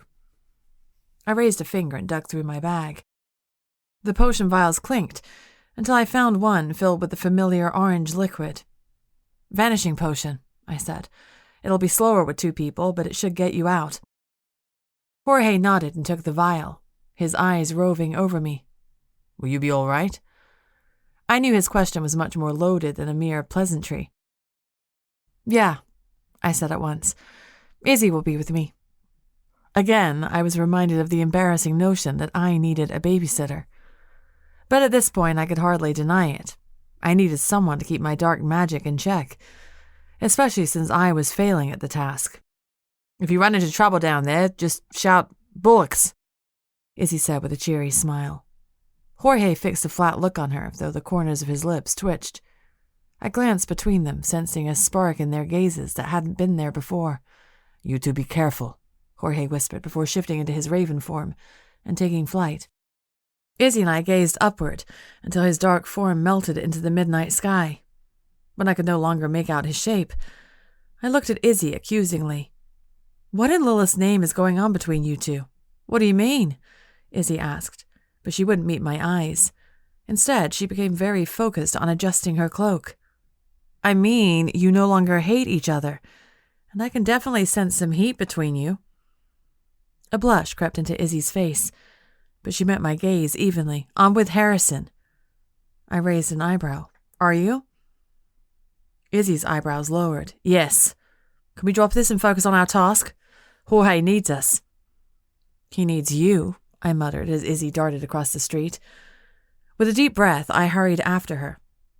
The armed men at the prison entrance wore blue and white, just like the Madrid warlocks I tried so hard to avoid in my city. But as Izzy and I drew nearer, I got a fresh whiff of sweat, dirt, and ordinariness. They were mortals. My steps faltered, and a dark hunger swirled in the pit of my chest. Black magic welled to the surface, boiling over until all I saw was a raw animal need to kill. Izzy's charming voice floated down the road as she made some innocent, feminine excuse for getting lost at night. But I was barely paying attention. Something roared within me, demanding blood. Kill them, a voice whispered that wasn't my own. Shed their blood, it'll be easy. It'll make you powerful. I blinked, but my vision blurred. Redness crept into the corners of my eyes. Kill them, the voice said more insistently. They will not fight you. It'll be as easy as breathing. Sweat formed on my brow. I gritted my teeth, cramming my eyes shut, but the red still lingered. A growl rippled through my stomach. I could smell the mortals' blood, their unease as they looked at me and Izzy. Their grip on their weapons was slack. Taking them down would be simple. They wouldn't even know what hit them. Why shouldn't I? Jorge needed our help, after all. Removing the threat would solve his problem. A hand gripped my arm, and I snarled so fiercely that someone yelped. The sound jolted me from the haze of my dark magic. I stumbled backward with a gasp. My breathing became sharp and ragged as my vision slowly cleared. Silence rang in my ears, and my body was frozen. Nothing stirred inside me. The dark magic had receded. My mouth felt dry as I looked around. Izzy still gripped my arm, her eyes wide, and her face drained of color. Behind her, the two men guarding the prison entrance looked at me with a mixture of alarm and suspicion. Bile crept up my throat as shame and confusion warred within me. What had happened to me? The question wasn't nearly as terrifying as the thought of what I might have done if Izzy hadn't grabbed me. The guards shifted their weight and glanced at each other. Then their gazes moved from us to the other side of the building, as if checking to see if anyone else had come with us. Damn it, I thought. Jorge. Fanning my face, I said in a strained voice, "Oh, goodness me, I don't feel well at all." With a dramatic gasp, I fell forward into Izzy's arms. "Brielle!" Izzy shouted with a convincing amount of panic. Her hands clutched at me, and she pressed a few fingers to my forehead. "She's burning up," she said to the guards. "Help me, please." The men muttered to each other. Feet shuffled, and I smelled their sweat as they drew nearer. "Is she ill?" one of them whispered. "What happened to her?" the other asked. I don't know," Izzy said in a trembling voice. "She said she felt funny after we ate and then asked to take a walk before going to bed, and I didn't think much of it." "Do you live nearby, miss?" the first guard asked. "She really should get some rest." I groaned and sagged lower, creating a dead weight in Izzy's arms that I knew she wouldn't be able to hold on her own. Izzy grunted as she tried to hold me upright, and a stronger pair of hands lifted me by the waist before cradling me against his chest. The smell of dirt and perspiration swelled in my nose, suffocating me. "Immortal," the voice within me murmured hungrily. "His blood would be so easy to spill." "We don't live far," Izzy said, but her voice grew distant. "Just around the corner. Please, if it isn't too much trouble." "Yes, miss," the guard said. His chest rumbled with his words, and the hunger stirred restlessly within me. He took a few steps forward, jostling me in his arms. The motion only spurred on the beast within me. My eyes flew open, and a red fog crept into my vision. My gaze honed in on his throat, open and exposed, waiting for me to strike. "Now," the voice urged. "Kill him now." Black magic exploded from my fingertips, surrounding the man. I leapt from his arms, landing on my feet as energy crackled in the air. Triumph raced through me, and I grinned wickedly. The man screamed as my magic assaulted him, strangling him. He choked and gagged in desperation. A swift gust of wind burst against me, knocking me backward. My black magic faded, and the man fell over on all fours, gasping with sharp, ragged breaths. I tumbled and rolled, my arms scraping against the ground. The pain shot through me, awakening me like a splash of icy water. I blinked and staggered to my feet. Izzy's arms were still lifted, her eyes blazing as she watched me. I'd never seen so much anger or hatred in her eyes before, and directed at me. I raised my shaky hands in a gesture of surrender. "Izzy, Witches!" the guard roared. His cry pierced through the night, echoing down the street. Oh, hell. "Black magic!" the man shouted, lifting his rifle in the air. "Seize them!" A pair of guards surged toward us from the prison. Izzy dropped her hands, staring in horror as the guards advanced. I grabbed her arm. "Time to run." Izzy shot an uncertain glance at me before we bolted, sprinting down the street. The heavy footfalls indicated the guards weren't far behind. A gunshot rang out behind us, and we both screamed and dropped to the ground. After ensuring we hadn't been hit, we popped back up and kept running. "We can't outrun bullets," Izzy gasped. What do we do?" Power flared inside me, eager to be unleashed again, but I squashed it down, suddenly feeling sick. "I can't use my magic," I panted, cutting a glance at her. Sweat poured down my neck, and a stitch formed in my side. "Can you?"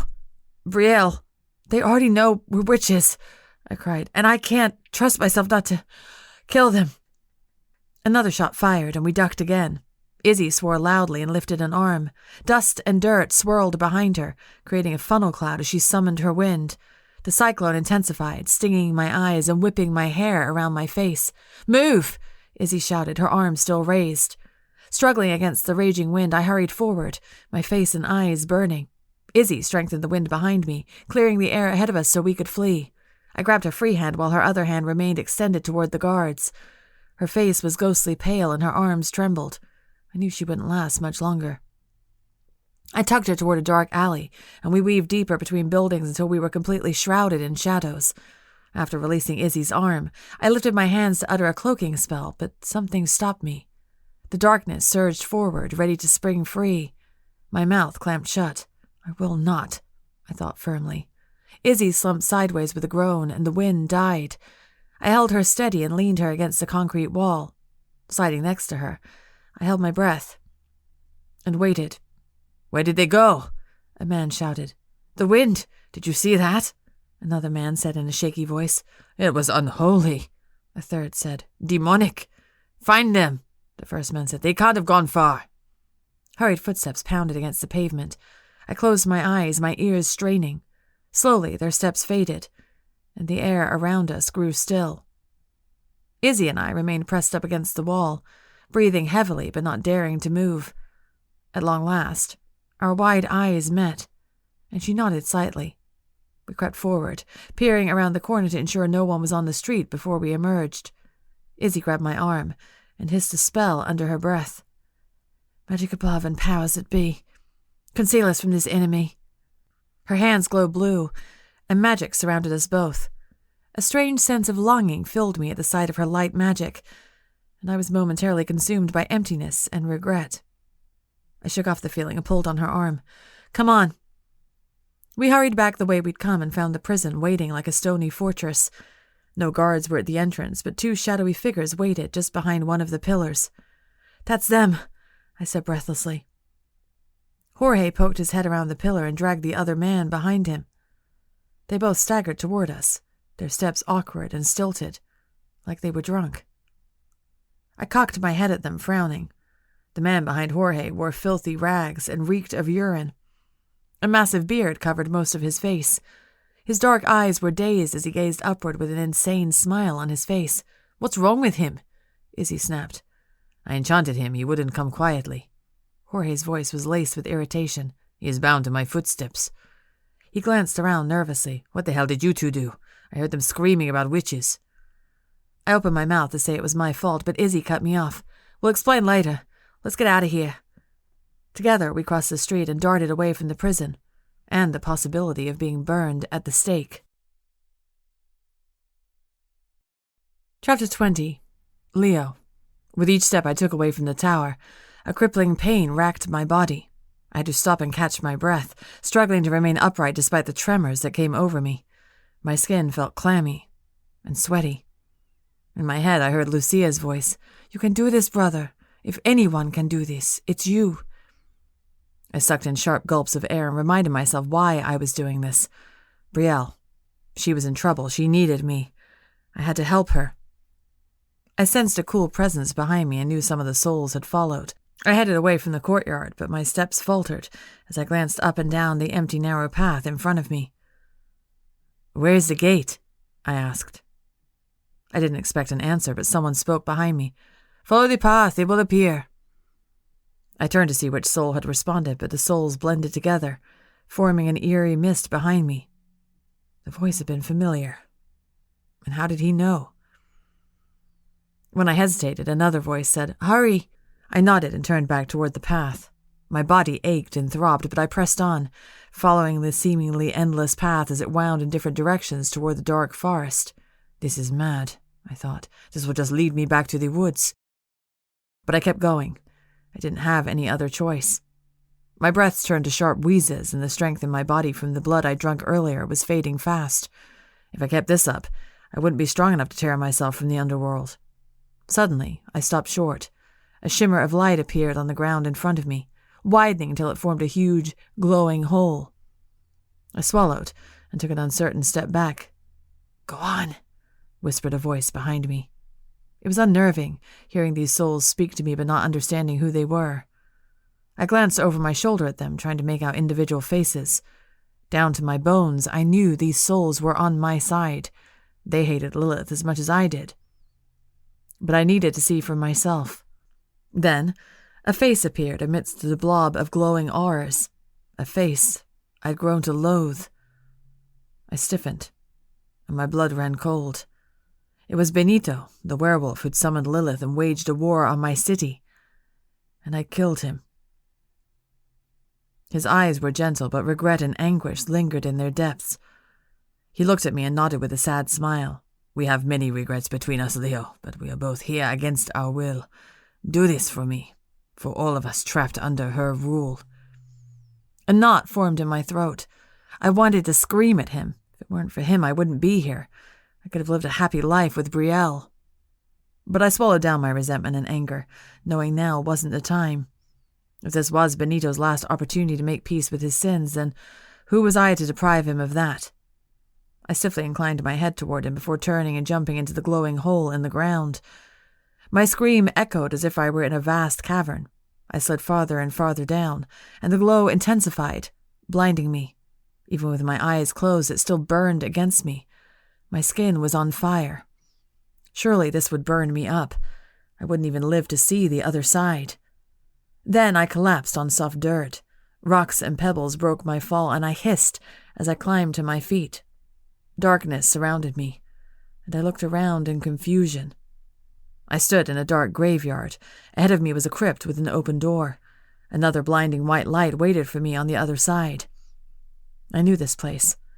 It looked identical to the gate I'd passed through the first time, when Brielle had chased after me, begging me to stop, when I'd snapped Estrella's neck to pay the price to enter. I froze, and a chill swept over me. The price to enter. To open the gate, I needed to sacrifice a mortal life. But there were no mortals down here. Even my own life wouldn't suffice because I possessed magic. Despair crashed through me, deafening and all-consuming. I was too weak to fight it. With a groan, I sank to my knees and covered my face with my hands. I'd come this far. How could I have forgotten this important and crucial step? Dry sobs tore through me, and I cried out in agony. I hated myself, hated my sister for giving me false hope. I'd come all this way. "Hope he's in lost, brother," a voice whispered. I looked around. I was alone, but I knew that voice. It was Lucia. "Why did you bring me here?" I growled. "Why did you put me on this path if I was doomed to fail?" "I told you before, Leo. I'm connected to Brielle and her firebird. They are coming for you. They are almost here." A jolt ran through me. Again, I searched the graveyard for my sister, but there was nothing but empty headstones and an eerie mist covering the ground. "Is this a trap?" I whispered. I didn't trust this disembodied voice. My sister had moved on. "It's as I said," the voice said softly. "I am always with you, brother." Slowly I climbed to my feet and took a deep breath. What do I need to do? Focus on the mortal realm, the smells, the memories you have there, the people you long to see. Focus on them to help Brielle open the gate. I nodded and closed my eyes, inhaling deeply. I conjured my fondest memories of the mortal realm, growing up with Jorge and Guadalupe, my sister and brother, my parents, fighting alongside those I loved, meeting Brielle and toying with her, falling in love with her, kissing her, holding her, caressing her body. I thought of the tiny details I hadn't dared to imagine during my time in the underworld. The soft caramel color of Brielle's eyes, the way her eyes crinkled with her rare, genuine smile, the stern edge to Jorge's gaze when he reprimanded me, the soft curve of Guadalupe's lips when she smirked. The memories flooded like a dam had burst, and a fresh wave of pain spread through me. I hadn't let myself entertain these thoughts because I knew they'd remind me of what I'd given up, what I'd lost. But I needed them now. Grief climbed up my throat, choking me, but I kept my eyes crammed shut, focusing on those memories. Laughter, smiles, embraces, soft murmurs, hushed whispers, promises, vows, secrets. The white light of the crypt burned against my eyelids, flickering slightly. It thrummed and pulsed with power, making the ground beneath me quiver. Then I heard voices. My brow furrowed as I strained to make out who was speaking. Do you have the spell? Yes, it's right here. Hurry, my enchantment is wearing off. The voices faded. I clung to them, desperate to bring them back. I knew those voices. Jorge and Brielle. They were close. So close. I held my breath, focusing on the sounds, hoping to draw them closer. Gradually, the voices returned. Clearer this time. Brielle. How could you do that? It's what we needed, isn't it? Yes, but... Just say the spell. We need to act now before his aura fades. Brielle's murmurs soothed me like a healing balm as she uttered the spell. Something in my chest melted at the smooth sound of her voice. Oh, how I'd missed it. The way she spoke spells. Her voice soft like velvet. An explosion of magic burst in the air, the light so blinding I fell backward, shielding my face. Panting, I struggled to rise, but the light burned against my flesh, and I was too weak to fight it. Moaning, I slumped over, waiting for the glow to fade. I kept my hand over my face to protect myself, but my whole body quivered with pain. At long last, the light subsided. The glow withdrew toward the crypt, leaving me in darkness once more. My hand shook as I lowered it, squinting. A small box of light still glowed from the crypt, and within that light was a figure I would recognize anywhere. Brielle. When I saw her, several things happened at once. Something lifted in my chest, so I felt weightless, and my blood thrummed with energy and longing. Then the red magic within me roared to life, lunging for Brielle. A wisp of red smoke coiled in the air, floating toward her. The tendril drew closer and closer to Brielle, and with a jolt, I realized what was happening. Lilith was trying to take Brielle's powers, and now Brielle was here, about to step into the underworld and give Lilith full access to her magic. Urgency pulsed through me, and I broke into a run, sprinting toward the glowing light and Brielle. She stepped forward, but I waved my hands frantically. "No!" I shouted. "Turn back!" Brielle faltered and cocked her head. I couldn't make out her face, but I knew she saw me when her whole body stiffened. "Leo?" she called. The sound of her voice washed over me, but I kept running, desperate to keep her in the mortal realm. "Brielle, get back! She's coming for you!" My voice rang in the graveyard, and Brielle's head turned, as if she expected Lilith to show up right next to her. More red magic swirled in the air, shooting toward Brielle with more intensity than before, like the magic knew its window of opportunity was closing. My legs pushed farther and faster. My body ached, but I pressed on. Almost there. But the magic was ahead of me. It would reach Brielle first. Suddenly, black magic pulled from Brielle's hands, enveloping her in a massive dark cloud. Her magic spiraled toward the red magic, smothering it until it vanished. Brielle screamed. In an explosion of black and red magic, the ground rumbled, and the air filled with power. Lilith's laughter rang in my ears. I stumbled from the earthquake, collapsing to the ground. Grunting, I staggered to my feet, struggling to reach Brielle. All I could see was a cloud of dust and thick magic still swarming like a storm cloud. "Brielle!" I roared before diving in the cloud. Dark magic surrounded me, suffocating me. I couldn't see anything but a red and black mist that tickled my face. Stretching my arms, I reached blindly, trying to find Brielle. "We're still bonded," I reminded myself. "Smell her blood, Leo."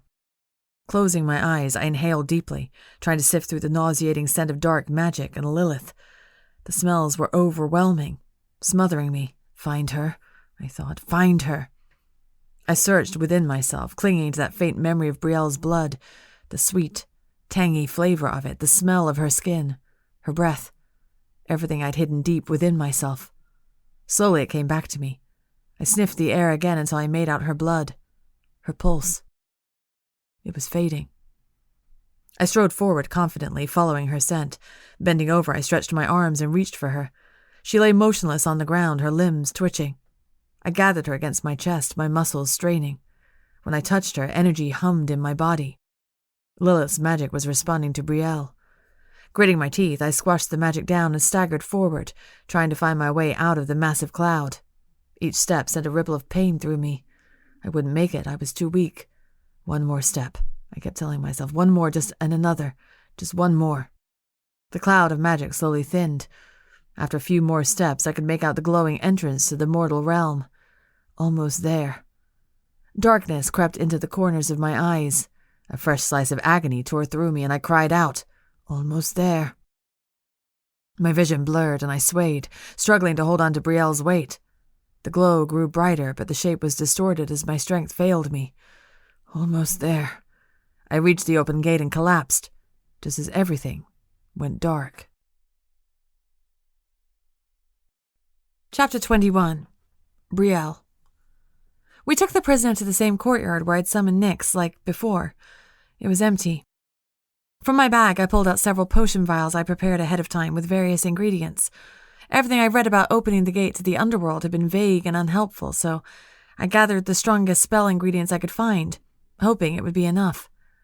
I started dumping the contents into a bowl and mixing them together. Then I drew my blade and dripped my own blood into the bowl. "Do you have the spell?" Jorge asked, his voice strained. He doubled over, wheezing, and the prisoner struggled next to him against some invisible force. "Yes, it's right here." I reached into the pocket of my cloak and withdrew the paper I'd written the spell on. "Hurry," Jorge groaned. "My enchantment is wearing off." Dark magic surged within me, hungry and wild. A roar echoed in my body, and I turned to the prisoner. He quivered and cried out as I approached. With a swift movement, I sliced through him with my dark magic. Black smoke assaulted him, smothering his face and drowning out his screams. His body fell over, lifeless. The energy within me faded, and I gasped for breath. Blinking, I glanced around and found Jorge and Izzy staring at me in horror. "Brielle," Jorge said weakly. "How could you do that?" Izzy shouted, her eyes blazing. My mouth opened and closed, and something hollow settled in my chest. I stared at the man's lifeless body and suddenly felt sick. "It's what we needed, isn't it?" I argued, but my voice sounded weak. "Yes, but—" "Just say the spell," Jorge snapped. "We need to act now before his aura fades." I nodded, licking my lips. After a deep breath, I uttered the spell. "Magic above, gather near. Hear my call and surround us here. I summon thee to open the gate, unlock the space where we await. Accept this offering we lay before, and bring me to the underworld's door." My magic swelled again, but I clenched my teeth, shoving the presence within me back down so it wouldn't consume me again. An explosion of light appeared in the courtyard, blinding us. Jorge hissed, covering his face, and Izzy and I squinted. Energy warbled from the glow, humming deeply like a machine. Power pulsed around me, and I clenched my fingers into fists as I fought against the darkness churning within me. It was eager to be unleashed again. But I wouldn't let it. I was in control. I had to master this. Gradually, the light faded, condensing into a large, glowing rectangle. A door. I stepped forward, my breathing sharp and ragged. A cool breeze tickled my face, and the air smelled like death and dark magic. Ignoring the protests of Izzy and Jorge behind me, I continued on until I reached the glowing door. The light was so blinding I couldn't make anything out on the other side. But as I stepped through, I felt the air change. It felt denser, like it was thick with power. The smell of the dead filled my nose so thickly I wanted to gag. I moved forward again, but a voice echoed just ahead of me. Cocking my head, I tried to make out the words, but the magic around me was still pulsing loudly. Then, the voice pierced through. "No, turn back." I stiffened. I knew that voice. "Leo?" My heart leapt in my throat, and I wanted to sprint toward him. He cried, "Brielle, get back! She's coming for you!" My blood ran cold. "She's coming for you." Lilith. I looked around, waiting for Lilith to jump at me, but all I could see was the intense white light of the open gate. A shudder overcame me, and I couldn't hold back my magic any longer. Jets of black smoke shot from my hands, spearing forward. An explosion rocked the ground, and I screamed. Darkness pressed in on me. I couldn't see, couldn't breathe. Lilith's laughter echoed in my head. Then I blacked out. "Brielle?" I groaned, turning over on my bed. "Brielle, you need to get up." I blinked groggily and then shot up, too fast. My vision blurred. I swayed dizzily, my head throbbed, and I raised a shaky hand to my forehead. Slowly, my surroundings sharpened. I was in my bed at the inn. Izzy stood above me, her face pale and her eyes wide and frantic. "It's Leo," she hissed. "We need your help." I jumped to my feet, ignoring the aches in my body, and followed Izzy into the hallway. We entered the room across from mine, and I froze. On the bed, Leo thrashed violently. His eyes rolled back so they looked all white, and his face was covered in sweat. A strangled moan tore from his lips. For a long moment I remained frozen, staring at Leo, memorizing his features. His curly black hair was longer now, past his shoulders. His beard had grown too. Dark shadows lined his eyes, and his skin was pasty. He wore some strange black leather armor. He looked so different. A lump formed in my throat, choking me. Leo's moans intensified, snapping me back to the present. "What's wrong with him?" I cried, rushing forward. Jorge stood next to the bed, his hair wild like he'd run his hands through it several times. He waved his hand helplessly. "I don't know. I've never seen him like this. The only thing I can think of is to feed him." His gaze darted to me. I stilled. Feed him? How long had Leo gone without blood? He would be starving unless he fed off Lilith. I was technically his only donor, the only person who shared a bond with his blood. Swallowing, I nodded and drew closer, but Leo's arms flung out and I ducked. "You'll have to hold him." Jorge and Izzy came forward, pressing down on Leo's arms to hold him still. They grunted from the effort, and I hurried to Leo's side. Pulling a knife from my belt, I pressed the blade into my palm and brought the wound to Leo's lips. Leo stiffened, and his eyes cleared and snapped to me. They were normal again, black rimmed in silver. Then they darkened in fury. With a roar, he lunged. I scrambled back, and Izzy and Jorge yelped as they fell forward from Leo's sudden movement. Leo's hands wrapped around my throat, and he shouted in my face, his voice so coarse I couldn't make out the words. Pain shot through my neck, and I gasped for breath, clawing at his hands. But his grip was unyielding. Stars danced in front of my eyes, and my energy faded. Suddenly, the pressure released, and I coughed, sucking in shaky breaths. My throat felt like hot knives had sliced through it, and I rubbed my neck gingerly. Jorge wrestled Leo to the ground, but Leo kept fighting, struggling to reach me. The rage and hatred in his eyes speared right through me, and agony filled my chest. "Leo, it's me," I croaked. All I wanted was to rush to him, to hold and comfort him. But something was clearly wrong with him. Tears pricked my eyes. This wasn't how I envisioned our reunion at all. What the hell had Lilith done to him? "You need to leave," Jorge roared over the sounds of Leo's shouts. "Now!" Sobs broke through me, but I obeyed, throwing open the door and running back into my own room. I covered my face with my hands and wept, sinking onto my bed and letting the despair overtake me. Leo was back, but he wasn't Leo. He wasn't himself at all. Was it Lilith's influence? Was she trying to take over him? Or had she done something to him in the underworld to alter his mind, something to make him hate me? I cried harder, wailing like a child. Once I started, I couldn't stop. We'd come so far. We'd done so much to bring him back, and now what? What were we supposed to do now? What could I do? I needed Leo. My Leo. After my sobs faded, I cleaned my face and paced restlessly around my room, waiting for some word from Izzy or Jorge.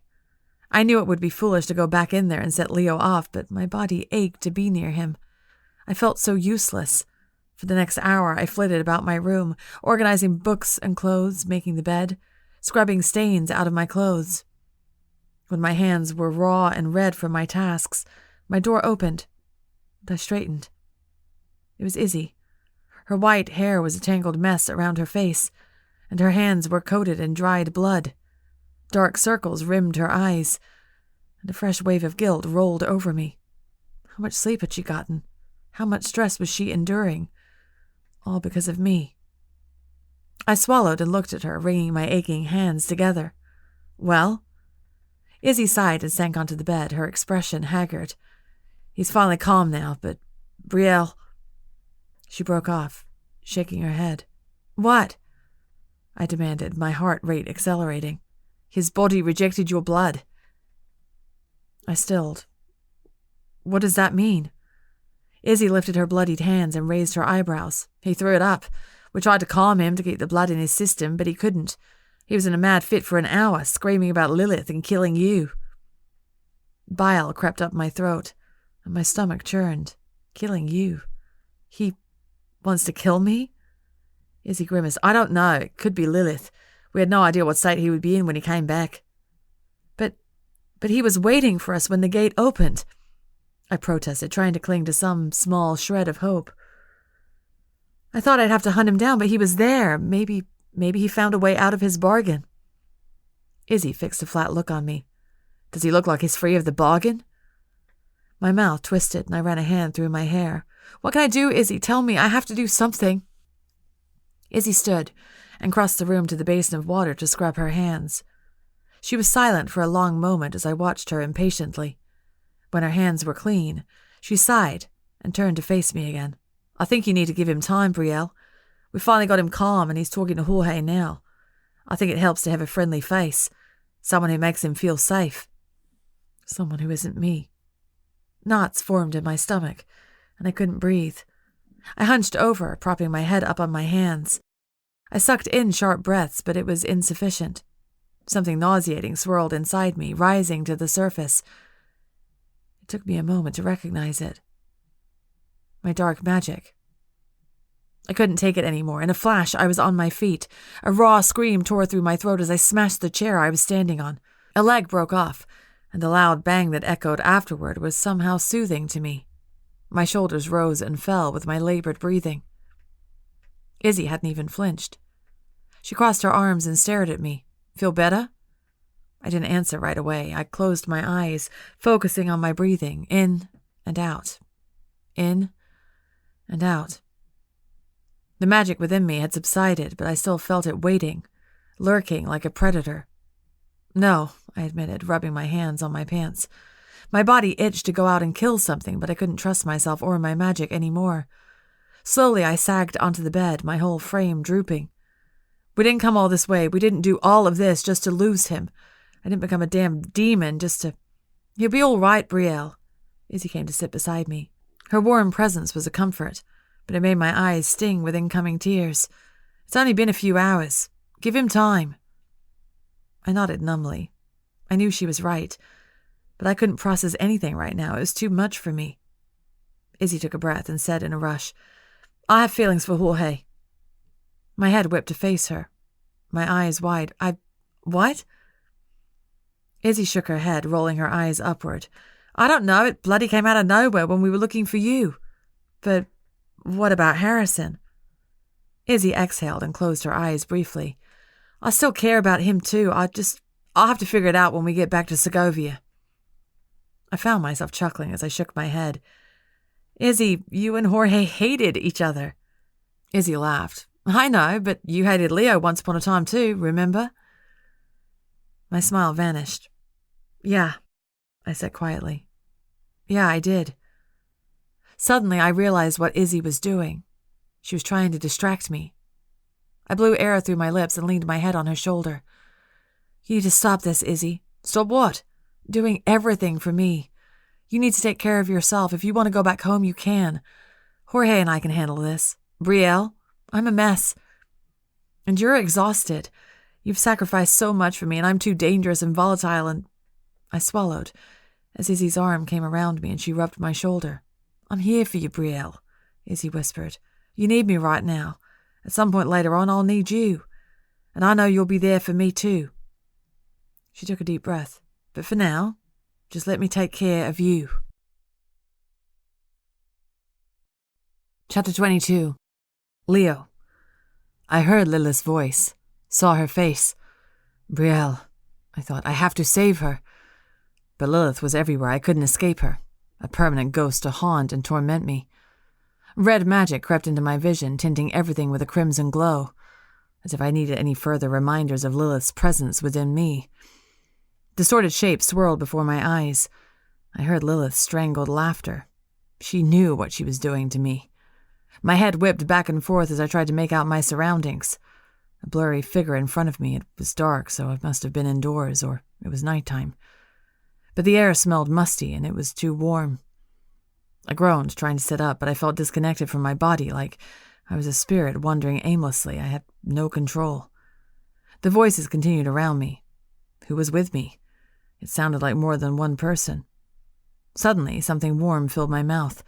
My eyes snapped open, and a burst of clarity filled my mind so intensely my head throbbed. I shot forward, and in front of me, her eyes wide, was Lilith. I screamed and lunged for her, wrapping my hands around her throat. Though she choked and clawed at my hands, there was mirth in her eyes. I pressed harder, gritting my teeth. I wanted to see the light leave her eyes, to end her existence forever. Movement caught my eye nearby, and then a heavy force slammed into me. My hands loosened from Lilith's neck, and I roared, trying to reach her again. Restraints pulled at my arms, and I thrashed, trying to free myself. All I saw was Lilith's face, her triumphant smirk. She won't win. I can't let her win. Someone shouted my name, but I couldn't hear who it was. Their voice was drowned out by Lilith's laughter. Pain coursed through me. I vomited again and again. Blood and bile spewed from my mouth, and my body somehow felt more relieved. Lilith's face faded from view, but the restraints still pulled at my arms. I struggled madly against them, desperate to be free. But I would never be free. I knew it down to my bones. Gradually, the voice next to me became clearer. When I recognized it, I went still. Something foreign coiled inside me, warring against Lilith's vile influence. I swallowed down more bile and closed my eyes, trying to focus. "You know me," the voice said quietly. "It's me, Jorge. Your comrade, your friend, your confidant, Leo, please." "Jorge," I rasped. When I spoke, my throat burned. I kept my eyes closed, afraid of what I would see. "Yes," the voice said, laughing with relief. "Yes, it's me." I sucked in ragged breaths and slowly opened my eyes. Though my surroundings were blurry, I could make out a ceiling, wooden floors, and a figure perched above me. Blinking, I stared hard at him until his features came into focus. Long brown hair, longer than I remembered, dark red-rimmed eyes, sallow skin, a pained, watery smile. "Jorge," I said again, my voice stronger. I tried to sit up, but he gently coaxed me back down. When he touched me, I hissed and flinched away from him. Lilith's face flashed in my eyes, and I moaned in agony. Jorge withdrew quickly, and Lilith vanished. I swallowed again and again and forced myself to look at him. "Forgive me," I whispered, shaking my head. I cannot control it." "I know," Jorge said quickly. "I can't imagine what you've been through, Leo. Take all the time you need." I continued, shaking my head. "Is Lilith? She's here. I saw her." "Lilith isn't here. It's just me, Isabel, and Brielle." I stiffened and my blood ran cold. Brielle. I tried to picture her face, but all I saw was Lilith, her wide smile, her satisfied expression. My mouth twisted in disgust. No, I choked on the words. "None of us saw Lilith," Jorge said in a soft voice. "Brielle opened the gate to the underworld and found you waiting for her." He cocked his head at me. "What happened down there? Did you escape?" "Escape?" I whispered incoherently. My mind ached as I struggled to remember. Yes, I trapped her. I got away. When I reached the gate, I couldn't open it, and then—" "Brielle opened it for you," Jorge said. "Yes." Jorge pressed his lips together for a moment before responding. "But Brielle was in here, Leo. You attacked her." I stared at him. "What? No, You tried to strangle her." My mouth remained open, my body completely numb with horror. My voice faltered as the realization set in. No. I sat up, and this time Jorge didn't stop me. My head throbbed, and I ran a shaking hand through my greasy, matted hair. "Jorge, what Lilith did to me." I trailed off, my voice breaking. I couldn't relive those memories. Jorge noticed the pain in my face. He raised a hand. "It's all right, Leo. You don't have to tell me everything right now." Relief spread through me, but it was fleeting. All I felt was nausea, regret, and rage at Lilith for torturing me, for making me kill Brielle again and again. She'd done it all on purpose. Not to break me so I'd obey her willingly, but to get in my head, so when I saw Brielle again, I wouldn't see her. I would see Lilith. "She owns me, Jorge," I said, my voice thick with sobs. I covered my face with my hands. Though my body longed to weep, I knew no tears would come. I hadn't cried since the day my mortal life ended. Jorge leaned forward, his hands reaching for me, but then he froze, as if remembering how I'd reacted when he touched me earlier. "Maybe she does right now, but she won't forever. We'll find a way to free you, Leo. I swear it." I can't stay, Jorge. Jorge stilled. What? Lilith is trapped, but she'll find a way out. I'm still bound to her. I just have to help Brielle. My voice faded as I realized how complicated this was. How could I help Brielle fight off Lilith's influence if Lilith still had control of me? I cleared my throat, trying to sit up straighter. Brielle is in trouble, and I have to make sure she's safe before I go back. Jorge's brows creased, his expression grim. He didn't seem surprised. I stared hard at him. Jorge, what's happened? Jorge sighed, closing his eyes for a moment. It's her dark magic. It's taking control of her. He ran a hand through his hair. I don't know how to help her. No wonder Lilith is accessing her, I thought. If Brielle wasn't in control of her own magic, it would provide Lilith ample opportunity to take charge. Lilith has tapped into the power of Brielle's Firebird. I know, Jorge said grimly. Do you know how to stop her? I shook my head, my frustration mounting. Killing Lilith would be the surest way, but I'm not even certain it can be done. Jorge swore and rubbed his forehead. But if Brielle can harness her dark magic and master it, perhaps she can bond with her phoenix again and push Lilith out, like she did the first time with her light magic. Jorge blew air through his lips. Perhaps. He raised an eyebrow, his eyes full of doubt. He was right. It was a feeble plan. I shrugged, too weak to argue. If it were anyone but Jorge, I would try harder. Instead, I slumped backward, leaning my head against the wall behind my bed. Jorge paced in front of my bed for a few minutes. His movements made me dizzy, and when my vision started to blur again, I closed my eyes. "How is the coven?" I asked in a strained voice. I heard Jorge's steps falter. "Under close watch. The Madrid warlocks haven't given us much room to breathe." I opened my eyes to look at him. "But you got out?" I couldn't keep the bite out of my tone. I was painfully aware that of everyone in my coven, only Jorge and Brielle had escaped. Jorge's jaw went rigid. "They need their leader. That's why I'm here. If I'd freed everyone, we would have been a bigger target." I gritted my teeth and sat forward. "I'm not staying. I can't be the coven leader anymore. You must step in, Jorge." Jorge's face paled, and he staggered backward. "What? Leo, I can't. You're the one I trust most. You know the coven best. It must be you." "We didn't break laws. Brielle didn't become a demon just to send you back," Jorge growled, his eyes flashing. "You don't have a choice," I said tiredly. "Lilith will take me one way or another." Jorge shook his head stiffly, his nostrils flaring. "No, no." "Enough, Jorge," I said with a groan. "The trap is only temporary. She will escape and summon me back."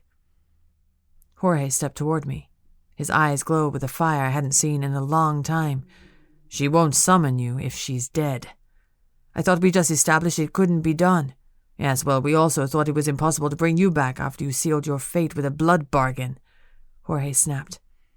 My brows lowered, but I didn't argue. I didn't need to defend my actions. Jorge understood why I'd struck the bargain with Lilith. Even if we could defeat her, we don't have time. I already feel the pull back to the underworld. I must focus on helping Brielle while I'm here. "Oh, really?" Jorge raised his eyebrows in mock surprise. "And how do you expect to do that when you're busy trying to strangle her?" I flinched, and rage pulsed within me. Red crept into my vision, but I shoved the magic down. I would not give in to Lilith, not now. Jorge drew closer to me. "You know Brielle. Do you really think she'll work on mastering her magic if she thinks there's a way to save you? A way to remove Lilith's threat entirely?" I felt the tiny sliver of resolve within me fade as I processed his words. He was right. Brielle was the most stubborn creature I'd ever met. She wouldn't simply step back and help herself. She was always the first to sacrifice herself for what had to be done. "Damn it all," I muttered. "She's been a wreck, you know," Jorge said quietly. His voice was so soft I almost hadn't heard him since you left. "She thinks she's fooling us, making us believe she has everything under control, but she doesn't." Jorge crossed his arms, his expression crumpling. "She needs you, Leo. We all do." A lump formed in my throat. I pressed my lips together to ward off the incoming emotion threatening to drown me. Forcing a laugh, I said, "Why, Jorge, is that concern for Brielle I detect? I can scarcely believe it." Jorge dropped his arms. "Please, Leo." What does he want me to do? Does he think I'm not trying? I shoved the words down, determined not to argue with him. My body was exhausted enough. Instead, I said, "I will do what I can." Jorge rubbed the back of his neck and dropped his gaze. "Thank you. I'll leave you to rest for a while. My room is right next to yours if you need anything." I nodded and watched him leave. As the door shut behind him, something hollow settled in my chest. An aching emptiness, raw and festering. Like loneliness, only so much worse. Because I was now alone with Lilith. Chapter 23. Brielle. I couldn't sleep. My mind kept flitting between Leo and the dark magic rising within me, uncontrollable and merciless. I couldn't take it anymore. Izzy's soft snores filled the room, and I carefully slid out of bed. Jorge had left hours ago to track down a former donor of his for a feeding. I didn't blame him. He'd gone weeks without blood. I shivered and slipped into a robe before easing the door open. After glancing at Izzy's sleeping form again, I crept into the hallway. My heart thundered in my chest as I approached Leo's door. I stood there, frozen, for a full minute. No sounds came from the other side. I knew he wasn't sleeping. Vampires couldn't sleep. The silence should have comforted me. It meant he was calm. Instead, it made me more apprehensive. "You can do this, Brie. He loves you." I nodded to myself, took a deep breath, and tapped on the door. At first, there was no response. Then a strained voice muttered, "Yes?" My mouth turned dry and I couldn't speak. If he hears my voice, will he go into a raging fit again? Licking my lips, I whispered, "It's me, Brielle." Silence. My pulse raged in my ears. This was a mistake, I thought. I should just go back to bed. But then Leo's soft voice said, "You may enter." A jolt rippled through me, and my stomach churned at the sound of his voice. Slowly, I turned the knob and cracked open the door. Leo sat in bed, his head propped up against the wall behind him. His face was pale and haggard, his eyes bloodshot. His long hair fell dank on his shoulders. He was a mess. He looked at me with fear in his eyes, but when his gaze settled on me, something familiar stirred in his expression. His eyes softened, and heat swirled within their depths. In that moment, I knew. He saw me. He knew who I was. Pain flashed on his face, and he turned away from me. I stilled, waiting for him to lash out again, but he didn't. Swallowing hard, I slipped into his room and closed the door. Pressing my back against it, I took a deep breath. "Hi." The corners of Leo's lips twitched, and he glanced at me. "Hello, Brielle." I stood there awkwardly, unsure of what to say. "So you tried to kill me earlier. Weird, huh?" Bringing up his time in the underworld didn't seem to be the best option either. Emotion bubbled to the surface of my throat, and I said the first thing that came to mind. "I'm sorry." Leo's brow furrowed. "Whatever for?" "For what you've gone through." "It isn't your fault." "Yes, it is. You did it for me. If I hadn't—" "Brielle." Leo sat forward, his eyes earnest. "Lilith already had a hold on me. She would have trapped me either way. There was nothing you could have done." I shook my head. I didn't believe him. If I just defeated Lilith successfully the first time, none of this would have happened. Leo inhaled and looked at me carefully, his expression unreadable.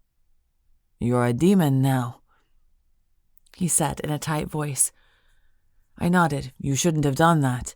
"Why not? I'm not ashamed. Not all demons are evil." "Aren't they?" Leo offered a wry smile. "The hunger that consumes us is rooted in evil. Most of the demon population feasts on mortals." I chuckled, shaking my head. "I know. My dad's a demon, remember?" Leo pressed his lips together. "I remember." Silence fell again. It felt as awkward as if we'd just met. No, even more awkward than that. When we'd first met, we tried to kill each other. Definitely a more ideal situation than this. Why are you over there? Leo asked with a frown. I realized I was still pressed up against the door. I'm worried if I get too close to you. I'll attack you again, Leo said in a hard voice. His eyes filled with regret and rage. He hated himself for it. I quickly shook my head. I don't blame you, Leo. No, but I do. You don't know how much I've yearned to see you again, and when I finally did, He broke off with a strangled groan and ran a hand down his face. She's a poison. I can't escape her even in this realm. I didn't have to ask who he was talking about. And you can't either, Leo said in a hushed voice. My gaze snapped to his. What do you mean? He started to explain about Lilith's attacks on Nyx, but I held up a hand to stop him. I know all this. Nyx told me. But that isn't all. Lilith is already connected to you. She can feel your power growing, and it's affecting her too. Unease swirled through me. It couldn't be true. Surely I would know if Lilith were trying to possess me again. But I wasn't so certain. She'd crept into my mind before. She could easily do it again. I have dark magic now, I said. I can bond with Nyx again. Won't that push her out like last time? Leo shrugged. I hope so. His brows knitted together. Where's your firebird? Can you sense her? A knot formed in my throat. She died when I summoned her. Lilith's attacks had weakened her, and she wasn't strong enough to get through it in one piece. She'll be reborn, but I'm not sure how long it'll take. I paused and looked at him. I was going to use her powers to bring you back, Leo. How, if she died? I've done it before. When Nyx and I fought Lilith the first time after the battle with the Count, Nyx had died, but I still had access to her power. Leo straightened. Do you have access to it now? I swallowed. I don't know. I'm afraid to try.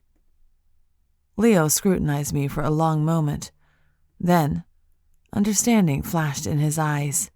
The dark magic, it's taking over. You're afraid to give in to it. Guilt and self-loathing warred within me. I hated myself for revealing my weaknesses, for being weak at all, but I squashed the instinct to hide my fears. This was Leo. I'd already exposed every part of myself to him. Stiffly, I nodded. Leo scooted forward until his legs dangled off the bed. He wore a fresh shirt and trousers, though his unkempt hair indicated he hadn't bathed yet. He extended a shaky arm toward me. I hesitated, but finally grasped it, moving to sit beside him on the bed. His spicy scent enveloped me, making my head spin. I closed my eyes for a moment, relishing his comforting smell and the familiar presence of his body next to mine. I can help you, Leo said in a soft voice. I know the darkness that you fight, and I know you. You are always desperate to be in control. But the best way to conquer this is to give in. I raised an eyebrow. Give in? Isn't that the opposite of what I should do?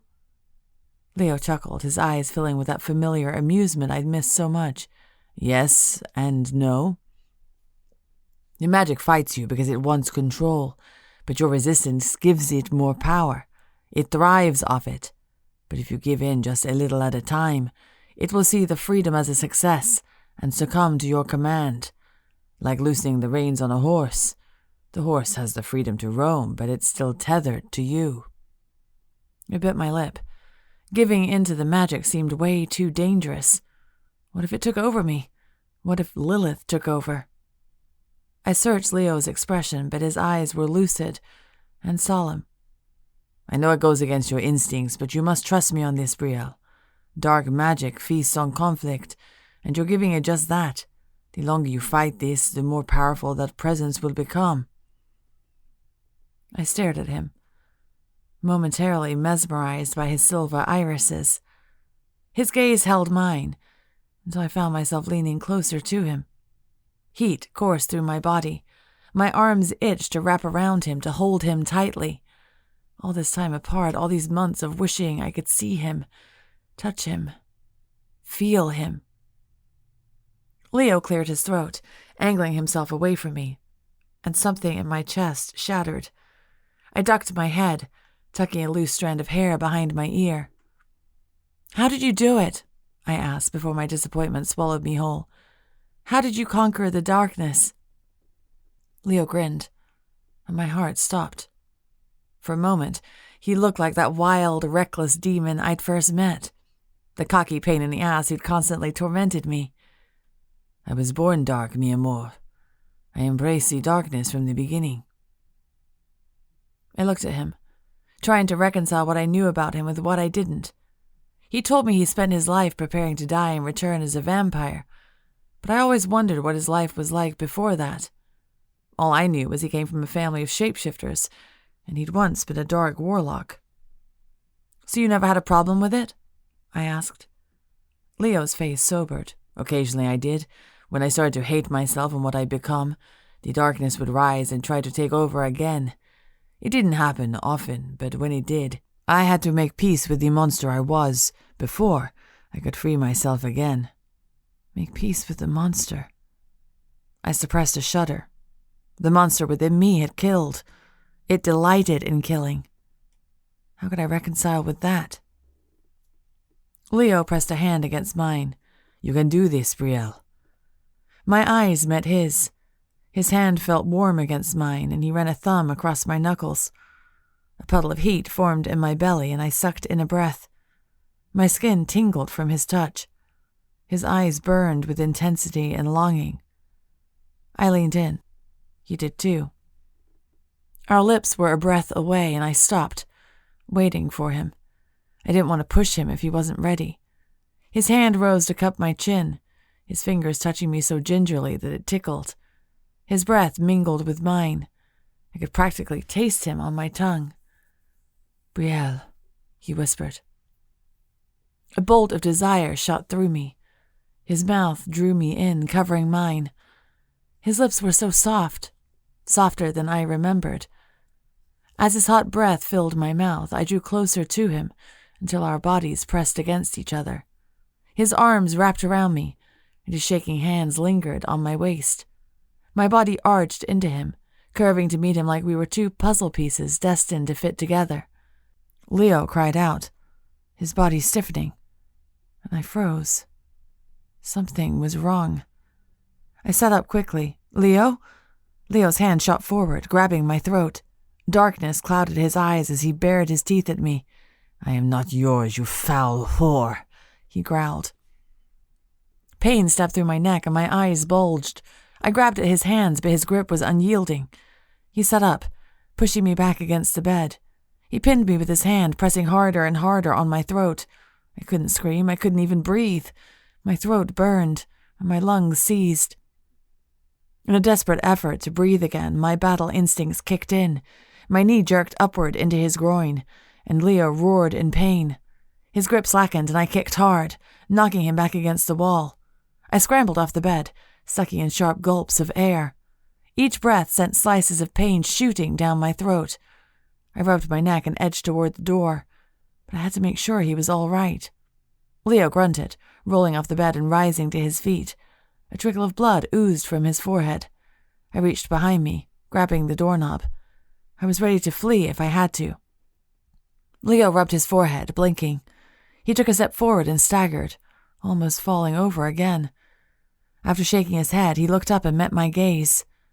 My fingers tightened around the doorknob. "Run!" my instincts screamed. But I froze, watching him.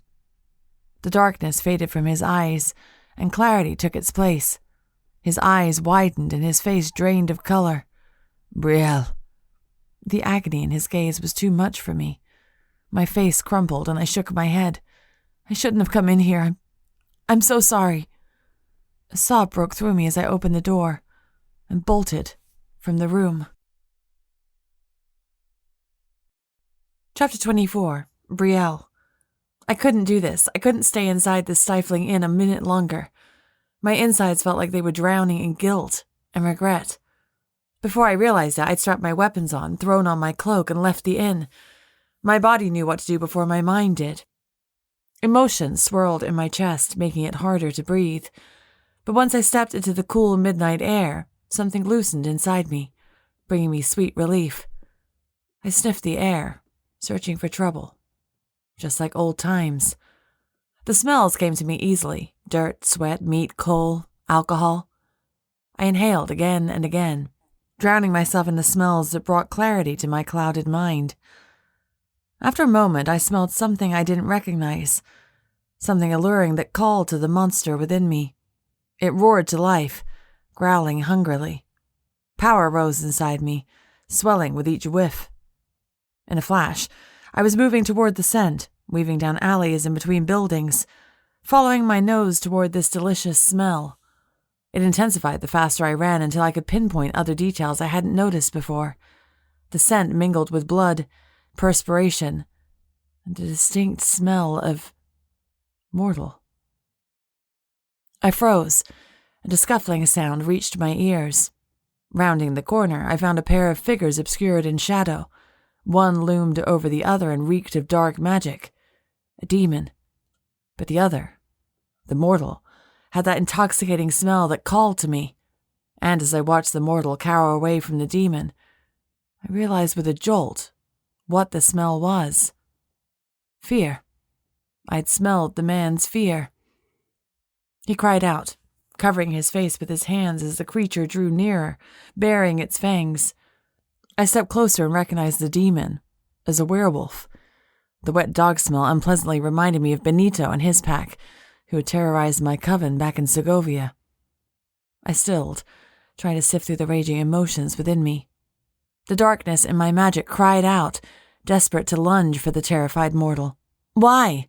I wanted to scream. Why do you want to kill so badly? Why do you feast on fear? As a light witch, my instinct would have been to attack the werewolf. There would have been no hesitation. My fingers itched for my dagger. I envisioned myself throwing it, embedding it into the wolf's fur, and using my magic to blast him backward. But as I imagined it, the darkness inside me snarled in fury and pushed me forward. My feet moved on their own. I couldn't stop myself. I dived forward, shoving the werewolf to the side and pinning the mortal to the ground with my arm. The werewolf whined as it toppled over, then snapped its teeth angrily at me. I raised one hand and slammed it against the concrete wall with my dark magic. The wolf fell silent. The man looked up at me, with tears streaming down his face. "Please," he whispered, his face crumpling. I cocked my head at him. I felt nothing but the darkness. It had completely taken over. The fear of this man called to me, and I couldn't resist. I drew my dagger and lifted it to his cheek. The man's eyes closed, his lips trembling as broken sobs shook through him. "It'll be over soon," I said in a voice that sounded nothing like mine. The words were a lie, of course. If this man died, I wouldn't get to taste his delicious fear. Dark magic swelled around me like shadows. The man's eyes widened, the color draining from his face. Power crackled within me, empowering and thrilling. I grinned widely, reveling in my strength. I'd never known power like this before. "Kill him," said a voice in my head. "Feast on his fear." I aimed my magic at the man's throat, preparing to bleed him dry.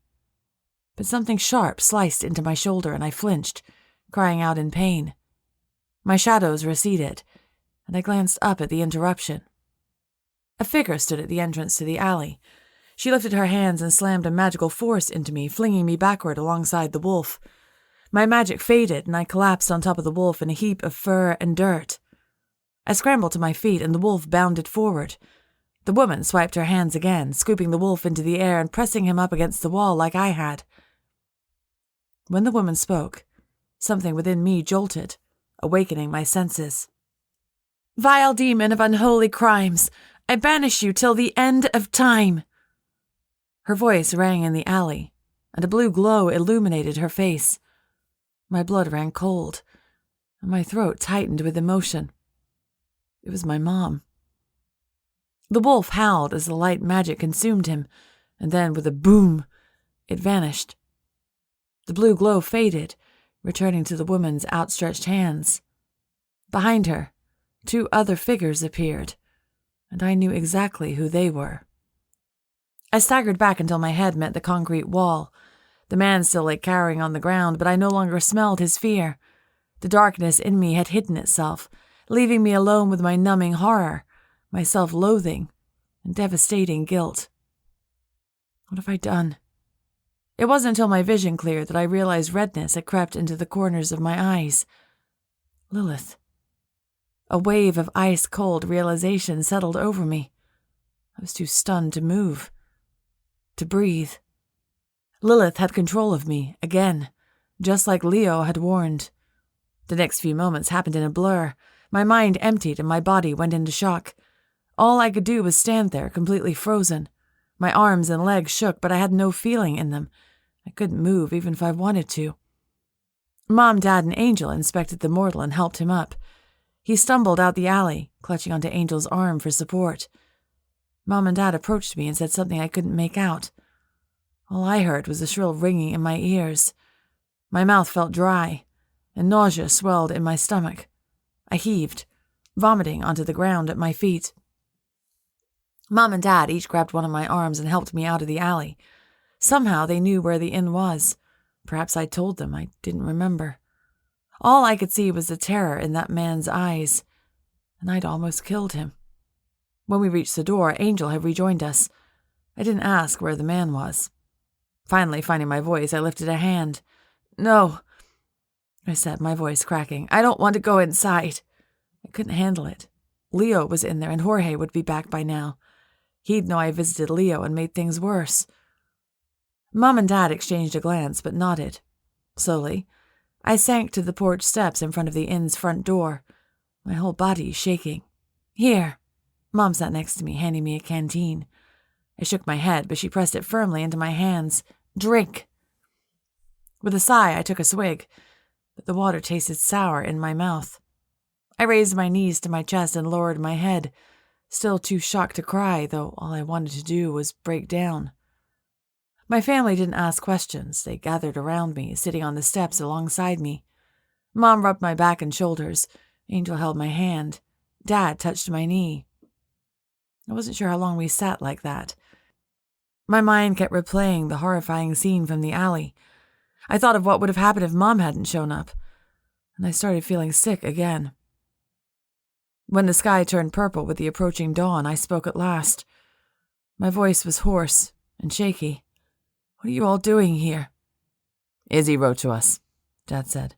"She said you needed help." I frowned. When had she done that? Then I remembered I'd vanished for days when Nix and I had traveled. Izzy had probably written to my parents to tell them I was missing. I swallowed and nodded. A mixture of gratitude and regret consumed me. I hadn't wanted them to see me like that, but if they hadn't been there... I shuddered. "Brie, what happened?" Mom asked quietly. A lump formed in my throat, and I glanced at each member of my family. They looked at me, eyes wide with concern. But there was no judgment in their gazes, no hatred or disgust. I hated how relieved that made me feel.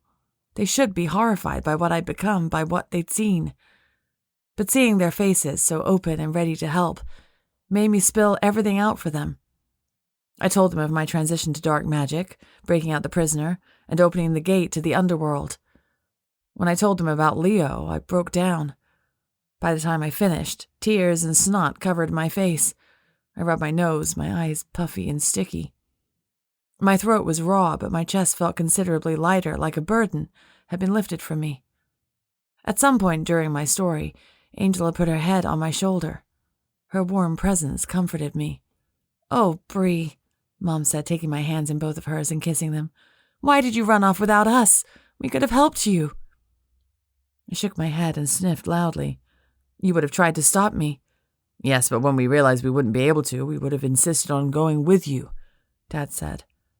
I raised a doubtful eyebrow at him. He chuckled. "I mean it, Brie. We know how stubborn you can be, and we want Leo back too." I snorted. "Yeah, right.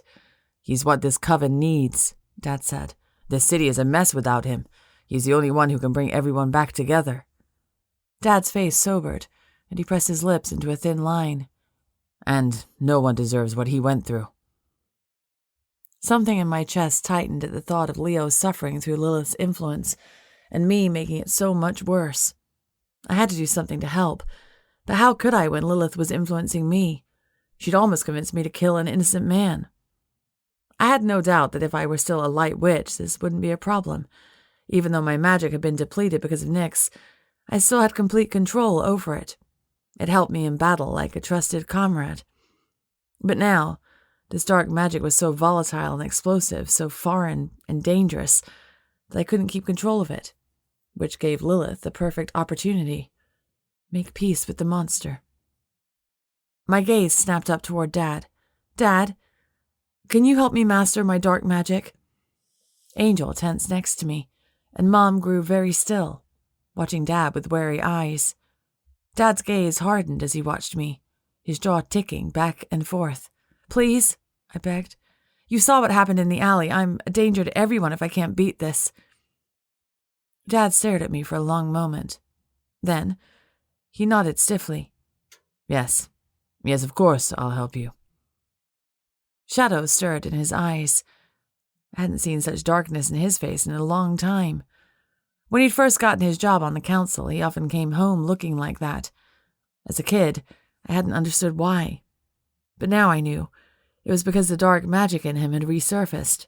He'd had to battle it again and again. Would I have to do that too? When can we start? I asked him, sitting up straighter.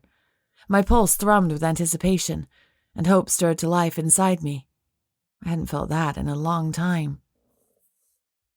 Dad ran a hand through his hair and glanced at Mom and Angel.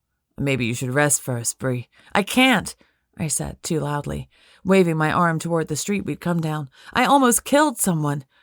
The longer I wait, the stronger Lilith gets. If you guys hadn't been there, I would have murdered an innocent civilian. Please, Dad, I need your help. I can't do this on my own. The words tumbled from my lips, and they sounded so foreign, so weak. I never asked my parents for help. Dad's eyebrows rose, and his mouth opened slightly. I knew the words had surprised him, too.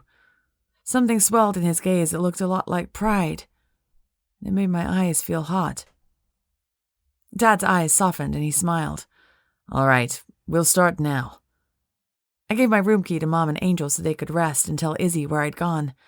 Dad and I strode down the street to the empty courtyard where I'd opened the gate to the underworld. I stared numbly at the vast, concrete space. I couldn't believe it had only been a day since we brought Leo back. So much had happened. Shaking my head, I turned to face Dad and wrung my hands together. Where do we start? Dad raised a hand to calm me down. One step at a time. We need to take this slow. One thing I've learned about dark magic is it has a mind of its own, and it thrives on impulsiveness. You need to take more care when you use your magic. Use your head more. Take a breath and assess your abilities mentally first before you act. It'll take some getting used to, and it won't be easy, but you can do it. I found myself nodding, though my stomach swirled with discomfort. Stop and think? Assess myself mentally? I trained for years to rely on my instincts to hunt demons, but Dad confirmed what I already feared, that I would have to start over, become someone completely new. The thought made me feel sick inside. So for starters, I want you to take a few deep breaths and search inside for that presence, Dad said. We need to determine how strong it is and how it reacts to you. I wrinkled my nose, remembering the useless breathing exercises I'd done in the Castillo de Coca. Dad laughed at my expression. Trust me, Brie. I sighed and closed my eyes, focusing on my breathing. Slower, Dad said gently. You're not in any rush. Breathe in, nice and easy. Then breathe out. I'm not in any rush. You're right. I was in a rush. But for Dad's sake, I tried to tell my body I had all the time in the world, that it was just me and Dad, standing outside with nothing else going on. It took several breaths before my heartbeat slowed and my body relaxed. I started counting my breaths. 1, 2, 3. 10 breaths later, Dad said quietly, Good, now look inside yourself. Find the darkness, but don't poke it. Just look around. Observe. Don't agitate it or it'll put up a fight. Meaning Lilith would put up a fight. Squashing my desire to throttle her presence within me, I took another breath, my eyes still closed, and searched inward. Something dark stirred, and my body tensed. Easy, Dad said. Relax. My hand shook as I forced another deep breath. My muscles relaxed again. I focused on the darkness once more, envisioning myself as an innocent bystander looking in.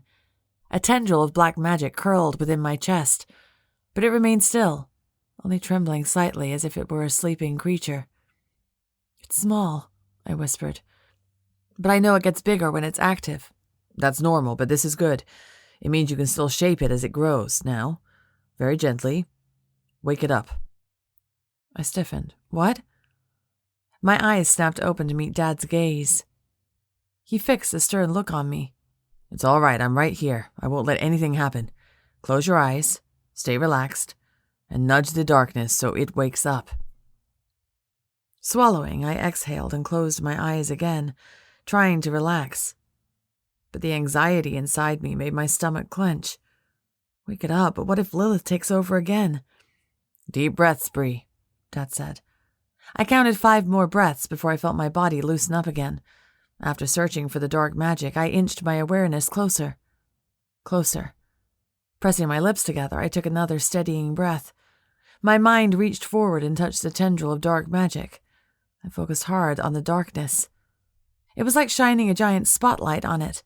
The darkness jolted awake, swirling inside me. Panic flooded my mind, and I clenched my fingers into fists, gritting my teeth against the explosion of power inside me. Stay calm, Dad urged. Dad! The darkness cut my words off, and all I saw was black smoke as it poured from my fingertips, covering me in an inky cloud. I couldn't see, couldn't breathe. Hunger and desire rolled through me, strong and overpowering. Lilith's laugh echoed in my ears. Trust me, Bree, Dad shouted over the roar of my magic. Don't fight it, that'll only make it worse. Give it some wiggle room, back off, just a little. Dad's voice was muffled, as if my dark magic was trying to drown him out. I felt my mind slipping, receding farther within me in terror as the darkness took over. Kill, Lilith's voice urged. Kill him. A roar of agony burst from my lips, and I hunched over as a war raged inside me. Let go, Dad cried. You're giving it more power. More power is good, Lilith's voice sang in my mind. Keep fighting, Brielle. You'll be so much stronger after all this. I wanted to scream at her, but my jaw was frozen. All I could do was focus on breathing. But with each inhale, my nose filled with the raw, putrid stench of death and blood. Of Lilith. She was here. She was everywhere. I couldn't escape. Just like Leo. Suddenly, Leo's voice came to me. You are always desperate to be in control, but the best way to conquer this is to give in. I sucked in several sharp breaths. Though every part of my body screamed to fight, to cling to whatever power I had left in me, I simply let go. My arms relaxed. My hands fell at my sides. I took 3 deep breaths and shoved down my instinct to fight, to regain control. I gave in to the darkness. A terrifying stillness took over. Lilith cackled in triumph, but the dark magic inside me sensed my surrender. It froze, as if waiting for me to change my mind. I stood there, motionless, and remained calm, waiting. The very air around us seemed to hold its breath in anticipation. Lilith's laughter died. Her smell faded. As the fight in me vanished, so did Lilith's influence. Then, after a few moments, the darkness receded ever so slightly. It was still an enormous presence inside me, but it diminished, like a swollen wound that was healing. The injury was still there, raw and intimidating, but it was better than before. And Lilith was gone, for now. I released a breath and looked at Dad. Though darkness still crept into the corners of my eyes, I could see again. The dark mist around us vanished, leaving the courtyard as undisturbed as when we'd first gotten there. A slow smile spread on Dad's face, and he clapped me on the shoulder. Well done, Bree. Chapter 25. Leo. You shouldn't be up until you've fed. Jorge scolded me as I undressed myself with trembling hands. Are you offering? I cocked an eyebrow at him, but as always, he fixed a fearsome scowl on me. I'm serious, Leo. As much as I love you mothering me, I said, lifting my arm to smell underneath. The revolting stench made me shudder. I need to bathe. Leo? Look, I survived what feels like an eternity in the underworld without feeding, I snapped, losing my patience. I can last a few more days. Jorge sighed and crossed his arms but made no objection as I slid into the bathtub. By now the water had cooled considerably since it had taken monumental effort for me to get out of bed alone, and I'd refused Jorge's help. But the water was clean.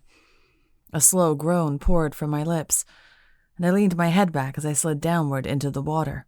So many things I took for granted in this realm, I mumbled, closing my eyes. I'll certainly miss this. You're not going back, Jorge said in a tight voice. I opened one eye to look at him. Do you intend to watch me while I bathe, Jorge? Because, I'll confess, I don't think our relationship... I won't let you go back there. Jorge stepped closer to me and lifted his chin. I'll offer up myself if I have to. That sobered me. I sat up, opening both eyes to look at him. You can't do that, Jorge. The hell I can't. I've already bound myself to her. Sacrificing yourself won't do anything but provide her with more ammunition to use against the mortal realm. I'm already lost, Jorge. Don't drag yourself down with me. Jorge's jaw ticked back and forth, his nostrils flaring. You aren't even trying, Leo. My eyes narrowed. I'm here, aren't I? Hardly. Something snapped within me and I gritted my teeth, jabbing a finger at him. You don't know the hell I've been through. Any normal man would have crumbled after enduring what I did. Don't you dare accuse me of not trying. So you'll just go back to her then, without even fighting? I told you before, the prison I trapped her in won't hold her for long. It was a temporary solution. I shook my head, closing my eyes and slumping back against the tub again.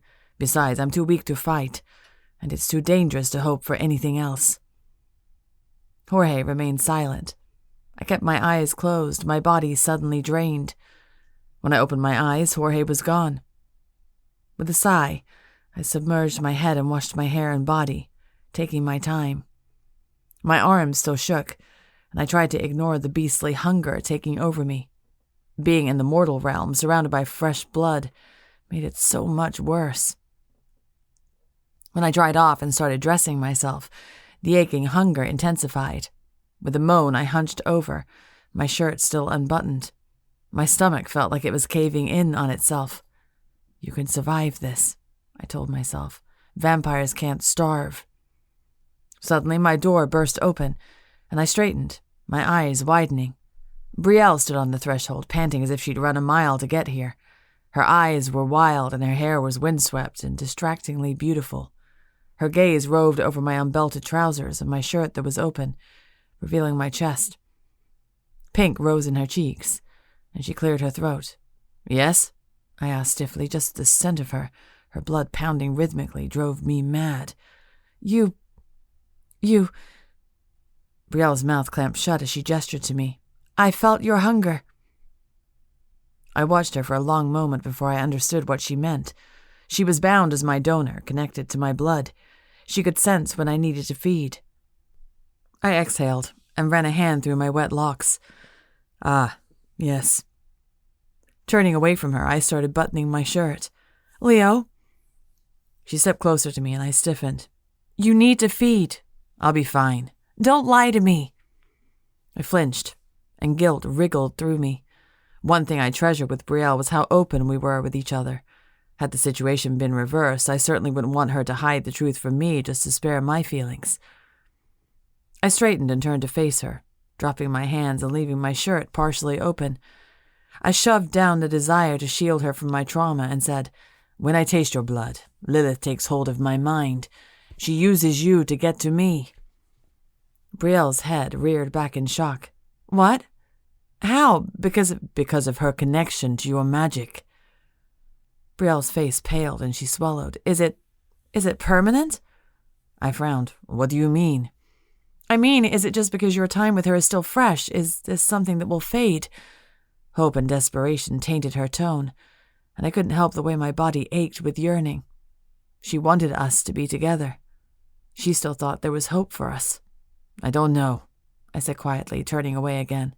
You don't know? Brielle said angrily, stomping toward me. She forcefully grabbed my shoulder and whirled me to face her. You're Leo Serrano, the cleverest demon I've ever met. And you don't have a plan for this? You're just going to roll over and let her do this to you? Yes, I growled, baring my fangs at her, because that was my bargain. I knew what I agreed to when I did this, Brielle. Brielle shook her head. No, the Leo I knew would never just give up like that. Scowling, I dropped my gaze, finishing the last few buttons of my shirt. I'm not the Leo you knew. Not anymore. Brielle was silent, but I felt her gaze on me as I finished dressing. In a hushed voice, she asked, What did she do to you?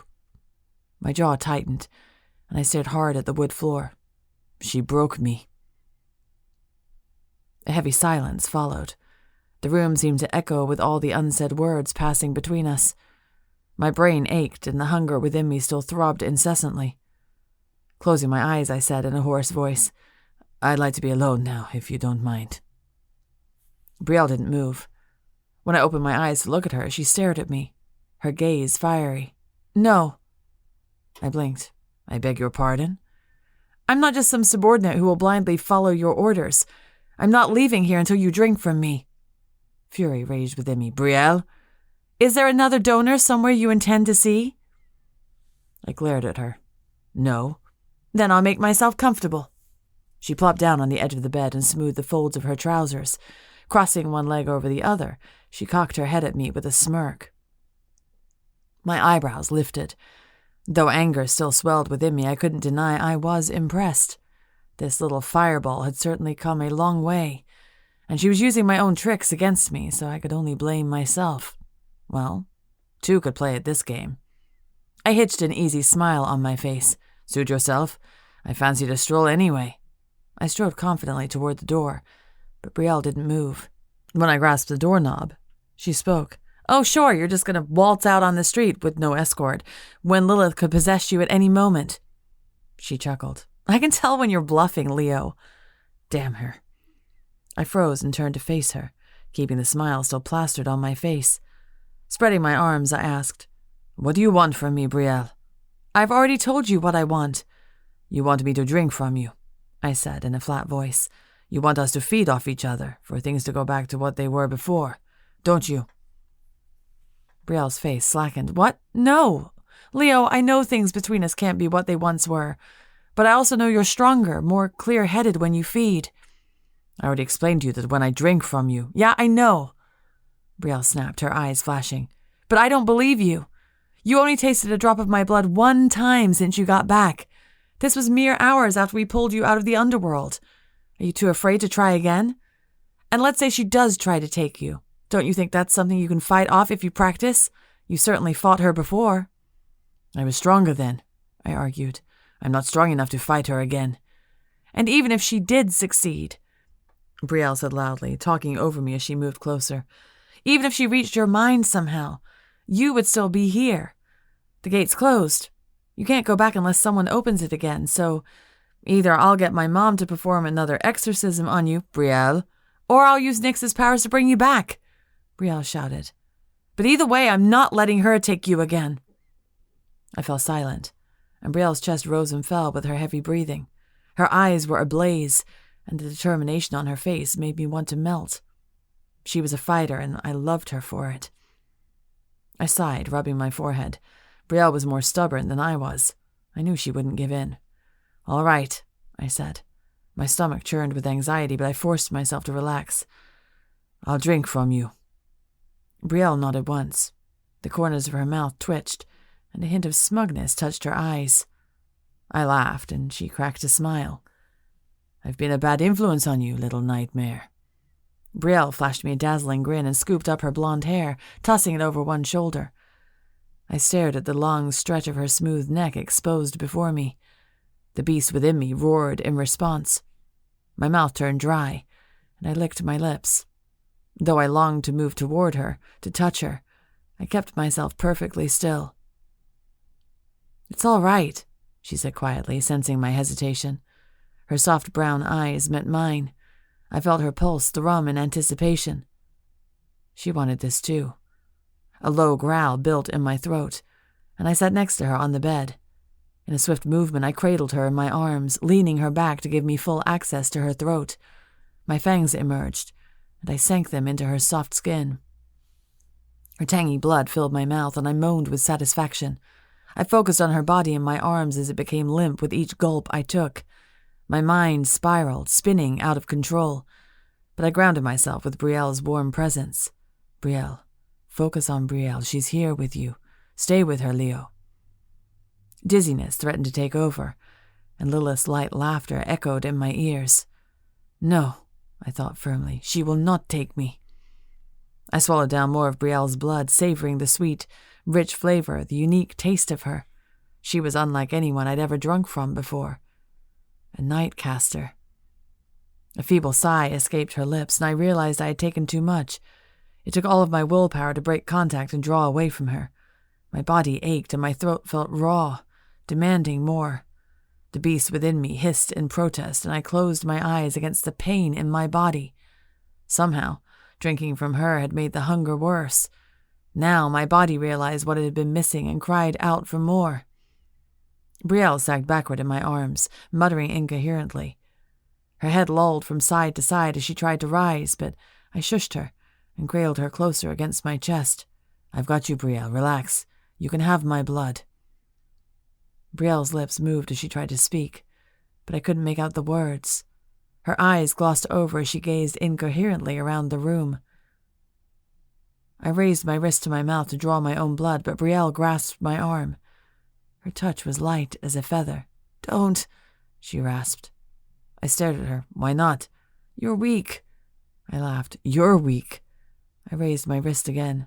Leo, Brielle said, her voice stronger now. Her eyes were still clouded, but her face hardened with determination. Do not give me your blood. You can't heal without it. I'll be fine. She collapsed back against me, nuzzling her head into my chest.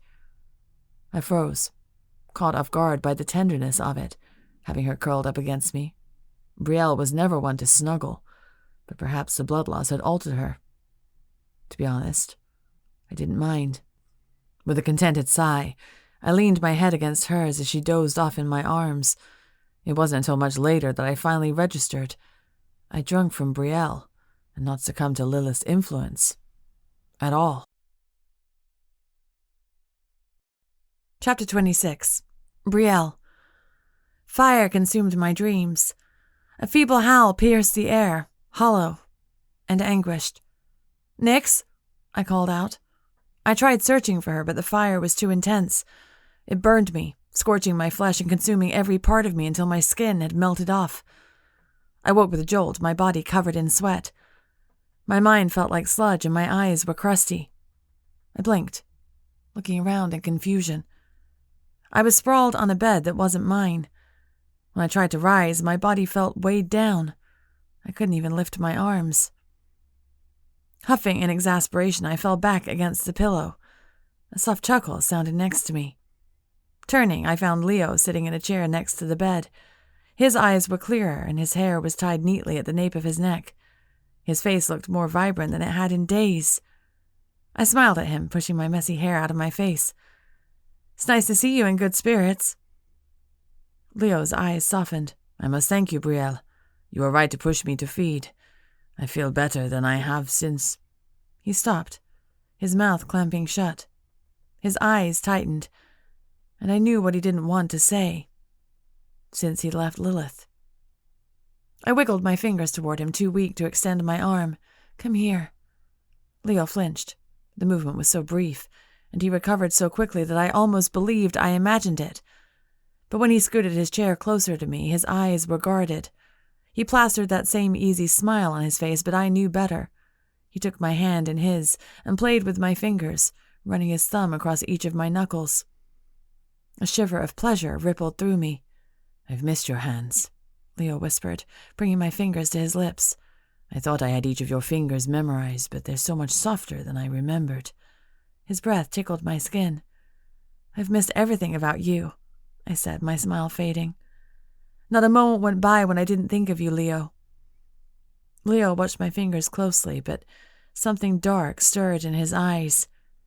He dropped my hand. I shall get you some food. When he stood, I groaned. "Oh, don't do that." He stopped, looking at me with an unreadable expression. "Do what?" His body was stiff. No longer the picture of ease from when I first woke up. "Avoid talking to me." Sucking in a breath, I forced myself into a sitting position, breathing heavily from the effort. Leo crossed his arms. "I am not avoiding anything." "You are. Anytime you think about your time down there, you pull away from me." A muscle twitched in his jaw. "There are memories I'd rather not relive." "But you are reliving it constantly.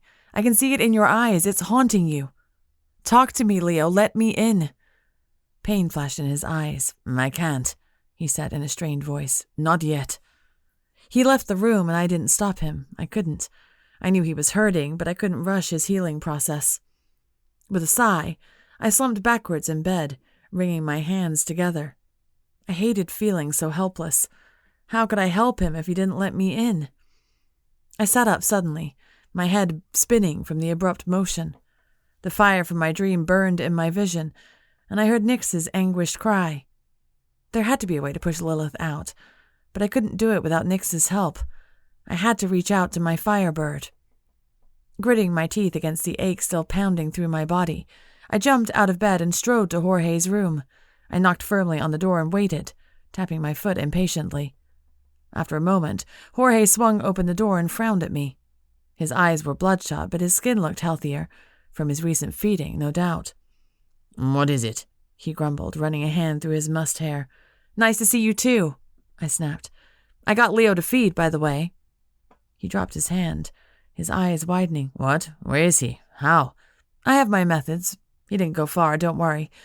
But he seems to be doing a lot better." Jorge glanced down the hallway as if expecting Leo to pop up.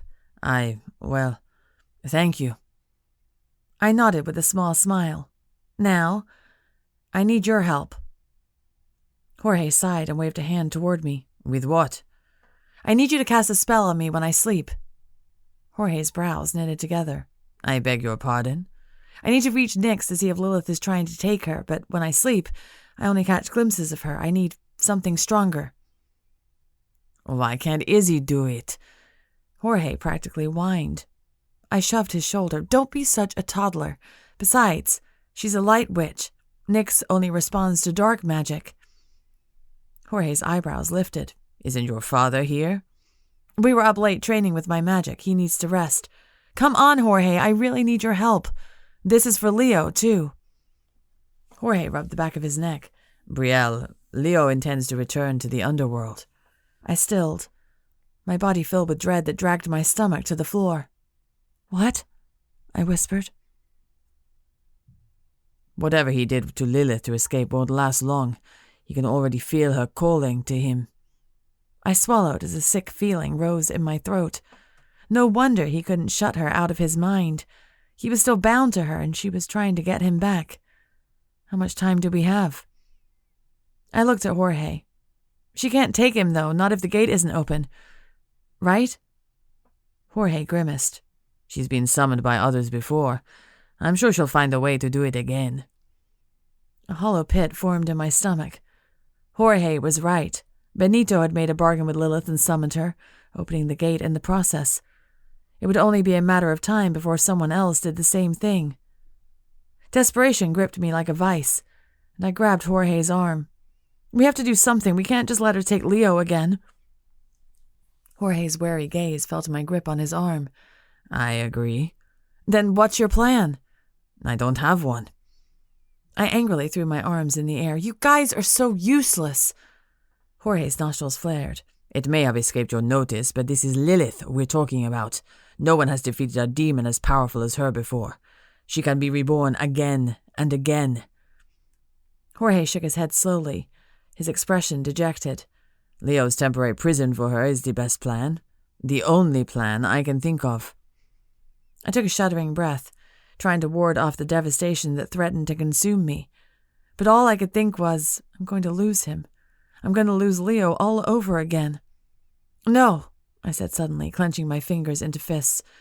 "There has to be a way. Nyx and I almost killed her once. We'll succeed this time. I just need a way to reach Nyx."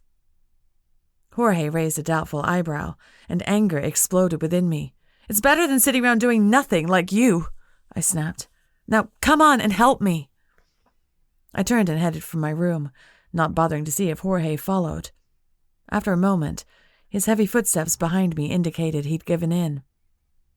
A few minutes later, I lay on the bed in my room, having just drunk a whole vial of sleeping draught.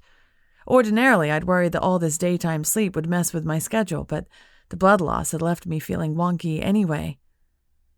More sleep definitely wouldn't hurt. Jorge stood above me next to a table with a small bowl of ingredients on it. He ran a hand through his hair for the 100th time and looked at me nervously. You ready? I nodded as my head sank into the pillow. Already exhaustion pulled at my body and my eyelids felt heavy. As my eyes slowly closed, I heard Jorge mutter a spell in Spanish. I tried focusing on the words, but my sleepy mind turned to jelly, and I was out before he finished. Like before, my dreams were filled with fire, but there was a strange tint to everything, like I was looking at my dream through a blue lens. Details were sharper, and I felt like a more coherent presence instead of just a fuzzy, confused bystander. Nix! I called out. The flames licked my skin, and sweat poured down my face and neck. A weak moan echoed in response. Wiping sweat from my brow, I strode forward to find her, but fire blocked me in every direction. Panic swirled in me until I remembered I couldn't be hurt. It was a dream, right? I didn't have time to hesitate. Even if it burned me, I had to find my phoenix. Sucking in a deep breath, I dived into the flames. White-hot pain seared through me, but I pressed onward until I'd emerged into a murky darkness, speckled with sparks and ash. My skin throbbed from my burns, and my sleeve was on fire. After hastily patting down the flames, I looked around, squinting in the darkness. Nix? A shadowy figure appeared in front of me. My heart thudded nervously as I approached it. I drew closer, and my heart lurched in my chest. A woman crouched over a small creature on the ground. When she turned to look at me, my skin crawled. It was Lilith. She looked different from when I last saw her. Her eyes were normal and dark instead of the demonic all black, and where her mouth should have been was a series of jagged, bloody cuts. A shiver of revulsion rippled through me at the sight. What had happened to her? Then my gaze fell to the creature at her feet, and I lurched forward. Nix! Lilith laughed, her voice muffled as I fell to my knees, hovering over my firebird. She was tiny, no bigger than a chick, and covered in burns. She chirped weakly, her scarred head turning this way and that as if, "She's blind," a voice said in my head. For one wild moment I thought it was Nix, but the chilling voice belonged to Lilith. My blood ran cold. "What have you done to her?" I growled. "It wasn't me. Her last death was too taxing, and when she tried to return, something went wrong." Lilith cocked her head at me, her eyes glinting. "Something with your magic, I'd wager." Nausea and regret swirled in my stomach. No, I thought, it can't be. She's lying. My gaze snapped to Lilith, and I gritted my teeth. "Why are you here?" Lilith's shoulders shook with quiet laughter. "Why wouldn't I be? This is what I've been waiting for. Your bird is too weak to grow on her own. It's only a matter of time before her power fades entirely and comes to me." My nostrils flared, and my hands shook with rage. "Her power is mine." Lilith's dark eyes drilled into me. "I think not, darling. Her power will go to the soul she's bonded most with. In the last several months, that has been me, not you." My heart rate accelerated. I couldn't breathe, couldn't think. She had to be lying, but deep down I knew she was right. I hadn't felt Nix's presence solidly within me since the battle with the Count, and all that time apart had been the perfect opportunity for Lilith to swoop in and claim my phoenix for herself. With a roar of rage, I lunged for Lilith, clawing at her face and eyes. My fingernails raked through her skin, tugging at the festering cuts on her face. She shrieked, trying to pry me off her, but I held fast, knocking her to the ground and ramming my fist into her face again and again. When my knuckles throbbed and my hand was covered in blood, Lilith finally managed to shove me off her. Hissing in pain, she knocked me over and stood over me, her face a marred mess of cuts and blood. "You are nothing," Lilith said, her eyes flashing. Blood dripped from her mouth and onto my shirt. "And you cannot defeat me." "Is that why you're doing this?" I roared, jumping to my feet. "To prove you're unstoppable? To prove I can't beat you?" Lilith's eyes narrowed. "I don't need to prove anything to you, dear." "Then what do you want from me?" I screamed, waving my hands around at the vast, empty expanse before us. Nyx crowed helplessly somewhere behind me.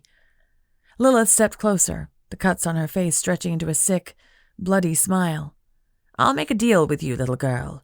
If you give yourself over to me, I'll spare your firebird and your lover." I stilled. Even my heart stopped for a full beat. "What?" "That's right. I'll heal your bird and let it live, and your precious Leo will be spared. I'll free him from his bargain." Doubt and confusion swirled in my mind. It was a trick. It had to be. Lilith's smile widened. "I assure you I am in earnest. There will come a time soon when you'll feel my presence start to take over. All you'll have to do is give in. Give yourself up." "Give myself up how?" I asked warily, remembering the blood bargain she'd made with Leo. "Give up your life," Lilith said in a soft voice. "If you die, your magic will fall to me. No need to make your firebird suffer any longer. I will take over your body and live as you did. One soul traded for another." Bile rose in my throat. I couldn't speak for fear I would vomit. Let Lilith take over my corpse and possess me like some zombie? A string of swear words almost tumbled from my lips before I stopped myself. Leo would be free. Nyx would be free. I swallowed back my hasty retort, my mouth twisting. Lilith watched me, her eyes shrewd, missing nothing. "Do we have a deal?" she asked. Chapter 27. Leo. A panicked pulsing in my blood told me something wasn't right. I sat in the sitting room of the inn, trying to familiarize myself with the smells of the city and its people, when something powerful pounded through me. In an instant, I was on my feet, my blood thrumming urgently. Brielle. I bolted from the room, taking the stairs 2 at a time before bursting into her room. I froze. It was empty. Frowning, I turned back into the hallway and entered my own room. There she was, pacing the length of the small space, her hair a wild mess as if she'd run her hands through it several times. She looked up when I entered, her eyes full of terror and uncertainty. I drew closer to her, my body ached to hold her against me, to wrap my arms around her, but I feared I would recoil from her touch, and that would only make things worse. "What is it?" I asked. Brielle shook her head, covering her mouth with her hand as she continued pacing. "I can't," she muttered. "I can't." Her mouth clamped shut, and she shook her head again. I stood still, waiting. The old Leo might have thought she looked a bit insane, but after everything I endured in the underworld, I couldn't blame anyone for how they coped with stress. So I crossed my arms and watched her patiently, trying to ignore the incessant throbbing in my blood as it responded to Brielle's fear. I didn't want to jump to any conclusions. Brielle was here, and she was unharmed. I had to focus on that. At long last, Brielle dropped her hands against her thighs, her expression dejected. "We're never going to escape this, are we?" I cocked my head at her. "Escape what?"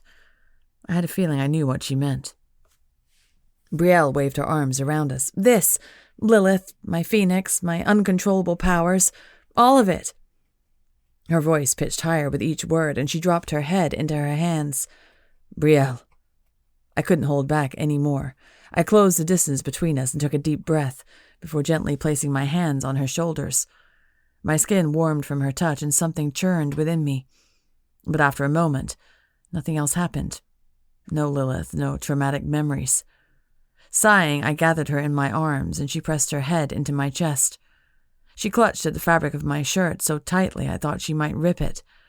"I can't do this anymore, Leo," she said, her voice muffled against me. "Do what?"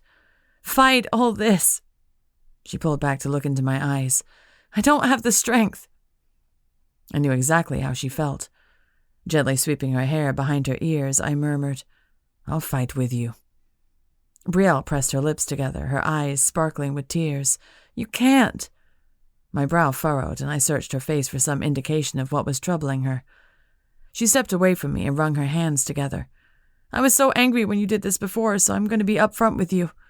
I'm surrendering myself to Lilith. For several moments, I didn't move, didn't breathe, didn't react at all. Then, everything slammed into me with full force. An explosion of anger, regret, and denial washed over me so violently my body quivered in agony. A crazed roar filled my mind, blocking everything out. All I saw was Lilith's wide smile. Her laughter filled my ears. She would have Brielle. My Brielle. A beam of clarity speared through the incoherent mess of my thoughts, and I clung to it. Slowly, Brielle's pained expression came back into focus, and I strode toward her. She was saying something, but I couldn't hear it. I took her face firmly in my hands and growled, "You are not giving in to her." Brielle's words faltered at the intensity in my face.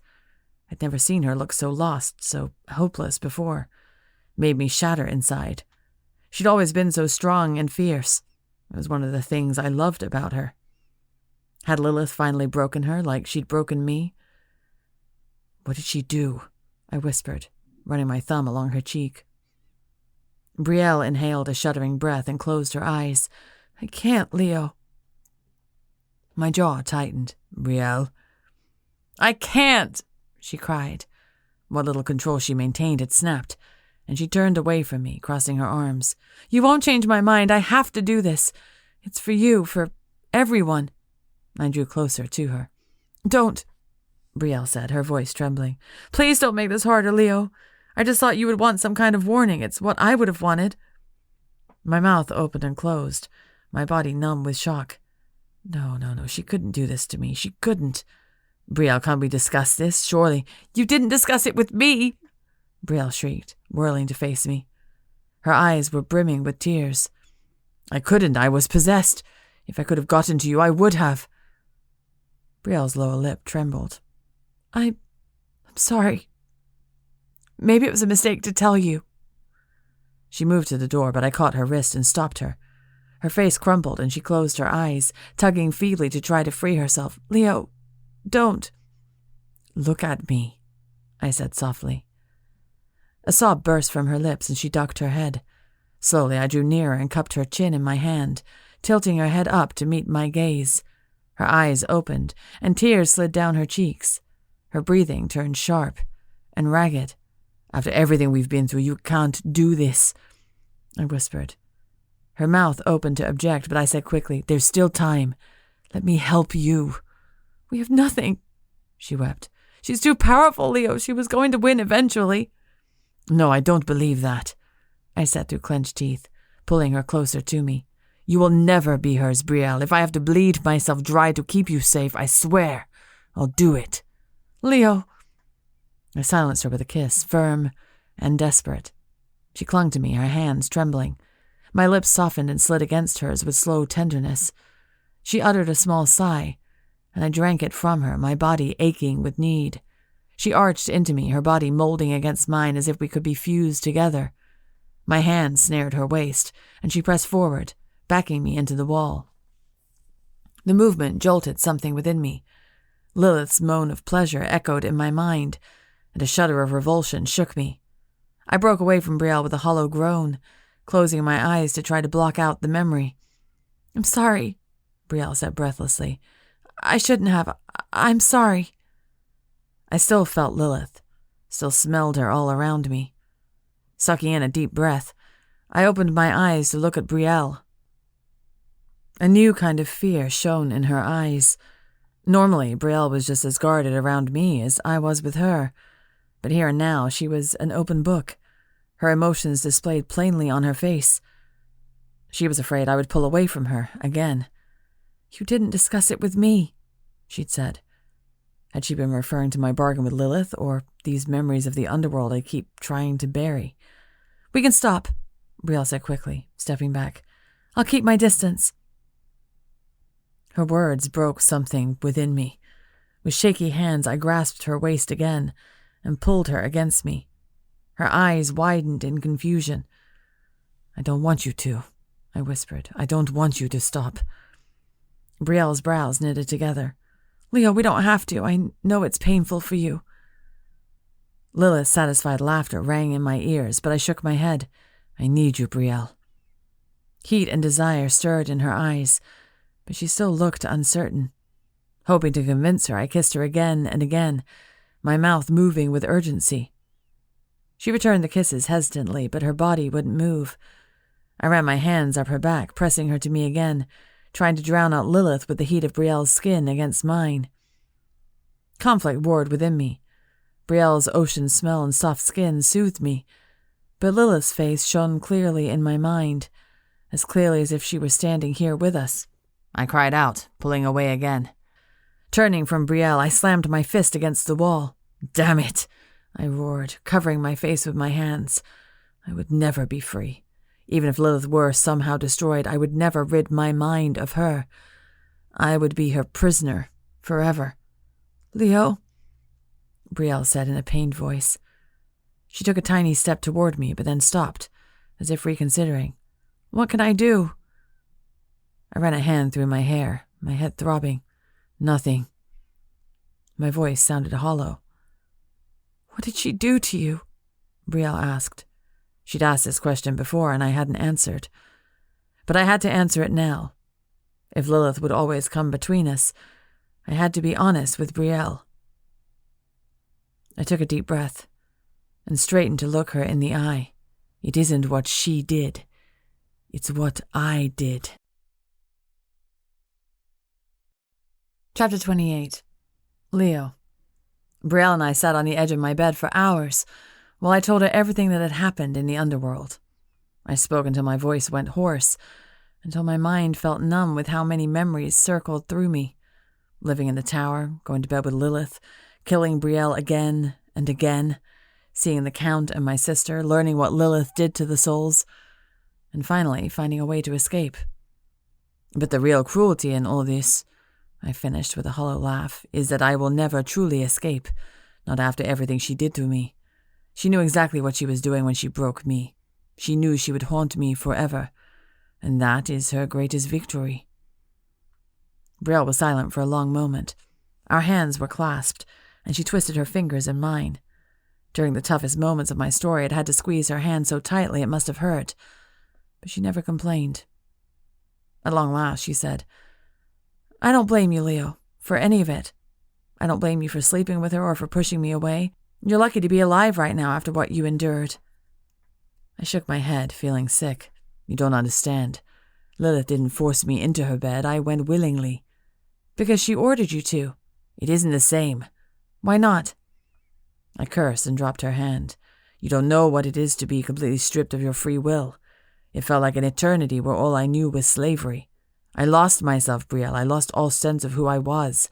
I wasn't a living soul anymore. I was just an object to be used, to be thrown about and tossed around like a toy." A lump formed in my throat, and I swallowed. I don't even know what freedom feels like anymore. I don't even know what I want anymore. I want you, but I also want to be free of her. It seems I can't have both. Brielle said nothing. I couldn't look at her. I couldn't bear to see the despair in her face. The whole time I'd spoken with her, I feared seeing her face twist in disgust, her eyes darken with distaste, just like when we'd first met. But no, despite how panicked she'd been when I first come into my room, she remained perfectly calm during my story. Frustratingly calm. "Doesn't it bother you?" I demanded, rising to my feet, "that I bedded her so many times?" Brielle frowned and shrugged. "You've bedded lots of women." I scoffed. "Not the queen of the underworld. I kissed Riker and he betrayed me. You slept with Estrella and she betrayed you." Brielle raised her eyebrows. "We've both made poor choices." I opened my mouth to argue and then faltered. You kissed Riker? Really?" I remembered the goofy British seer with shockingly red hair who was clearly taken with Brielle's sister. I'd wondered if something had happened between him and Brielle, but she had never told me about it before. Brielle rolled her eyes and stood. "That's what you're focusing on right now?" I sighed. You told me you've never shared a bed with a man before. How can I taint you by... Taint me? Brielle repeated with an incredulous laugh. It isn't funny, I roared. I need you to understand how vile this is, how despicable my behavior was. Can't you see that? Brielle's face sobered. Regret filled her eyes, but she quickly masked it. You want me to yell at you? Her voice was so steady that, in other circumstances, I would have laughed. I want you to react. You've been so calm that it makes me feel like everything I've been through isn't as horrible as I thought it was. Brielle stepped toward me. Anger flickered in her eyes, and her nostrils flared. What Lilith did to you was disgusting. She's a nasty, evil bitch who deserves to rot for all eternity. I hate that she did this to you, Leo. I hate that she broke you, that she used me to hurt you, and that she had the gall to think she could share a bed with you. She drew even closer. But do you know what this means? It means she's weak. It means she isn't as powerful as we thought. She needs you, Leo. She needs to feel wanted, to feel loved. She's just as weak as the rest of us, and I pity her for that. I blinked at her, stunned. I didn't know what to say. Some small part of me registered that Lilith had admitted this to me when she confessed she wanted a companionship, but I'd never seen it as something to pity. How could I when I was her slave? Do you still want me, Leo? Brielle asked in a whisper. My throat felt dry as she looked up at me. Her chest was barely touching mine, and the warmth of her body spread through me, more than anything. Do you trust me? Frowning, I said, with my life. Brielle offered a small smile. Then turn around and close your eyes. My eyebrows lowered. Why? Brielle fixed me with a stern glare. You said you trust me. Just do it. Groaning, I turned away from her and closed my eyes. My body tensed as I waited for Lilith's face to swim into view, but nothing happened. It was just me and Brielle shifting around behind me. My ears strained, trying to figure out what she was doing. I heard the rustle of fabric, and suddenly I stilled. She was undressing. Brielle? Almost done, she said with a grunt. Don't look yet. It's nothing I haven't seen before, I muttered. Brielle laughed, and something loosened in my chest. After another moment, she said, All right, turn around. Chapter 29. Brielle. Leo insisted I drink from him, and I didn't protest. His blood sent me a brief flare of energy before exhaustion settled into my bones. I didn't remember falling asleep, but hours later, I woke to find Leo still lying next to me, his face full of contentment and ease. I rubbed my eyes and smiled sleepily at him, propping my head up on my arm. Hi. Half his mouth quirked upward in a smile that made my heart tremble. Hi. You could have gotten up. You didn't have to stay while I slept. Leo leaned in, running the tip of his nose up and down my throat. A shiver of pleasure swept over me. I wanted to. His breath tickled my neck, and I laughed. I ran my fingers through his long hair, and he drew back to look at me. Sudden anxiety rose in my throat, and I dropped my gaze. Was it okay for you? I sounded like an idiot, but I didn't know how else to ask. He'd slept with dozens of women. After all, how could I compare? Leo cupped my face in both of his hands, gently tilting my head up so I met his gaze. I've never experienced pleasure like that before, Brielle. His face sobered for a moment. I didn't think I'd be able to, without her interfering. He shook his head, his brows knitting together. But during those blissful moments with you, I was free. Warmth spread through me, and I grinned at him. Really? He smiled and nodded, but there was something guarded in his eyes. What? I asked. I thought I was free of her. Forever, but as you slept, she came back. My smile vanished. I should have known it wouldn't be that easy, but my heart still plummeted in disappointment. That's all right, one step at a time. He nodded, leaning his head against the pillow. We should talk about your bargain with her. My blood chilled, and my eyes widened. How did you know I made a bargain? I hadn't been able to bring myself to tell him that.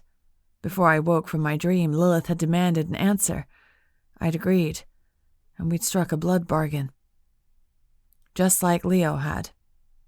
Leo brought my hand to his lips and pressed gentle kisses to my fingers. I know you, Brielle, and I know the sway Lilith has over us. I don't blame you at all.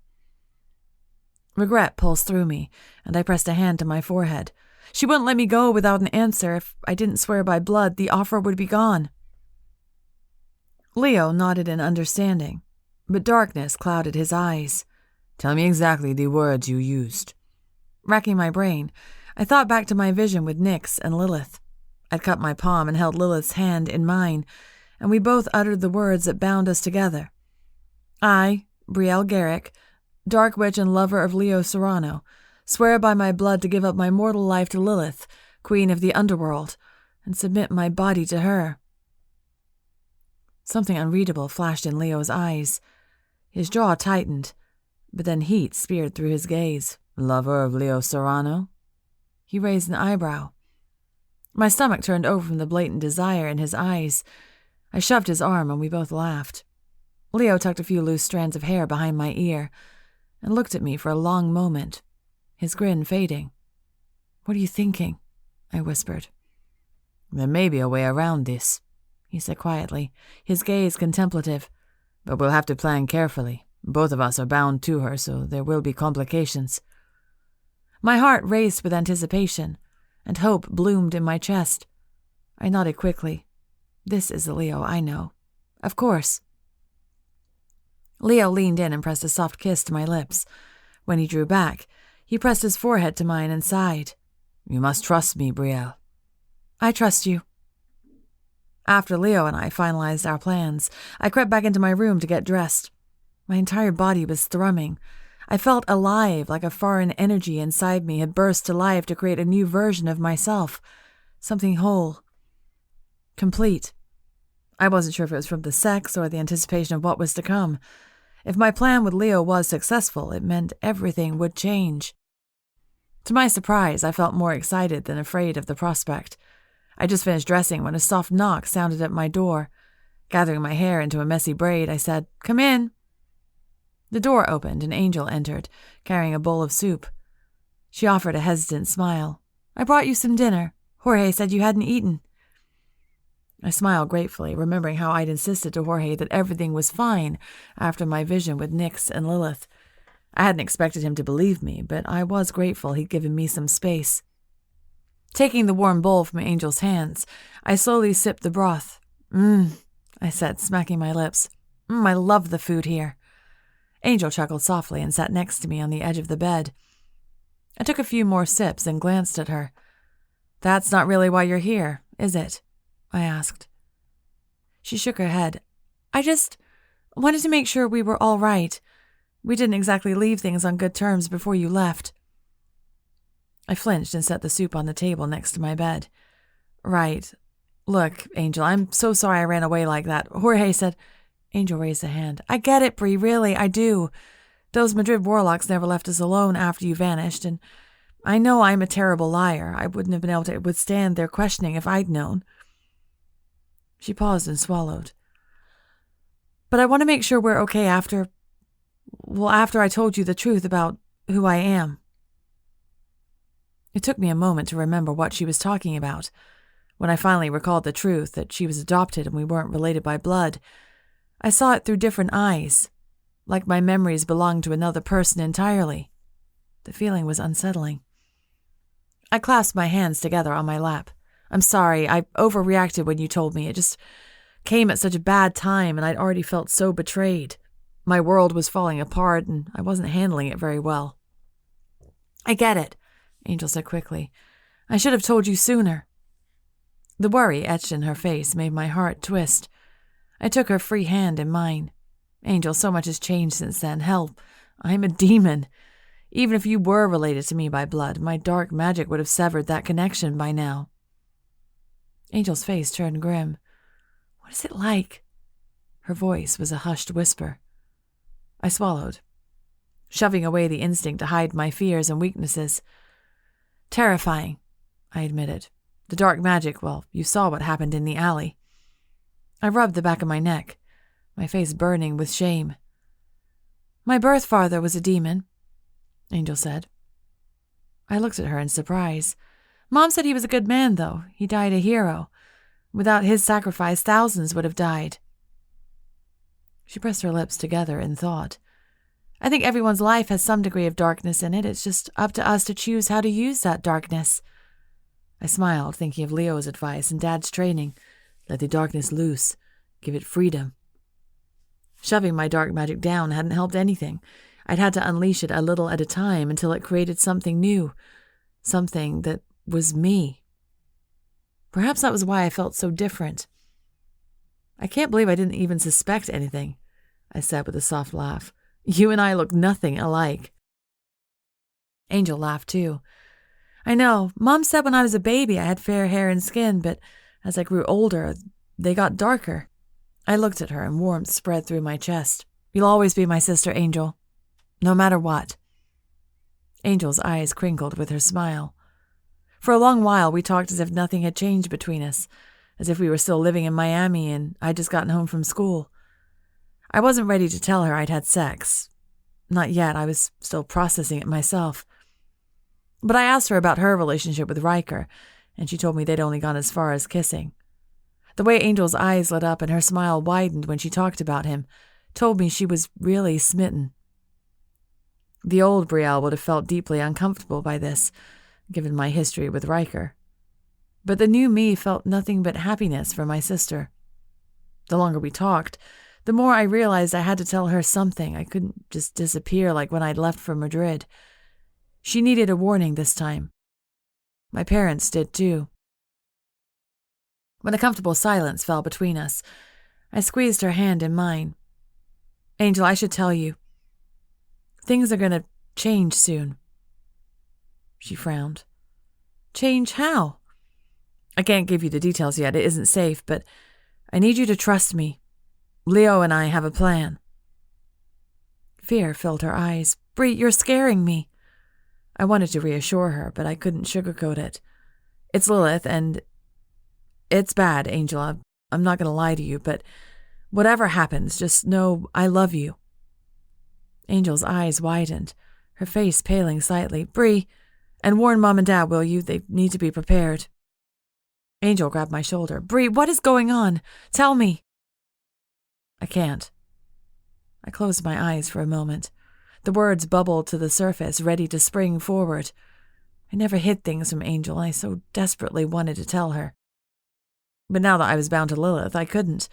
The more people who knew, the more likely Lilith would find out. Angel opened and closed her mouth and exhaled impatiently. This plan of yours, do you really think it'll work? I nodded. Then I trust you, Bree. She smiled, but it was wobbly. Terror still lingered in her eyes. As much as I wanted to shield her from the horrors that would come, I knew I couldn't. My own heart quivered in anticipation. Leo said it would get so much worse before we could put our plan to action. A small part of me hoped he was wrong, but deep within me, I knew Lilith wouldn't give up without a fight. So, we'd give her one. Chapter 30. Leo. My conversation with Jorge went as well as expected. He was angry with my secrecy, but he understood.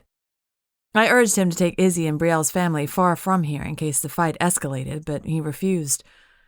You know they would insist on staying here, he said, and I won't force them to leave. I sighed and ran a hand through my hair. Brielle would never forgive me if something happened to her family, but Jorge was right. He couldn't exactly haul them out of the city against their will. Are you sure about this, Leo? Jorge asked in a quiet voice. I felt his gaze on me, but I stared out the window as villages bustled about below us. This city thrummed with life. More so than in Segovia, it felt both comforting and foreign, all at once. I know you have your misgivings about Brielle. Jorge shook his head. It isn't that. I finally looked at him, my eyebrows lifting. Oh, have you finally overcome your bitter hatred toward her? Jorge snorted without humor. She descended into the depths of darkness to bring you back. I don't doubt her love for you. My humor died, and something warm tickled my throat. I couldn't stop the smile from spreading on my face. Well, that's a relief, because when all this is over, I plan to ask her to lead the coven alongside me. Jorge straightened, his face slackening in surprise. His mouth fell open, and then he clamped it shut. After a moment, his expression relaxed, and he nodded. Very good. I couldn't help but laugh. Though my whole body sang with delight at the thought of my most loyal friend approving of the woman I loved, it was certainly a shock for me. She really has softened you, hasn't she? I slapped Jorge on the arm. Jorge rolled his eyes, but his grin betrayed him. A moment of silence passed between us, and his smile faded. Are you sure about this? He asked again. I looked at him, my face completely serious, and nodded. It's our only option, but we have to prepare ourselves for the worst. I need you to track down that teleporter we met in Madrid a few years ago. Offer him any payment you need to, your own blood if need be. Jorge's eyes widened. Vampire blood in the wrong hands. We don't have time to consider that. You must get to Segovia. I handed him a sealed envelope. Get this to the captain of the Madrid Warlocks. Hopefully he will see sense and return here with you. If the worst should happen, we will need reinforcements. Jorge took the envelope.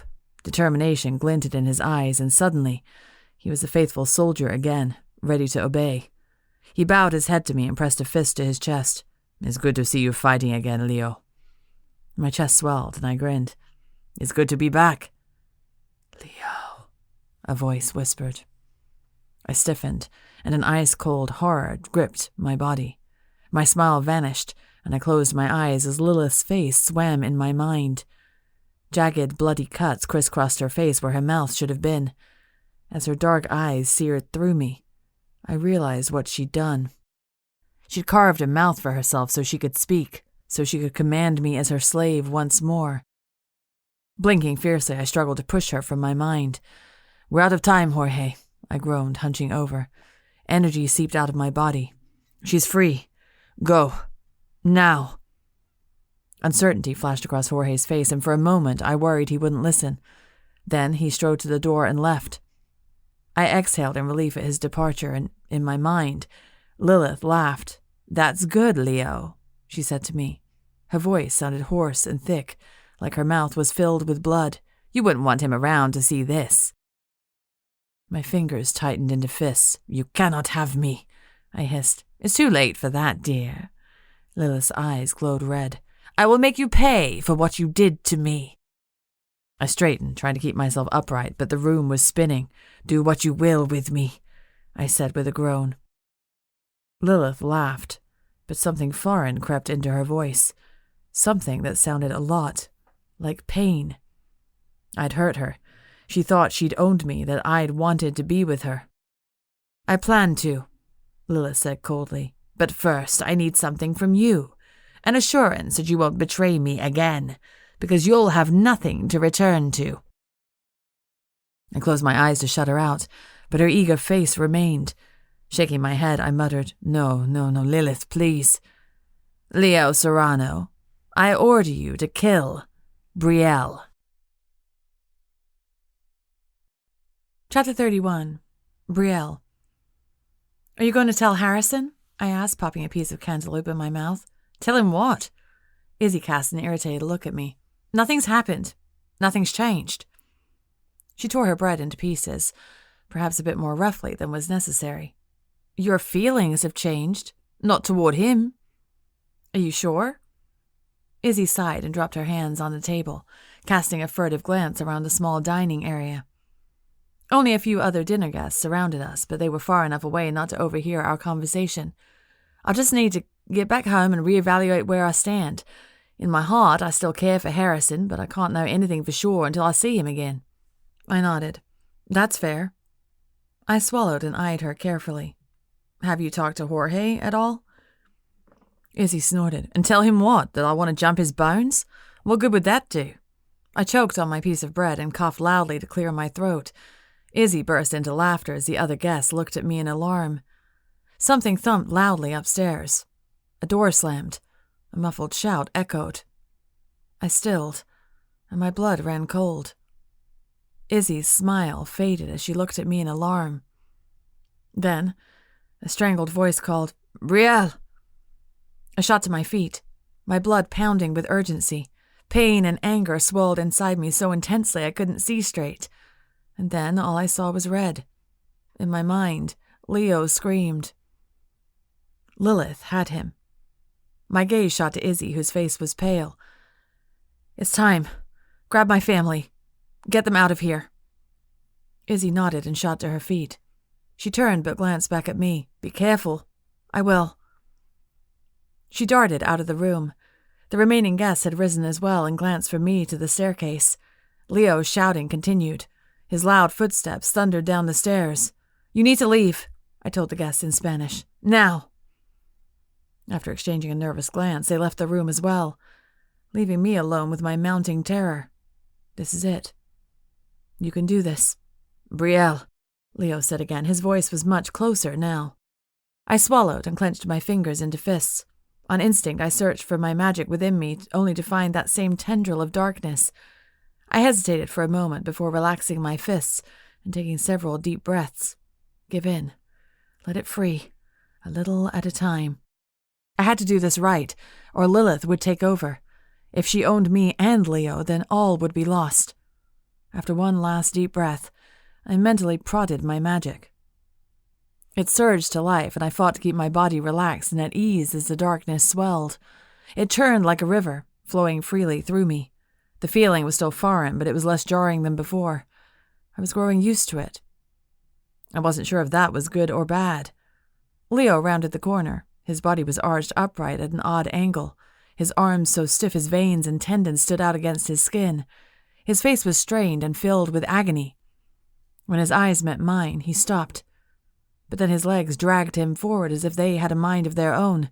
"Run," Leo groaned through clenched teeth. "Brielle." "I'm not going anywhere," I said, holding perfectly still as Leo drew nearer. "I can do this." "Please, don't make me do this." Leo gasped, his expression crumpling. Grief and fear radiated from his face. Guilt swelled in my chest, but I held my ground. I had no other choice. If Lilith had command over him again, she wouldn't stop. This had to end. Now. But I had to keep her out of my mind and away from my magic. I couldn't give in to her. Not yet. Her words echoed in my mind. "There will come a time soon when you'll feel my presence start to take over. All you'll have to do is give in. Give yourself up." Every bone in my body quivered in anticipation. I knew deep down that this was it. Lilith had warned me of this, and Leo had too. But I had to trust our plan. "I'm not leaving you, Leo," I whispered. Leo's eyes darkened and he lunged for me. I sidestepped him and crashed into one of the small tables. Dishes shattered on the floor. A jet of red magic sliced into me and I fell to the ground. Pain flared in my chest. I groaned as I struggled to rise. Leo kicked me back down. His eyes were all black now. The man I loved wasn't here anymore. It was just me and Lilith. Wiping blood from my lip, I panted, "Is that the best you've got?" Leo's hands glowed red. Just before he struck, I rolled under another table. It splintered into 1,000 pieces. "A little at a time," I whispered to myself. I took a deep breath and unleashed my dark magic. Black smoke pooled from my hands, surrounding me until it obscured Leo from view. Then, very slowly, I drew my power back a fraction. "Easy now," I coaxed it. "Come back to me." The power receded slightly, and I pushed my hands forward. An explosion of black magic crackled in the air before it slammed into Leo. He flew backward into the wall and slumped to the ground, motionless. Gasping for breath, I climbed to my feet, wincing in pain. I knew he wouldn't stay unconscious for long. Hurrying to him, I found him slumped to the side with a trickle of blood oozing down his forehead. I brushed my fingers against my busted lip, and they came away bloody. Leaning forward, I pressed my bloody hand to Leo's mouth. "Come on, Leo," I whispered. When Leo didn't move, I swore and crouched in front of him before pressing my mouth to his. I pushed my lips against him hard, forcing my blood on his tongue. Leo's eyes flew open, and they were his again, dark and rimmed with silver. He tried to push me off him, but I held fast, kissing him firmly, giving him a strong taste of my blood. "Drink," I urged. "Please, Leo." I felt him swallow. Then he groaned. That's it. I slowly pulled away from him, my lips numb. Leo's eyes were closed, his brows pulling together. He licked his lips and exhaled, his breath shaky. "Brielle," he rasped. "Come on, Leo," I said. "Stay with me." "She's too strong." His body tensed, his back arching as he strained against some invisible force. "Brielle, I can't." His hand shot out, snatching me by the throat. I gasped, my body stiffening. My hands clawed at his fingers, but his other hand grasped my throat as well.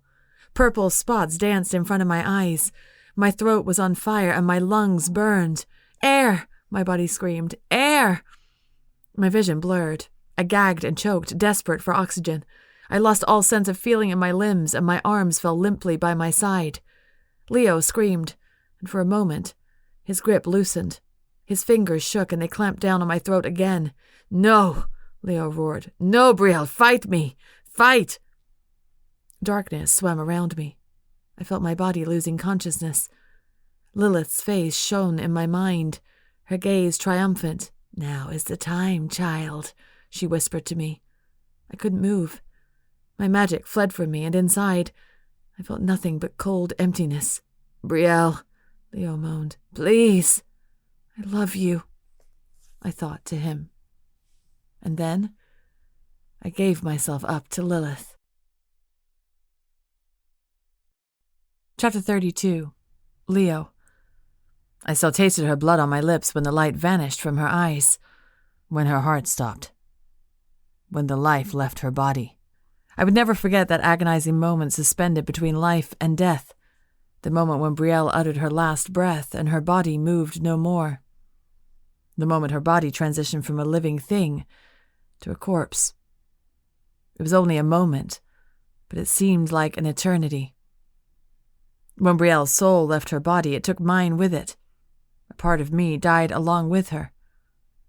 My hands relaxed as Lilith's order was fulfilled. But I sat there alongside Brielle's body for what felt like hours, listening to the silent emptiness around me. Her absence screamed at me, a blaring cry that something was wrong.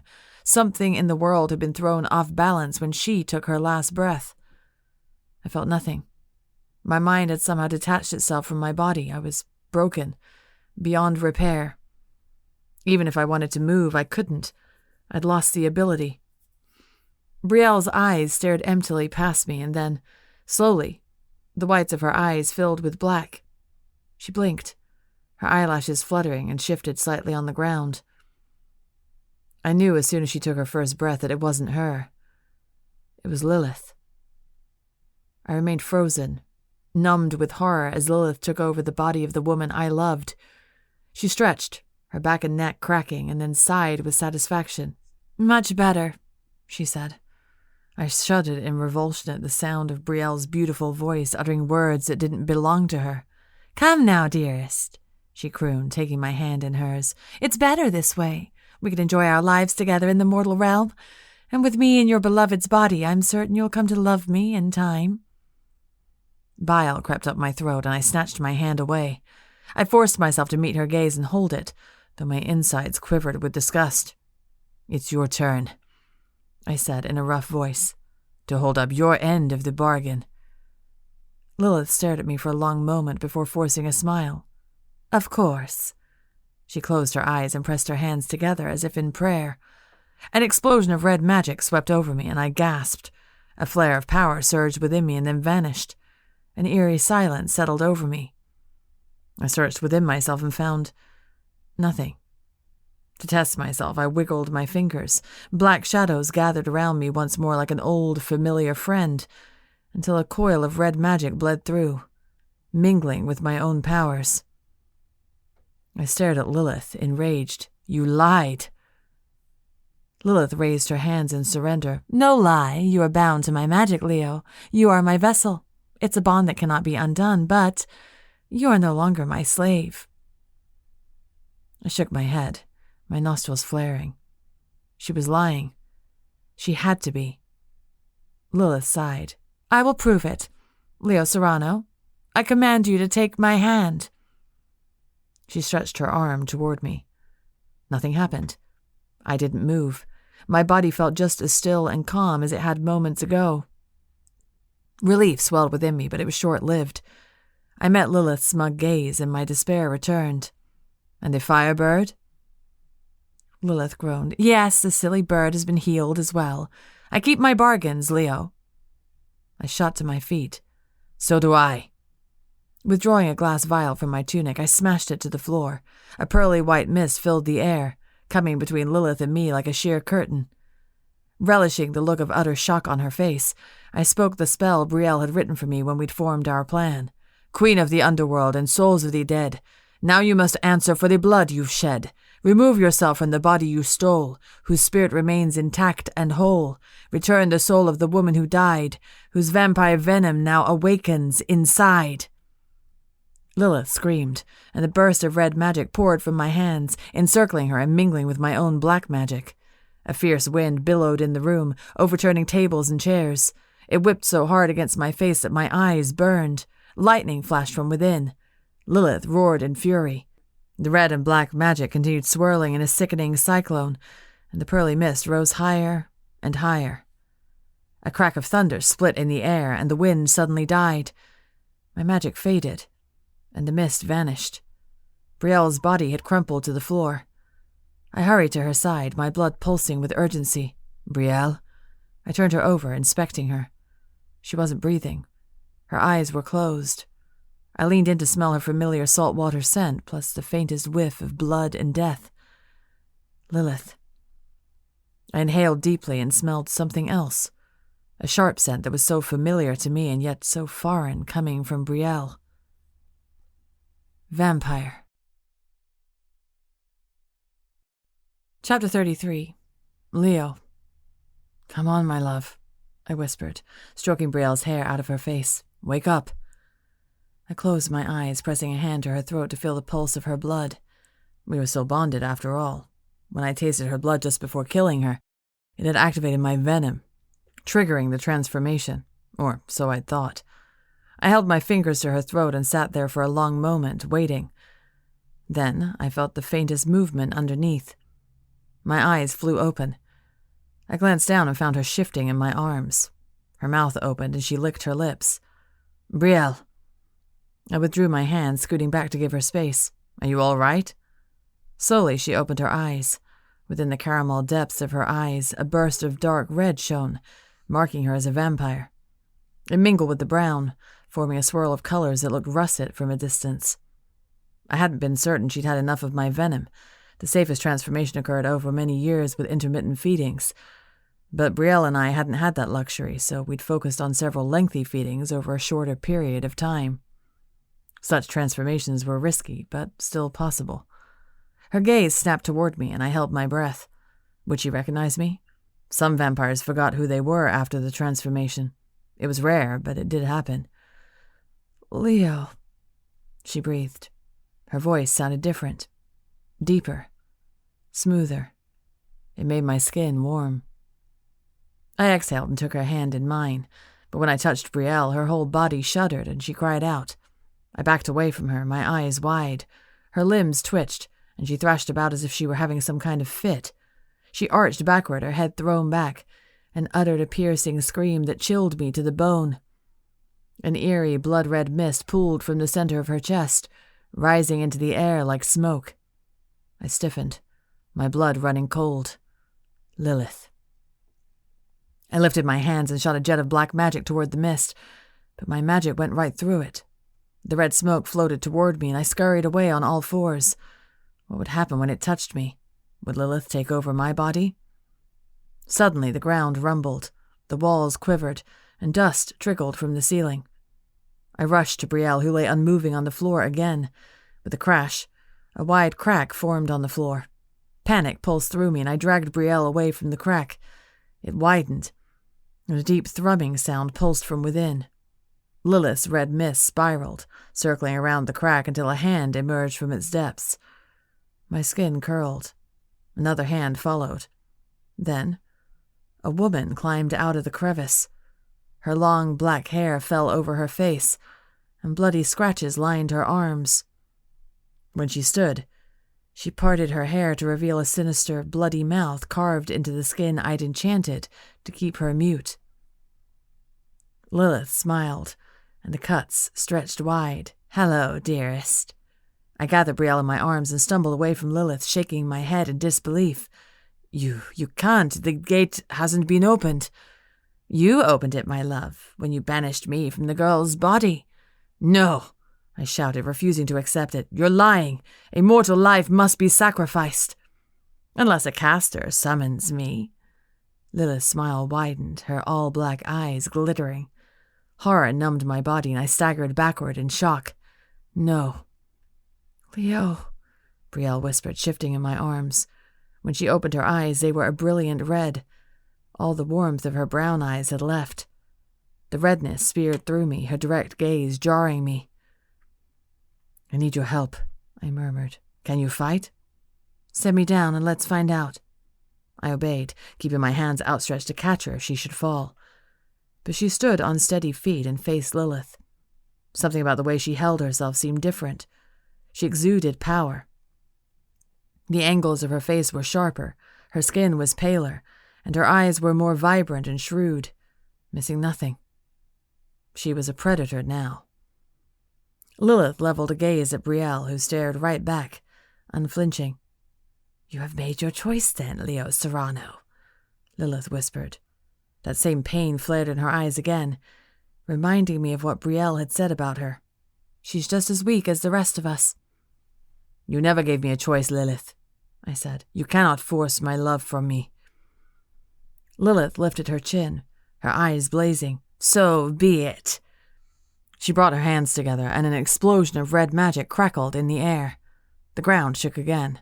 The giant chasm widened. An eerie white mist poured from within, and shapes bubbled from the surface like boiling water. Brielle and I backed away until we were pressed up against the wall. A chill raced down my spine, and my mouth fell open in horror as hundreds of souls spilled from the crack in the ground. Their auras were wispy and luminescent, just like I remembered in the underworld. A small gleam of red glowed from within their transparent bodies like a beacon or a lantern. When I glanced at Lilith, I saw a similar red glow in the center of her chest. She grinned widely at me. I own them, Leo, just like I own you. My mouth opened and closed as the souls drew nearer. Shaking my head in disbelief, I whispered, No. Then I recognized a familiar face. His eyes were empty and incoherent, instead of the indignant fury I remembered. Count Antonio de Silva. In that moment, I realized what Lilith meant. The price she demanded of the souls who left the underworld. A portion of their soul meant they were bound to her. It meant she could summon them, control them. This was no longer the Count. This was one of Lilith's slaves. Desperation pulsed through me, and I grabbed Brielle's hand. We both ducked down, crawling under tables to avoid the spirits who floated toward us. Can they possess us? Brielle asked as we shoved a splintered chair out of our way. The souls passed right through the furniture.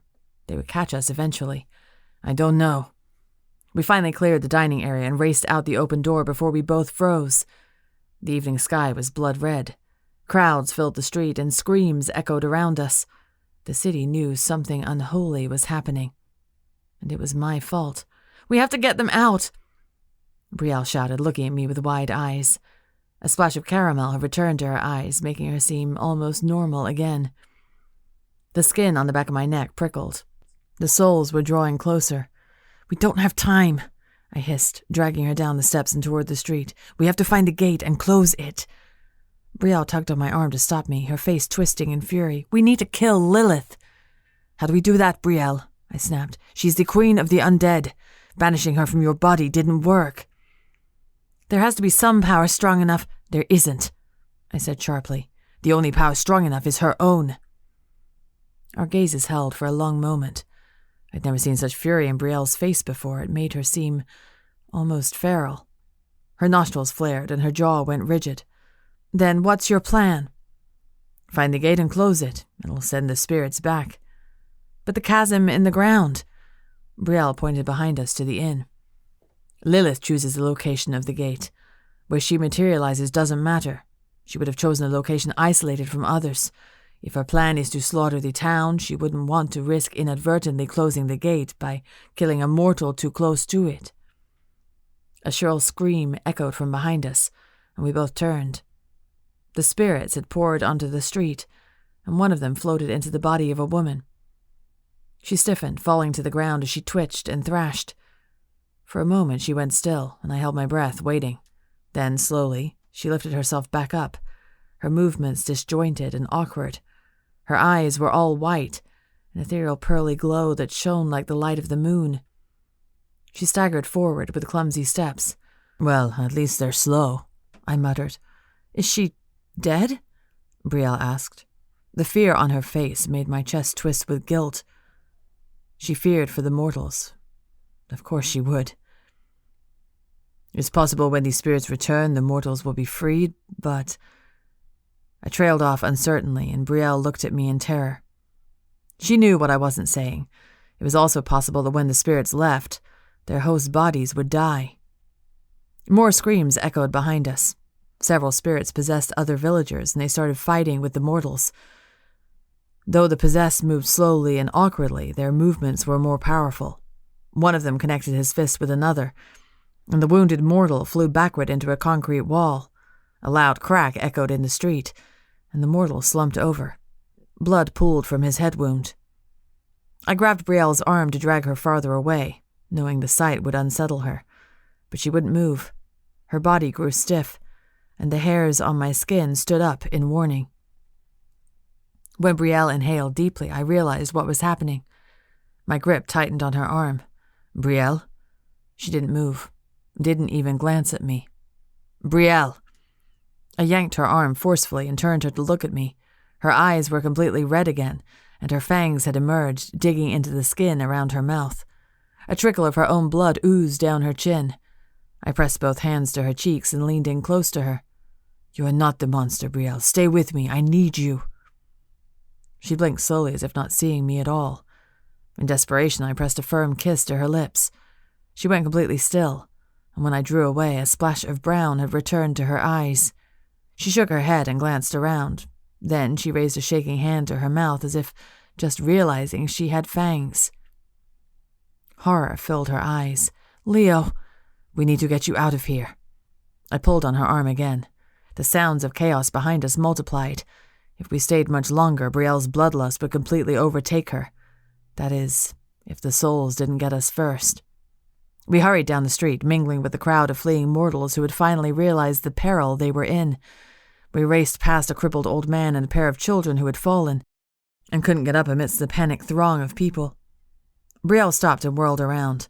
The souls were gaining speed. It seemed as if the possession gave them more power. With a mighty roar, Brielle lifted her hands, and inky black magic shot forward, bursting against the possessed mortals. They tumbled backward and collided with the ghostly spirits. I gasped. The possessed mortals could touch the souls. The pearly spirits staggered backward as their possessed comrades clambered to their feet. Brielle and I shared a wide-eyed glance. Then she lifted her hands again. "Help me," she pleaded. More jets of black magic burst forward, wrapping around the possessed. With a flick of her wrist, Brielle flung them back into the approaching spirit, buying the remaining mortals more time. "I can't," I said. Brielle glanced at me, her eyes narrowing. "Do you have somewhere better to be?" "I have to find Jorge. He's supposed to be here with reinforcements. I'm worried Lilith might have found him first." Brielle's jaw clenched and her arms shook as she cast another spell toward the spirits. Redness crept into her eyes again, and I glanced around. One of the possessed had a bloody gash on his arm. A muscle in Brielle's jaw twitched, but she kept her gaze fixed determinedly on the spirits as she used her magic again. "Brielle, you can't stay here," I urged. "I can't leave them to die," she snapped. "You go. I'll be fine. The bloodlust. These people are dead anyway if I leave them," she shouted, meeting my gaze. Her eyes were wide with concern, but a determined glint shone in her face. This was the Brielle I knew, that stubborn, infuriating, powerful fighter. Something in her eyes shifted as she watched me. Heat stirred in her gaze, and she leaned in and kissed me briefly. "I love you. I always will." I touched her cheek. "As will I, little nightmare." She smiled slightly and turned back to the souls. I watched her send another burst of magic toward the possessed mortals before I hurried down the street, away from the woman I loved and the danger she was in. Chapter 34. Brielle. The world seemed crisper, more vibrant, like I'd been living my whole life wearing blinders. I thought I'd had a keen sense of smell before my transformation, but now the smells around me assaulted my nose, surrounding me in sharp waves that made me dizzy. And anytime someone shed blood, I was acutely aware of it. Each drop had a distinct flavor, a mixture of fragrances that made something within me growl. When Leo left me in the crowd, a deep panic set in within me. Though I'd insisted I was fine, I wasn't absolutely certain I could resist the bloodlust. But if the alternative was to leave these mortals to die, then I had to try. I sent another burst of magic toward the oncoming possessed mortals. They stumbled toward me like zombies, their pearly white eyes eerie and unsettling. One of them lunged for a mortal who had lagged behind, clawing at her face. Blood welled on the mortal's face, and she screamed. A tremor shook my body, and I hunched over with a groan. A roar echoed within me as a beast awakened. My thirst demanded to be satisfied. It felt like hot knives raked up and down my throat with each breath I took. I clamped my mouth shut, holding my breath, and waited for the usual strain of my lungs. But it never came.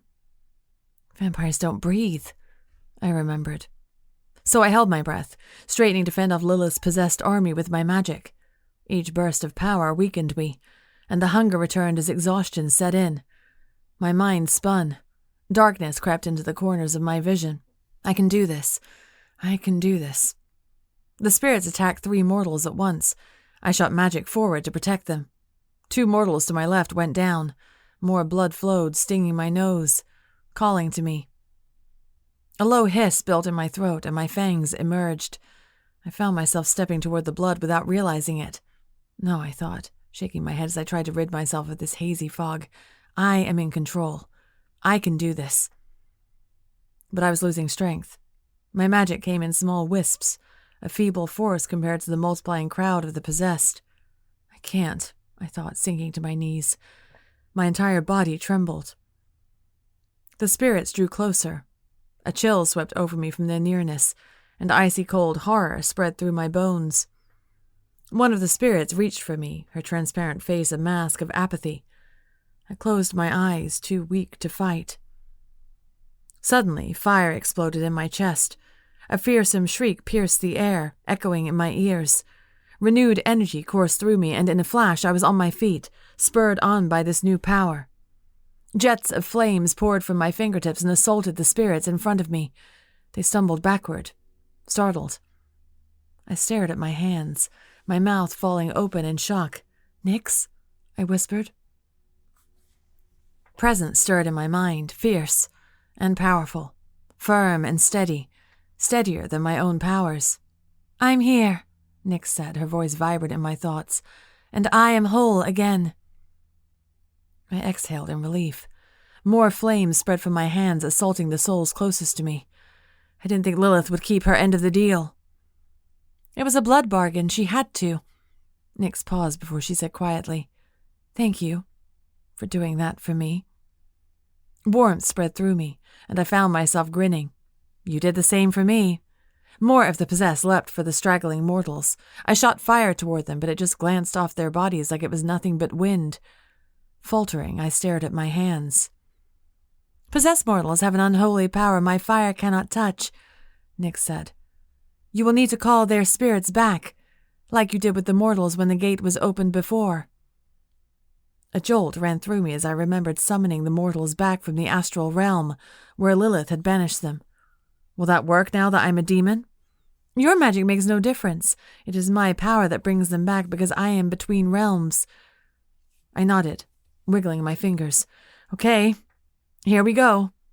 I pointed my fingers toward the possessed mortal closest to me. Closing my eyes, I focused on the man's appearance. His light brown hair, his almond-shaped eyes, and square jaw, his wiry build.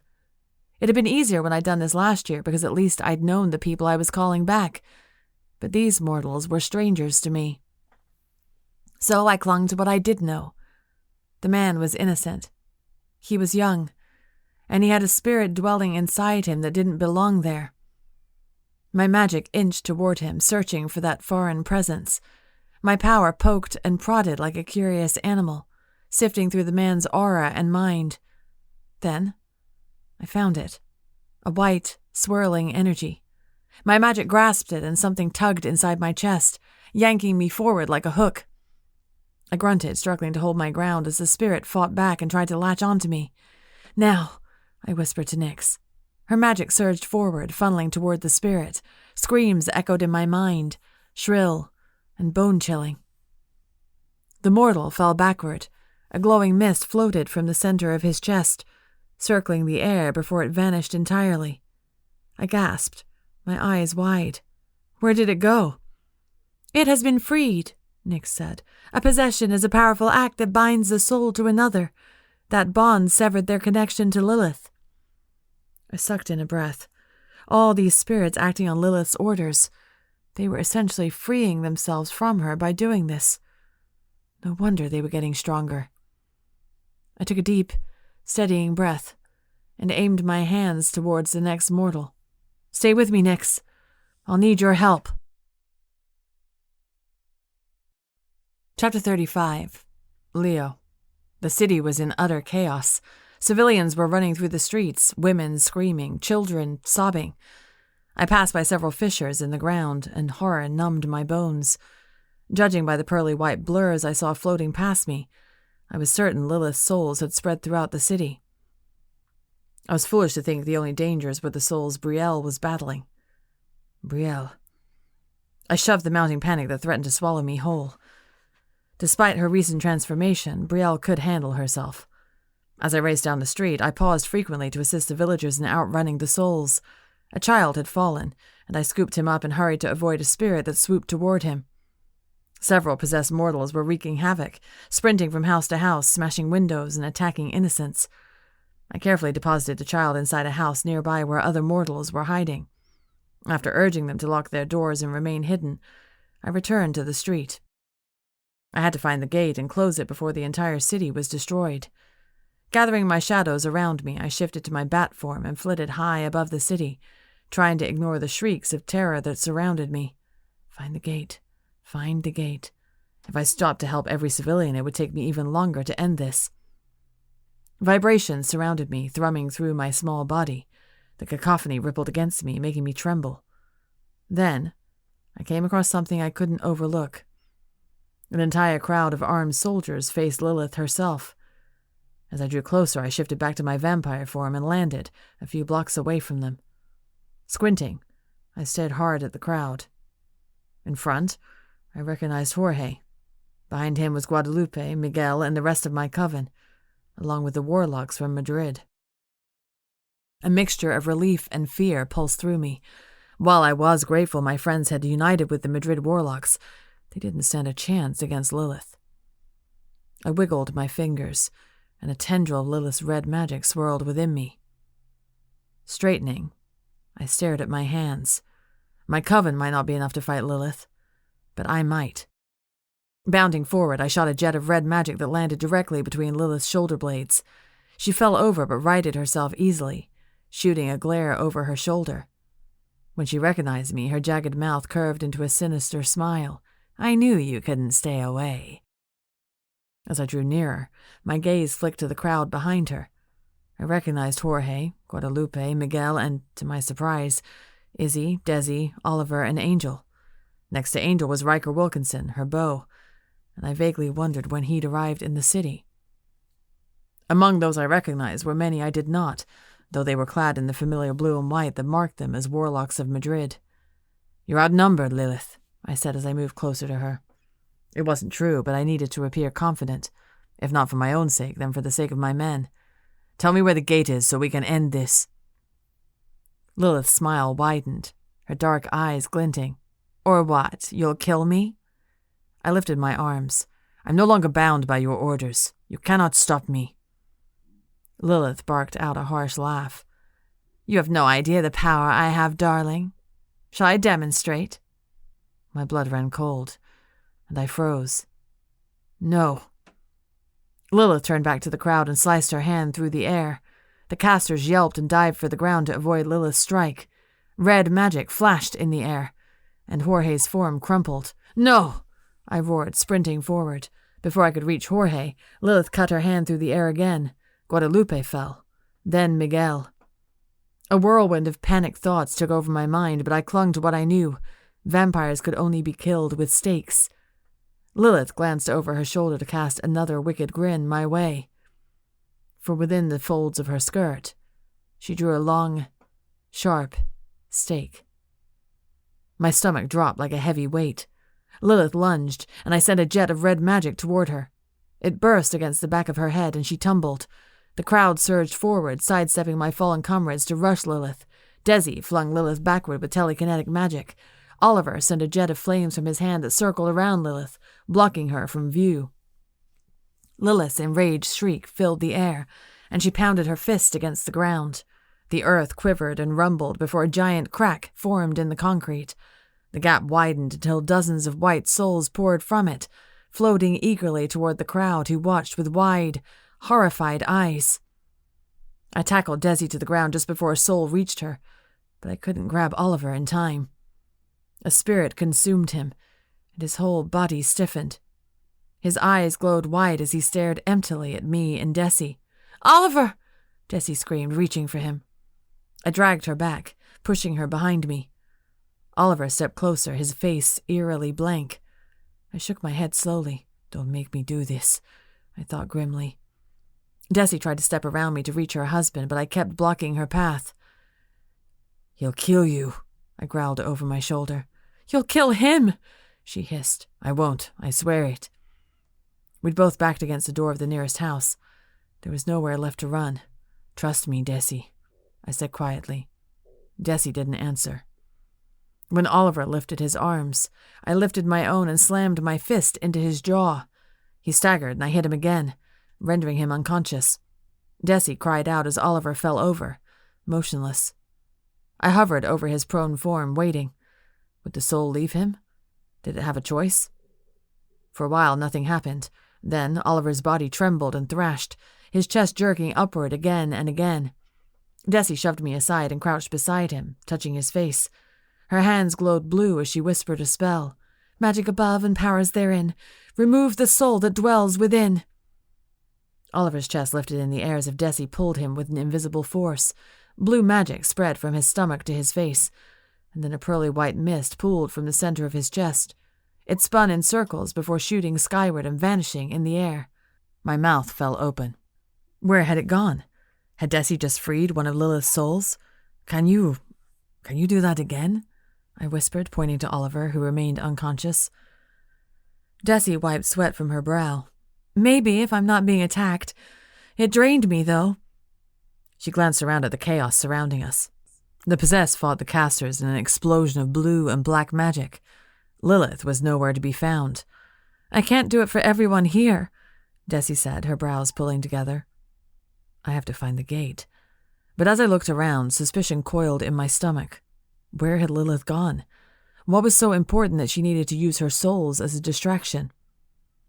I stilled, sifting through my thoughts and memories of Lilith. I knew her, probably better than anyone. She wanted to live among mortals, and the only way to do that would be somehow destroy the gate and leave her here permanently. If I found her, I'd find the gate. Closing my eyes, I searched inward for the red power still lingering inside me. Fighting against unpleasant memories and the nausea in my stomach, I sought out Lilith. My body shook from the resistance it had developed, its aversion to Lilith's presence.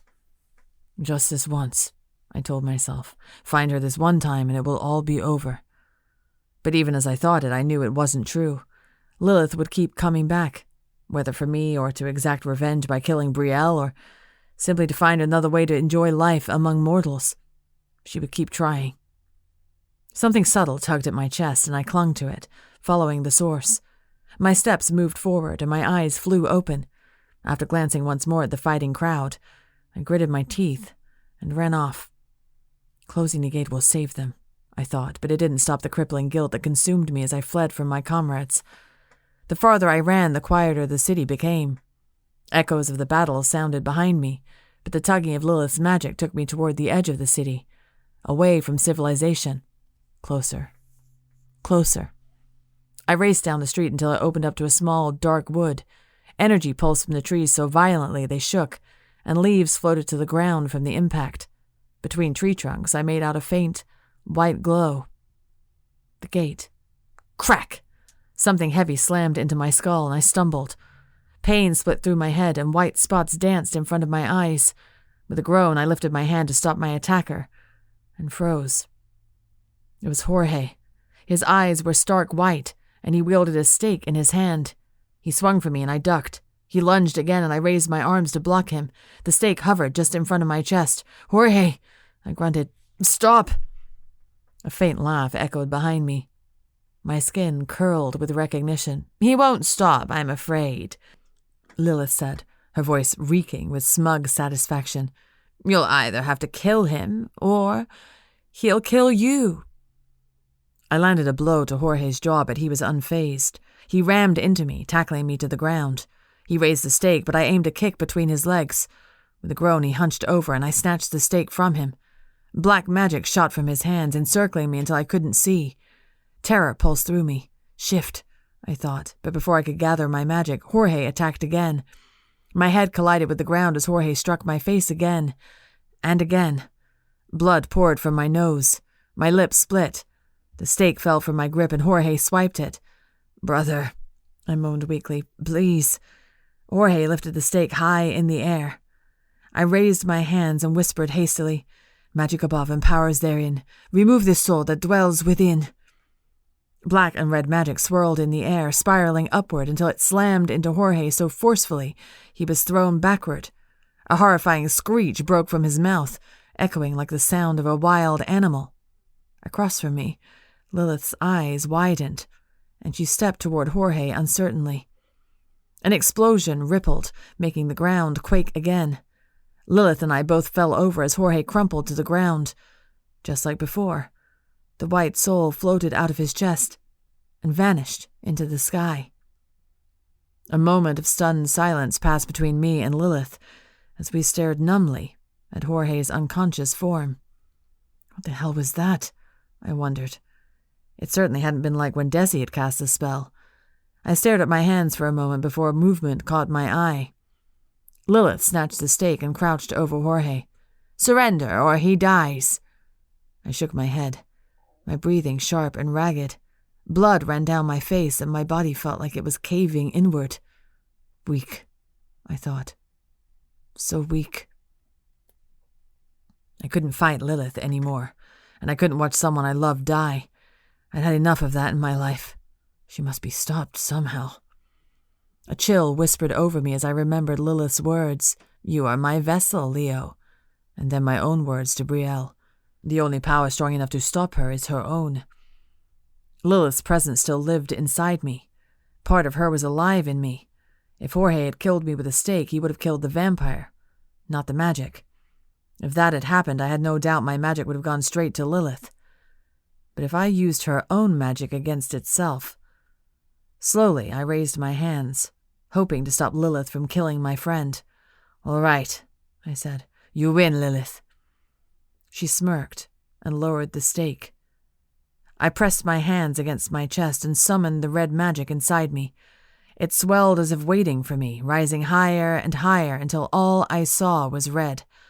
Once more, I uttered the spell. "Magic above and powers that be.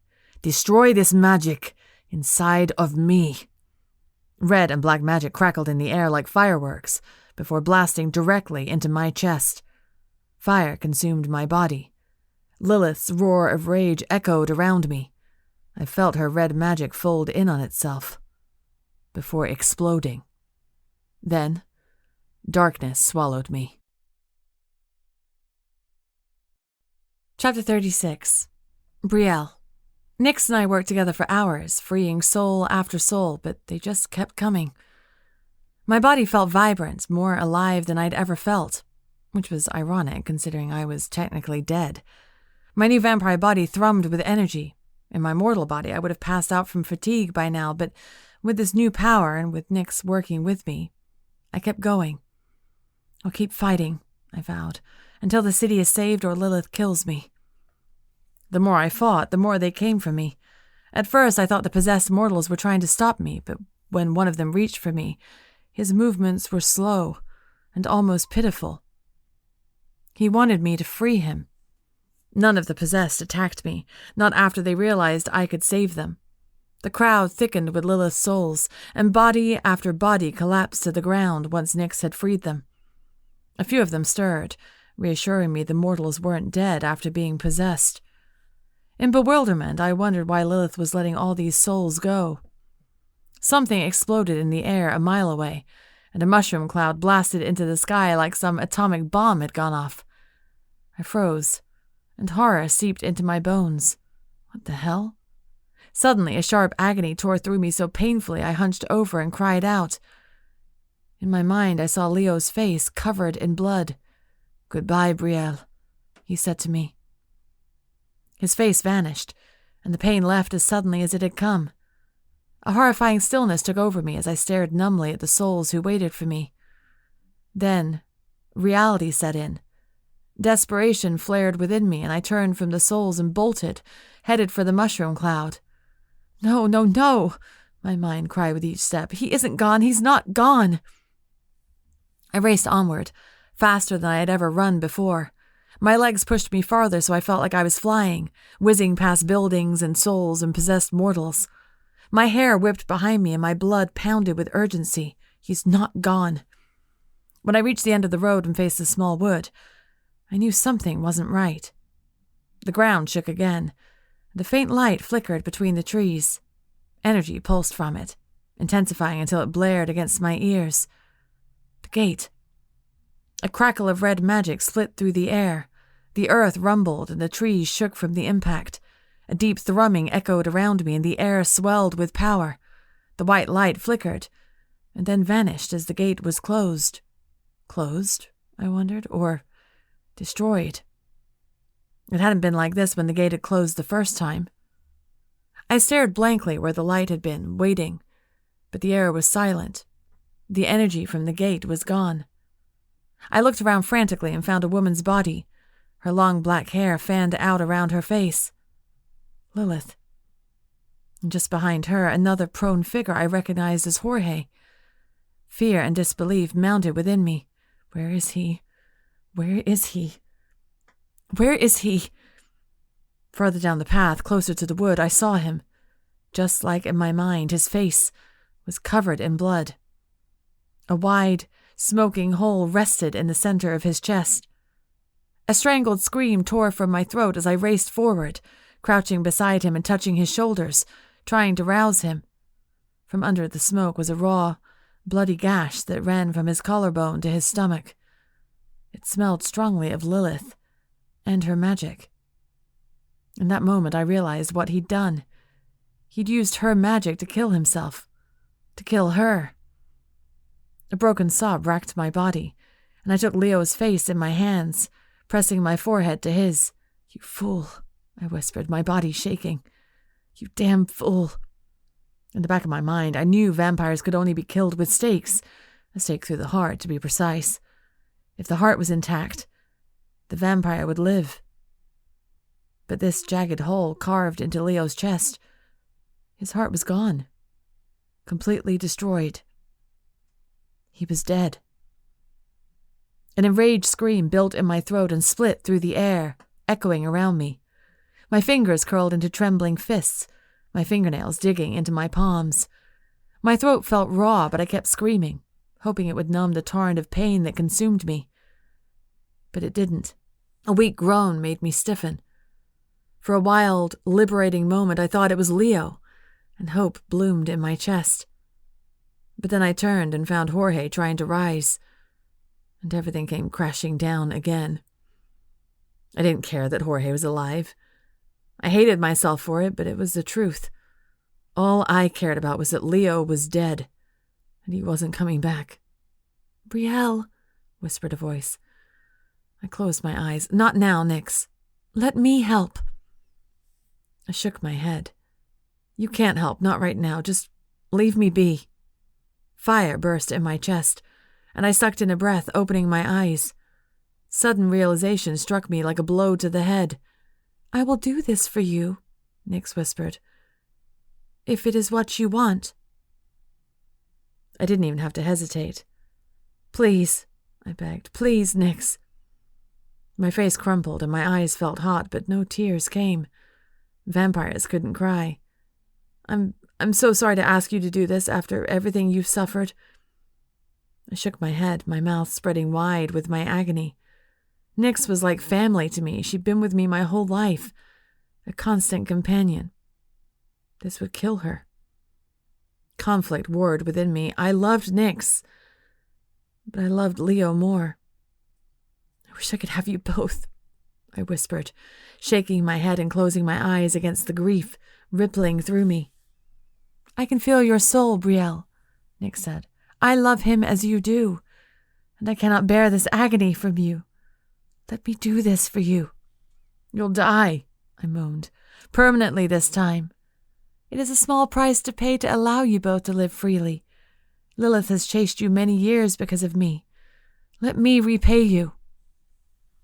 I covered my face with my hands, my shoulders shaking with dry sobs. I'm so sorry, Nix. There is nothing to be sorry for. It has been an honor fighting alongside you. With a shaky exhale, I released my phoenix. A brilliant gold glow burst from within me, brightening the night sky as it swelled with power. Nix's power, her power of resurrection. A glowing tendril of gold reached for Leo like a ghostly arm. When it touched him, his entire body glowed gold, searing against my eyes. I covered my face, feeling the burn against my skin as if the sun were scorching me. Nix's power seeped out of me and my body sagged, crumpling with sudden exhaustion. Nix's presence was plucked from my mind, and I felt suddenly empty, alone, and naked. For the first time in my life, my body was completely vacant of everything but my own soul. The feeling made me want to weep. The brightness burned against my eyes, and I turned away from it, cowering and gritting my teeth against the pain. Heat seared against me as Leo's body burst into flames. Nix's flames. When the fire finally subsided, a dusting of ash tickled my arms. Slowly, I lowered my hands, my chest throbbing with anxiety. Leo sucked in a ragged breath, his body whole and unharmed. His face was no longer bloody, and the smooth skin of his chest peeked out from underneath his torn clothes. A pitiful wail burst from my lips. I leaned forward, clutching his face in my hands and pressing kisses to his cheeks and lips. He didn't move at first. Then his arms circled around me as he buried his face in my shoulder, kissing my neck and clutching me close. His breath tickled my skin, and I inhaled his familiar scent, laughing weakly in relief. A rich, flavorful smell burned against my nose, and the monster within me roared with hunger. My whole body stiffened, and I suddenly darted away from Leo, my eyes wide. He panted and looked at me, and then I knew.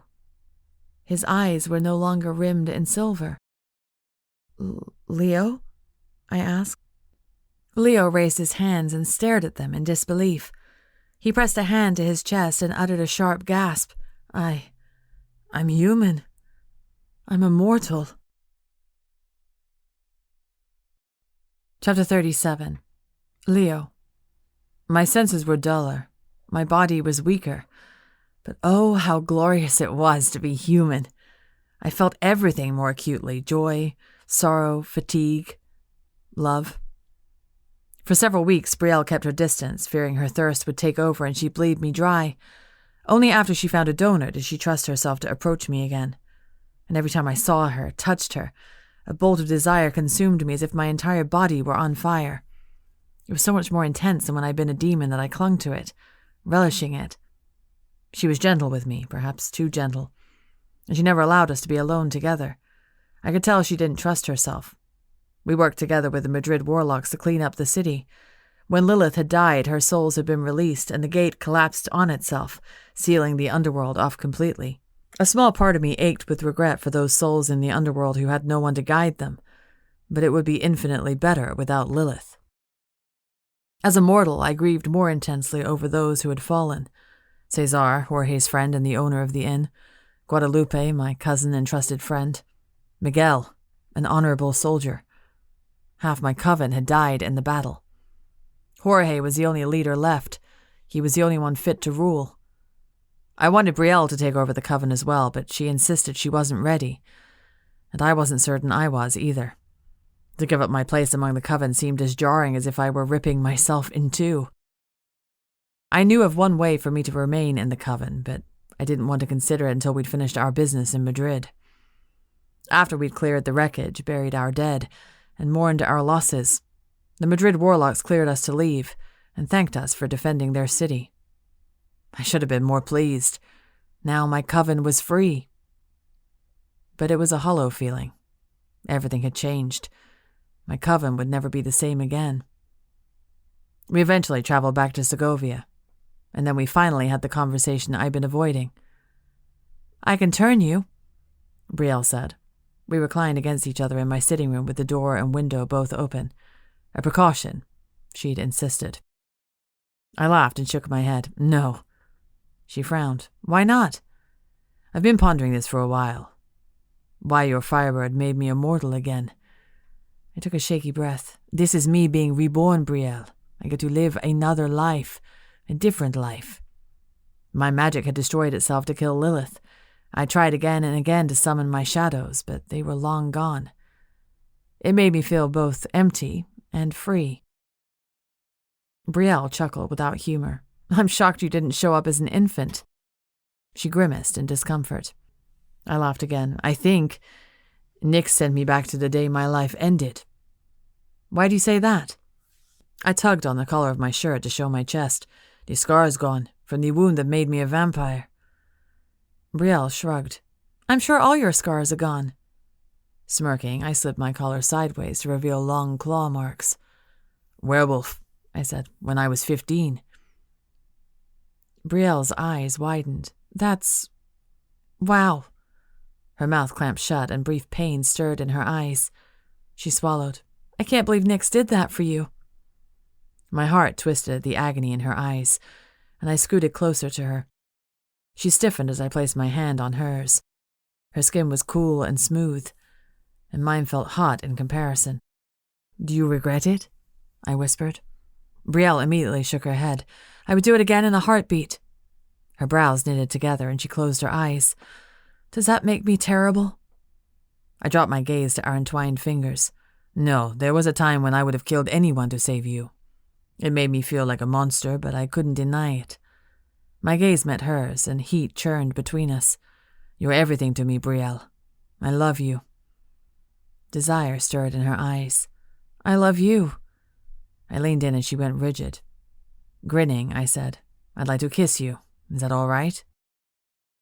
Brief uncertainty shone in her eyes, but she nodded. Leaning in, I cupped her face in my hands and brought her mouth to mine. She tasted different. Perhaps I did too. But her breath was sweet as it mingled with mine, and a hint of that familiar saltwater scent filled me, though it was much duller with my human senses. She leaned into me and our kiss deepened. I explored her tongue and her teeth, which were sharper than before. When I pressed against her, her body was solid and unyielding. Brielle broke away with a startled laugh. I straightened and my face burned. "Was it bad?" She shook her head, covering her mouth. No, it's just you're so soft. I'm afraid I'll break you." We both burst out laughing. I nudged her shoulder. "I know this is different, but I told you before. I'll love you no matter what."